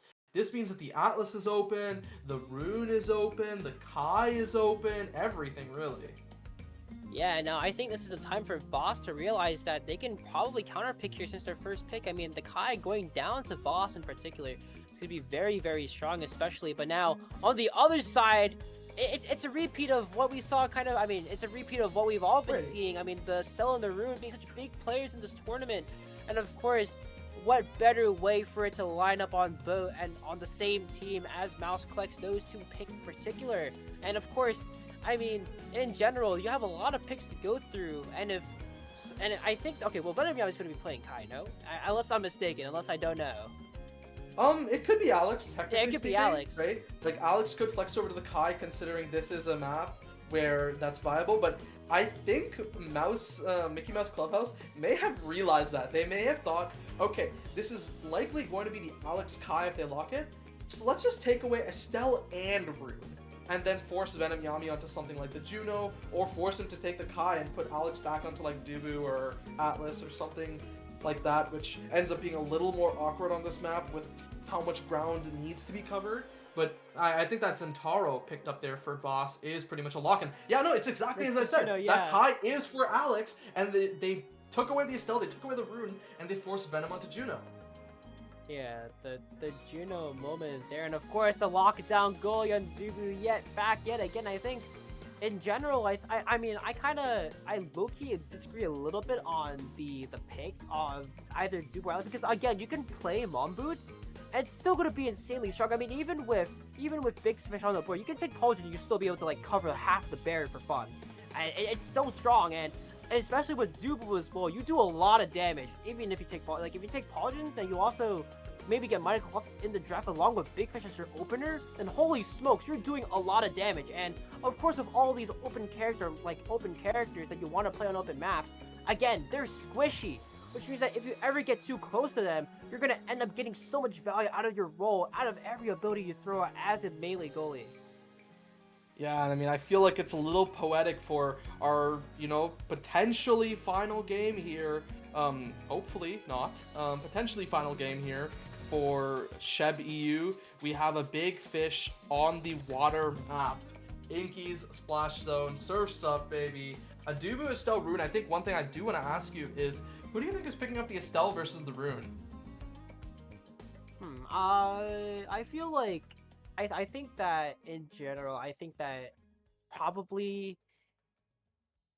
Dinfire is going to be taking up this Estelle. I could be wrong. I could surely be wrong, and we'd see a fun game. But I think they're having fun here. The Rune pick in particular might go to Brock, but I mean, me personally, I have not seen any Brock Rune gameplay. So I'm actually very interested to see how this game goes, because of course Inky's is a map of all time, and anything can happen on the Inky Splash Zone. Anything, indeed. And, well, we are finally getting a chance to load into this game. And Stinger, Big Fish. I'm curious to see how many of these members are going to be taking Stinger, because, yes, this is Inky's Splash Zone, and the core does rotate around really fast, and an open barrier, it usually tends to be a bit of a core control map. But with a Stinger start, it has very good possibility to turn into a damage game. And unlike maps like Oni, it's a lot easier to be able to play damage on Inky Splash Zone, as we have seen at the previous NA LAN Reach the Summit, where Inky's was picked a bunch and damage was played really well on it. Now, we are... I don't know, I'm also wondering about the Slick Kicks versus Mag Souls for both of these teams, if we are going to see any Slick Kicks, or if it's just going to be a 4 Mag Souls, because that's what I think it should be. I think it should just be 4 Mag Souls. And looks like you are, you're half right, half wrong. Lumberbrack on the Rune, as I suggested, and of course, Screamo's the one on the Slick Kicks for the most part. And no one's playing Stinger, actually. It's a little bit surprising, actually. I thought at least one person, one person did take Stinger, but like, I thought Zentaro would, actually, because, in general, like, if you want, to be fair, you are playing against a Dubu, you're not really going to be doing a lot of damage. In fact, if you're not really the one on the offensive, but of course, damage is very, very heavily, and if you can get that damage leverage in your favor, which they have been doing very nicely. The past 2 games, they have been trying to get these kills and be playing damage really well. Maybe it's time for a mix-up. Yeah, maybe, and, well, I think this is probably, again, one of the slowest Inky's games I've seen, and, well, Skull reaction shut down there by Venom Yami, and a good banish there, but he's not being allowed to place the pillar. The pillar is placed there, but the barrier is taken down at the cost of Screamov's life, and Skull reaction does respawn, but he's still sitting at level 1, right? He has ways to tick before that second level, and with the water cannon there, that means he has no evade, so a potential cheeky kill could be found by this Giga Blast or something of the sort. And now Lumberbrack, he's trying to take this core forward, but Alex, he's so fast. The Kai does so well into both the Estelle and the Rune, so it's very tough for the defensive, for the offensive members of Mickey Mouse Clubhouse. The Borg flick almost working in Screamouse's favor, but it is saved by the Yodsman yet again. It's Venom Yami, the one a little bit on Death's door just for a tiny moment. We'll use the evade to get out of that position and send the core right back to Yodsman. And now, of course, they still have to take the barrier from Alex. He's still floating insanely well. And that's the big thing. That's the good thing about taking Kai here. You're allowed to play around both edges of the core of the barrier. And of course, at least a moment like that where you do lose in an instant. And of course, Lumberback the one to seal it in. The strike work is Venom Yami 1. And that's what I mean. You want to take more gambles. You want to take more opportunities. And that strike was just one step to making sure they send this to a game 3. Yeah, I mean, I think the biggest gamble we've seen so far was them opting to pick up this Inky Splash Zone early instead of letting it be that decider. They don't want that salty run back. I guess they just want to say, hey, let's try something new. Let's try see what works. Now, speaking of what works, there might be some flips coming up soon from both sides, actually. And yeah, there's that Oni's Blade. It's a little dangerous. Nothing really found in the end. And the pillar really found there. There's that flip. A flip found to cancel out a flip on the other side on Lumberbrack there. Now, Dinfar just dribbling, buying some time for Lumberbrack's respawn. A good roll forward. And the flip, the counter flip actually found there. And Yo's been saving it for enough time for Lumberbrack to return. And this offense, it's still there, but it's not the end of the world for Mickey Mouse Clubhouse yet. Mickey Mouse Clubhouse rotating to one of their flips. Skull reaction still has the flip ready to go. And they can't really use it quite yet, though. They have to wait for Alex to get rid of Vel's abilities. But before that, the flip will secure. Not even secure the top barrier as well. Alex is still there, but Yodsman on the receiving end of not having a barrier of his own as the core is getting sent all the way around the map due to the speed of the water cannons now as we do hit overtime on the cards now. Especially on this one in particular with Juno having such fast core speed, and it's going to be insanely hard to see whether or not Screamouse has the opportunity, but it's saved by Yodsman! Holy smokes, we have another Yodsman gaming moment as Lumberback and Skull Reaction still have a chance to take this away, but it's going to be a hard road ahead of them. They do get the first stun though, the barrier does fall, and they get the water cannon faster though. This will pop it now, and will give Skull Reaction the chance to catch it. And Screamouse does save it out, and the banish coming in, but the core ends up stopping one of the pillars from forming, and will let Venom Yami live for just a while longer, especially this overtime point. And now Screamouse still has a chance to score here. Is taking extremely low though, but Lumberback still in time to go and score. Yeah, and they're keeping it on this bottom side while Alex just barely saving it after the end of the barrage there. And now this water cannon is coming up from the opposite side. He sends it through. It's hit in further by Screamouse. It's sent in once again. And Dinfar redirecting it this time. Yo's been in a bit of a dangerous position. Doesn't get killed there on that bottom side. As we have to remember, when this map is open like that, that bottom side is a death zone. And it could be very dangerous for both sides. There's the banish. It doesn't really achieve anything. And Screamouse, he's finally generated this flip. All it takes is a few good pass plays. And Screamouse, he continues to lose these strike wars. He's not really being able to be getting into a position for it. And a good pillar redirect by Lumberbrack. Alex just not expecting it. He's waiting for it to come back to him. And the insta redirect punishes him. Yeah, beautiful redirect from Lumberback to the top corner, and now Mickey Mouse Clubhouse are on the offensive right now. They have a draft that's worth garnering for, and especially with Screamouse having the flip too.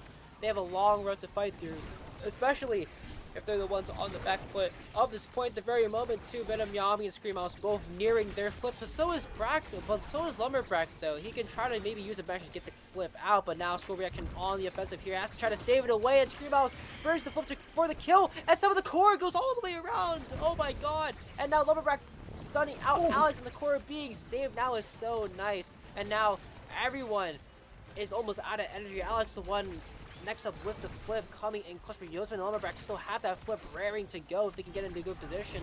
Lumberback can get the score here, but doesn't even need it. Toe takes the barrier, and Yodsman still has the barrier as the flip to hold on to, and the barrier too, as Alex sends it right back up to Dinfar, who capitalizes. Yeah, I mean, Alex just kind of taking the logical answer. He's like, oh, the Rune TP is down to bottom. How's the flip? Let me send it away from Rune. But Dinfar, he knows what Alex wants to do, and he punishes him for it. But one thing I do want to point out, this 1-2 punch is available in the draft. Now, will Estelle or Rune deny it? I feel like, okay, Estelle opting for the explosive entrance, wanting to A, deny it from Zentaro, and B, pick it up because Dinfar loves this dash range. And yeah, the 1-2 punch is denied. I think with the rest of this draft, it is mostly just whatever for both teams. But those were the two big awakenings I was looking at.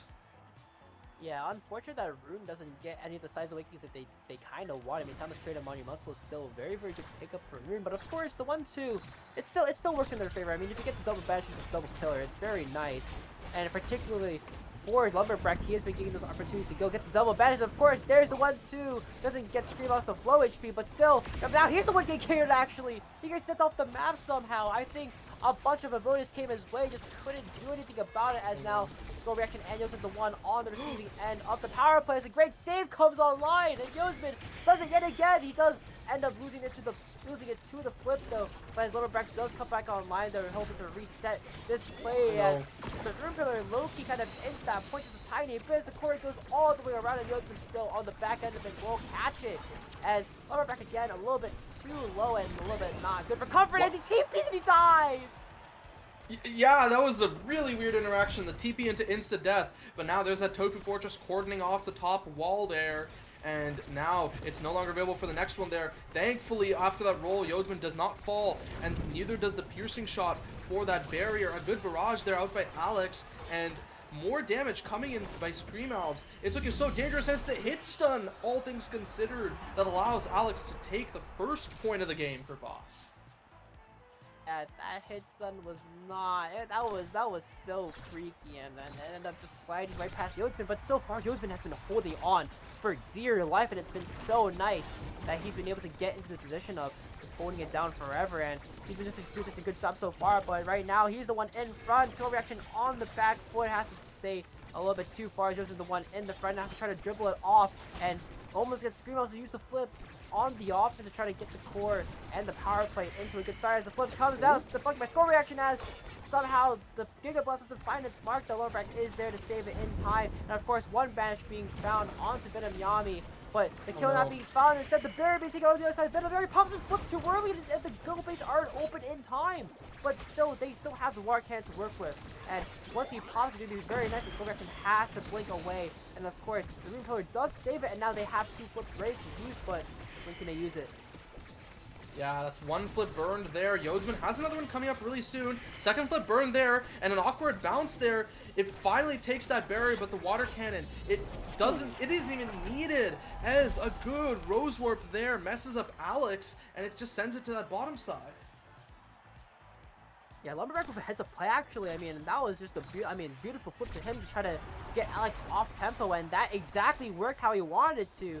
I mean, he didn't have to strike it out. I mean, he just needed Alex to get the flip off, and of course that allows him with no material to evade, and of course that puts them at a very huge disadvantage. But fortunately, the Double Fortress doesn't work out in their favor, but they still lose the strike board though, as now they're completely on the defensive. Now Scream Owl's the one taking all the brunt of the damage, has to use Yoni's blade to evade off as the water cannon is online now, but the strike board just have to be won for Lumberback, as Scream Mouse is the one trying to make a play, but he's the one getting killed off the map as the 3v2 power play is online for all three members. A Mickey Mouse Clubhouse, a Skull Reaction puts it in, confirms Alex, and now we're at set point, and oh my god, I mean, it's just a complete game changer from what we saw before.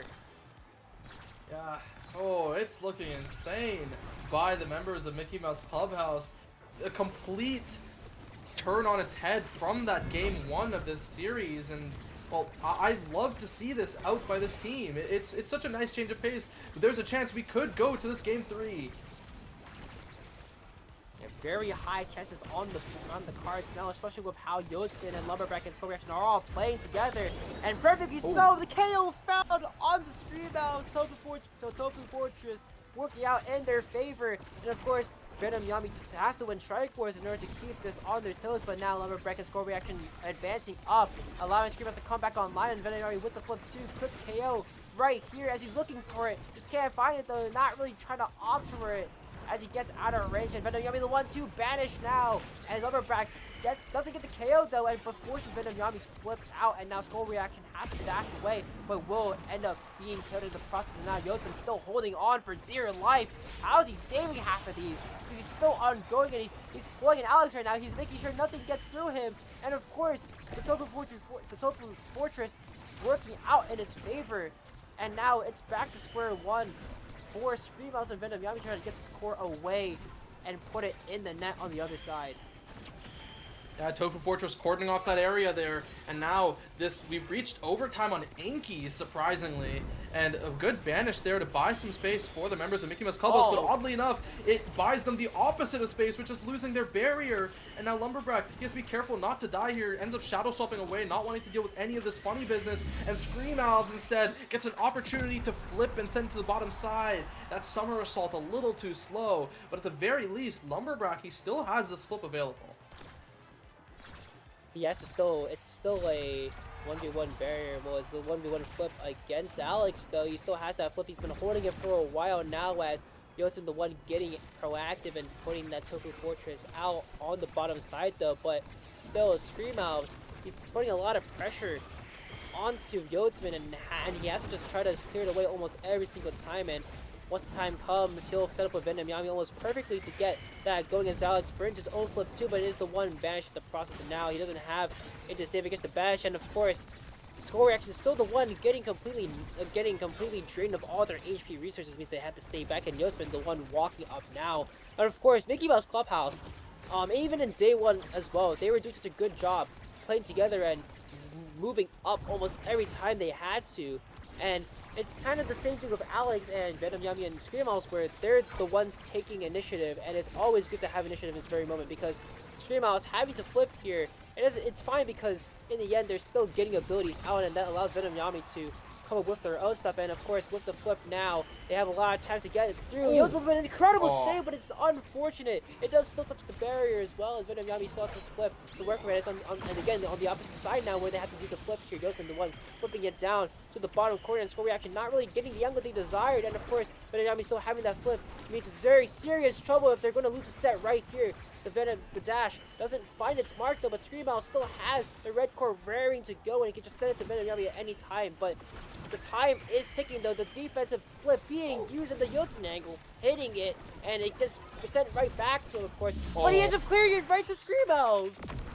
I think he meant to clear it to Dinfar, but unfortunately the mouse slightly too high there in that situation, which means that Dinfar isn't able to catch it. And now Alex, as the MVP, I don't know, I guess he doesn't want to take the Super Surge because it would be something that Scream Owls would really love, but there's also that hot shot, and I don't know if he wants to let Rune pick that up.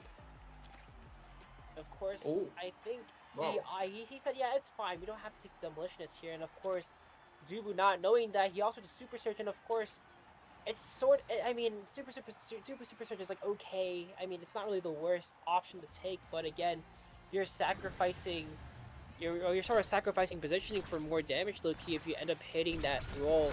And of course, it's very good for Yotsman to catch anyone off guard like that, but of course, they're the ones not in the driver's seat at the very moment, and Venom Yami is banished and will have to play with their life a little bit. As, the stylish play from Lumberblack takes the barrier from Alex, and now they're sort of, I mean, I was talking about not being in the driver's seat now, they're definitely in it right now. Skull Reaction tries to fact check Alex there and doesn't seem to find the mark there. And of course, there's still one barrier up in terms, so they don't really have to worry too much yet. Yeah, but they're in a pretty good situation right now, and a good Crystal Thorns out there by Skull Reaction to put it in for the first point here. But last set, I think that was I guess it was 2-1 up for the members of Mickey Mouse Clubhouse, which Voss ended up coming back from. But hey, I think Mickey Mouse Clubhouse, they're actually looking way better this game, way more alive in a lot of these offenses. The double banish seems to prove that now the one Alex having to oversend just a tiny bit to save the core from that position, and now they're the ones on the back foot yet again, and Venom Yami has to try to bring the offense back alive. Scream Owls is the one who finds the first KO as well. A good power play setup for Yotsman. He has to pop the water cannon early, but so far it doesn't seem any value. It doesn't have to find any value, as they're just trying to stall for the GOAT to come back online as Brack will come back online, but not in time for that to capitalize on the barrier, but instead of score reaction to fight the KO. What a beautiful play! Yeah, wow. Skull reacted, Din Fard, Alex taken out there. And I kind of want to talk about this, right? As Alex, he had an insane reaction there with that barrage against the Rose Warp from Skull Reaction a little earlier. And despite that, he still goes down there. Din Fard getting his revenge. Again, another revenge shot onto Screamhouse there. Very good power play setup now as the back pass comes online and has to get the core back to Yosemite to try to set this up. But again, they're taking this power play extremely slowly and they send it right back to where Screamhouse is. I don't think they noticed the timer on that, and I think they're trying to play into it, but Lumberback can't really find anything and they're just trying to dump they're trying to dump it. The double KO comes online. What the hell? Yeah, insane double KO. Now Lumberback has to play this goalie. Oh, the slime, it's so dangerous. It's moving. It was creeping forward, but Lumberback was just able to wait it out. A good flip there out by Skull Reaction. Takes that barrier. A good back pass there back to Yodsman, who respawns. And now, he's maybe not in the best sort of situations as he does trigger that water cannon. It does get to go active for a few moments, but it just gets sent back up to Venom Yami. A little dangerous as Venom Yami has the flip available, but now we've reached overtime with both Juno and Estelle. It's going to be a lot of red cores all around, and a good clear there once again found by Yodsman. And now Lumberback and Skull Reaction, they're a little clumped up, but they're able to get the core out for at least a little longer. Definitely so, and now Skull Reaction taking a lot of the brunt of the hits. He got 2 KOs, and now he's the one taking a little bit of the damage. But now Lumberback, he has a flip raring to go, and of course the red core coming online with Yodsman with an incredible save and has to keep it away. And now the flip coming on the barrage into Yodsman. He has to use the flip there.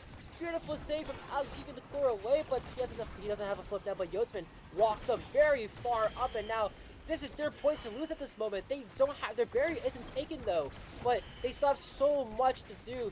Screamhouse flip the flip will actually burn it here as Alex has to walk around the entire round to catch it, as the Giga Blast doesn't, it connects but it doesn't get the barrier though, as a flip is not found though. I mean, Yodsman getting stunned there. I mean, pardon me, but Yodsman just sending it right back into the Juno slime, triggers the water cannon, and Alex has the position to send it anywhere. Yodsman does come up with the flip right now, as the banish does come online for Screamos, but so far, it's just a back and forth, and Skull Reaction not being able to catch it in time, though, and Alex is still carefully defending with his life right now.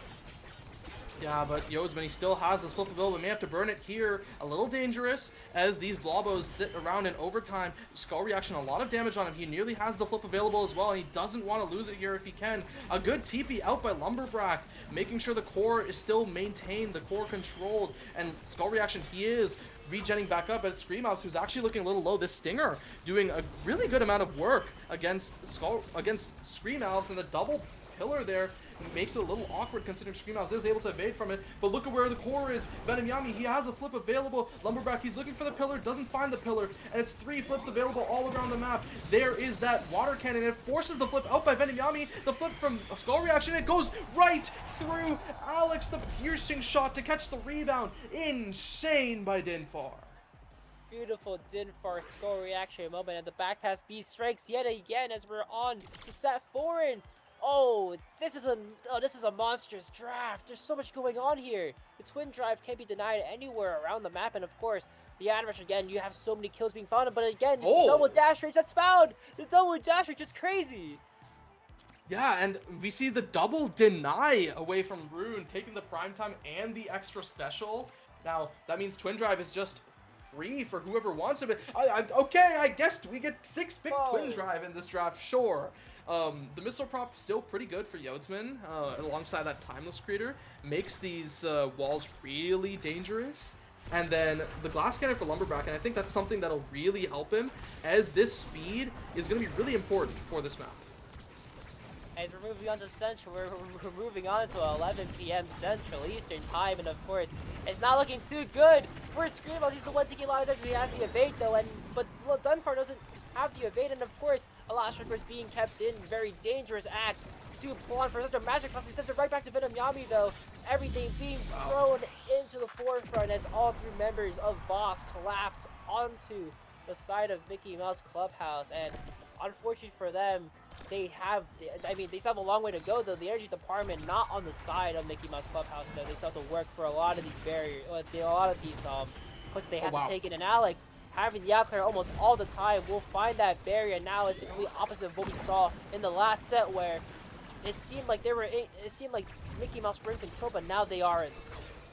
Yeah, I mean, it's a good Tofu Fortress there. Oh. That Timeless Creator making a difference. A triple banish found there. I don't think Venom Yami will fall off the map there, but it's Screamhouse who's staggered. He's nearly at this energy burst, and Yodsman losing that goal there is so tough as the energy is so heavily in favor of the members of Voss. As far as you can give it, you can definitely take it. Then this team, Voss seems to just prove that straight up by just throwing every ability in the kitchen sink. There, the flip being used, but it is deflected by all three members as the core comes back to the outside. And of course, it's stun from Screamo sets them up for success here. Venom Yami with the flip will use it here as he finds the bottom corner where everyone isn't. We're going to a set 5, baby. Okay, we have, you know, these guys want to go to sleep. It's like past 11 p.m. They're cleaning this up really quickly, and this set 5. Now, one thing to note is this spark of focus, spark of agility. One of them will get to Venom Yami, so it's really up to Brack to decide which is the lesser of the two poisons available. And yeah, okay, it is giving everyone more cooldowns, and that's definitely not going to be fun. And I think overall, this draft feels so terrible for the members of Mickey Mouse Clubhouse, so they have their work cut out for them. Mickey Mouse, it doesn't seem like they're in the driver's seat anymore, and of course the spark of agility and the spark of focus coming down to decide whether or not which team advances here. This is the last hope for Mickey Mouse Clubhouse to bring this back, and of course they have to fight for it with their very inch their lives now. The point starts and Jotun's already at 50% HP already. There's so much damage being brought onto the team, and it's because of the sparks that they're doing so much damage already. And of course, the Stinger isn't being taken, but the barrier will be instead. Of course, Screamhouse with the flip ongoing now, as he has a lot to work with. Just a simple strike into flip into another strike can send it home for them as Tofu Fortress comes in, and of course the kill instead onto Brack 2 sets them up for a power play, and Yosu just can't defend in time. Screamhouse with the Onis blades into the top corner, and they're one step closer from the lower bracket run in particular too. I think they've only lost a single game, and they got dropped to lowers, and then they're just on the rampage again. Yeah, a single best of 3, sorry, against, I believe it was Vibe Check. I'd have to check the brackets. Yeah, okay. It was Vibe Check, and then they got their revenge, and now they're back in Grands to face Mickey Mouse Clubhouse. That's one kill already found onto Skull Reaction, but no barriers taken yet on either side. And really fun self-dribble for Venom Yami, and it's in the corner in a very dangerous spot. A good clear found out by Yodsman. He's finding his crews again and again, and it's so well played out by the goalie of Mickey Mouse Clubhouse. He drops that Tofu Fortress there, and Lumberback gets a chance to live, nearly finds the barrier, but it's such tight margins in this potentially final game. And Skull Reaction, he's trying to keep this core up this bottom side to get a chance for Lumberback to take this strike war, but instead it is flipped out by Venom Yami, and Skull Reaction, he isn't able to find the kill into Screamhouse. It's an open net and a banish in an awkward spot where the core isn't able to be brought out, and Skull Reaction is taken down once more. We may just see it here. One more point, and the Dubu, he is still rolling to this day. We're on match point and tournament point. Tournament point up for grabs right now as Voss are looking to bring this to a close, bring everyone's night down to a close, and especially here in the EU scene. It's basically 11:20, yo. I want to go to sleep. If I was you, I would want to definitely go to bed, especially if this game is going to be such a big old fest. And of course, I'm losing that barrier. They're showing a little bit of life right now, but it's all a matter of time before someone dies, and there we go, first kill found. But the barrier still not taken to the power play. Ongoing, the flip having to be burned as low as the corner is almost found, and of course Yodsman almost getting knocked off the map, and Brack taking so much damage. It's so impossible to stay alive in this very moment. The damage doing so much work, and especially for Lumberback, he has to stay on his toes. He has to evade everything, he just can't. But everybody's a kill! The reverse kill is found, another kill found too! What in the smokes? Okay, Mickey Mouse Clubhouse, I see you. I see those double kills. You have some life still in you. They're not going down without a fight. And, well, I think the big thing that was done for them that was really good is finding that early barrier here, because that's really what Enkies is about. You win that kickoff, you find the early barrier, and that is what the members of Boss are finding. So it could be curtains right here as Dinfar is sent out of position. The water cannon not really doing much as Dinfar, he tries to get the goal forward. A good double banish, nearly finds the barrier. A great barrage out by Alex, and he's able to clear it for just a moment. X+1 moment striking, and as we're closing on the last few moments of this tournament, as Venom Yami closes in, everything has to be thrown into the kitchen sink, and now the Onu's played onto everything. The flip, killing Yotsman! It's game over! It's almost game over yet, but there's such little time to go. Strikes have to be won. The barrage being committed, everything into the kitchen sink, but it still isn't saved! I mean, I lied! I'm a T1 liar! And now Skull Reaction is back online. And never mind under the kill, the power play's still ongoing though. Everything being through, the kill is found! Let's go, Boss. You guys earned yourself the Chev winners, and congratulations to all three members of Boss as they take it on the Inky Splash Zone 2-0 in this grand final resets. Yeah, and as you said, let's go, Voss. A bit of a pun in and of itself there, as Voss takes the win, takes the money home. And look, I was joking when I said I wanted a long Inkies game. This is a 27-minute Inkies game. Why are we here? And, well, okay, you know what? Everyone can go to sleep pretty soon, but I think Voss, they played insanely well throughout both series against Mickey Mouse Clubhouse, and I don't think Mickey Mouse Clubhouse played in a way that is undeserving of having made it to grand finals. Like, they deserve to be here. They played really well, and we can kind of see that here because, funnily enough, I think Mickey Mouse Clubhouse and Voss had the exact same number of goals, but it was just Voss that came out on top. And now look at the numbers too, and I mean, W stat check for the people in chat. I mean, 140 saves for the entirety of Mickey Mouse Clubhouse. 26 plus 44 equals 7. I mean, that's just really funny to think about. And of course, I mean, what an amazing game. I mean, I was jumping out of my seat for, I mean, half of the games. I only casted 3 games, but I was jumping out of my seat for all 3 games. Like, genuinely, those were probably the most hype moments that you could probably ever find. Genuinely, like, holy shit, Yotsman! I don't know how many clips are going to be made of Yotsman in this game, well, in the series at least, but there has to be like 4. Like, I'm going to start clipping after this. I'm going to be like, yo, Yotsman might be the greatest goalie of all time. Yeah, I mean, Yotsman has been playing insane this whole tournament, really. And I wasn't really aware of Yotsman's goalie. This whole time, I thought he was a brawler just because of that Yotsman clip. And I think also because he was playing brawler with Yankate and Brack on that, Not Everyone Has an iPhone team that qualified to EUSL but opted to not play. Or sorry, I believe qualified to the... Oh, no, it was EUSL. Yeah, they qualified to EUSL but opted to not play. And instead, hey, they show themselves here. I'm not sure if we will have a winner's interview, considering it is a little late right now. Yo, it is so... But, I don't think anyone wants to talk, bro. Yeah, I don't think so. But, hey, in the case, assuming we don't, anything you want to say before we hop off the air? I mean, lock in. That was just a great tournament. I think, in general, just really great games being played. I mean, for the 2 days I was casting here as a run back, I mean, in general, I mean, me and Ether had like a blast just casting these 2 games. Yeah, it was so much fun.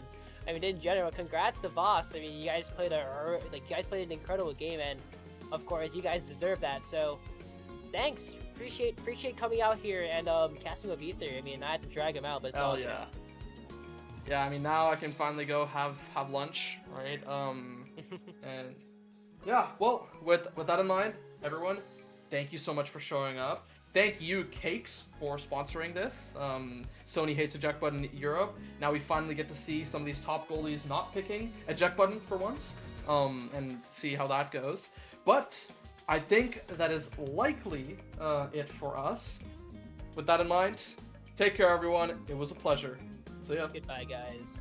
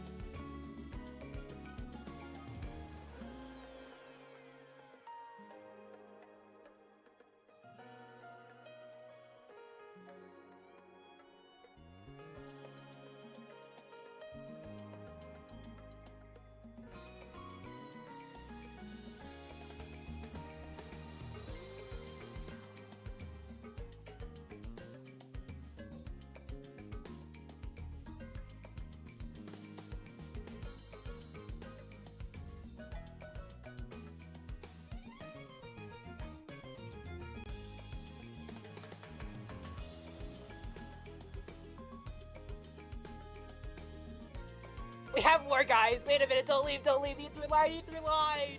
Yeah, guys, I may have committed a bit of lying, Dio. So yeah, it Wait, looks like I there got is him, a. I'll bring him in. I'll bring him in. Wait. Okay. Move, Kirby Life. Oh, it's the GOAT! Hi, Alex. Well Hey, played yo. today. Hello. Thank you. W, well played game.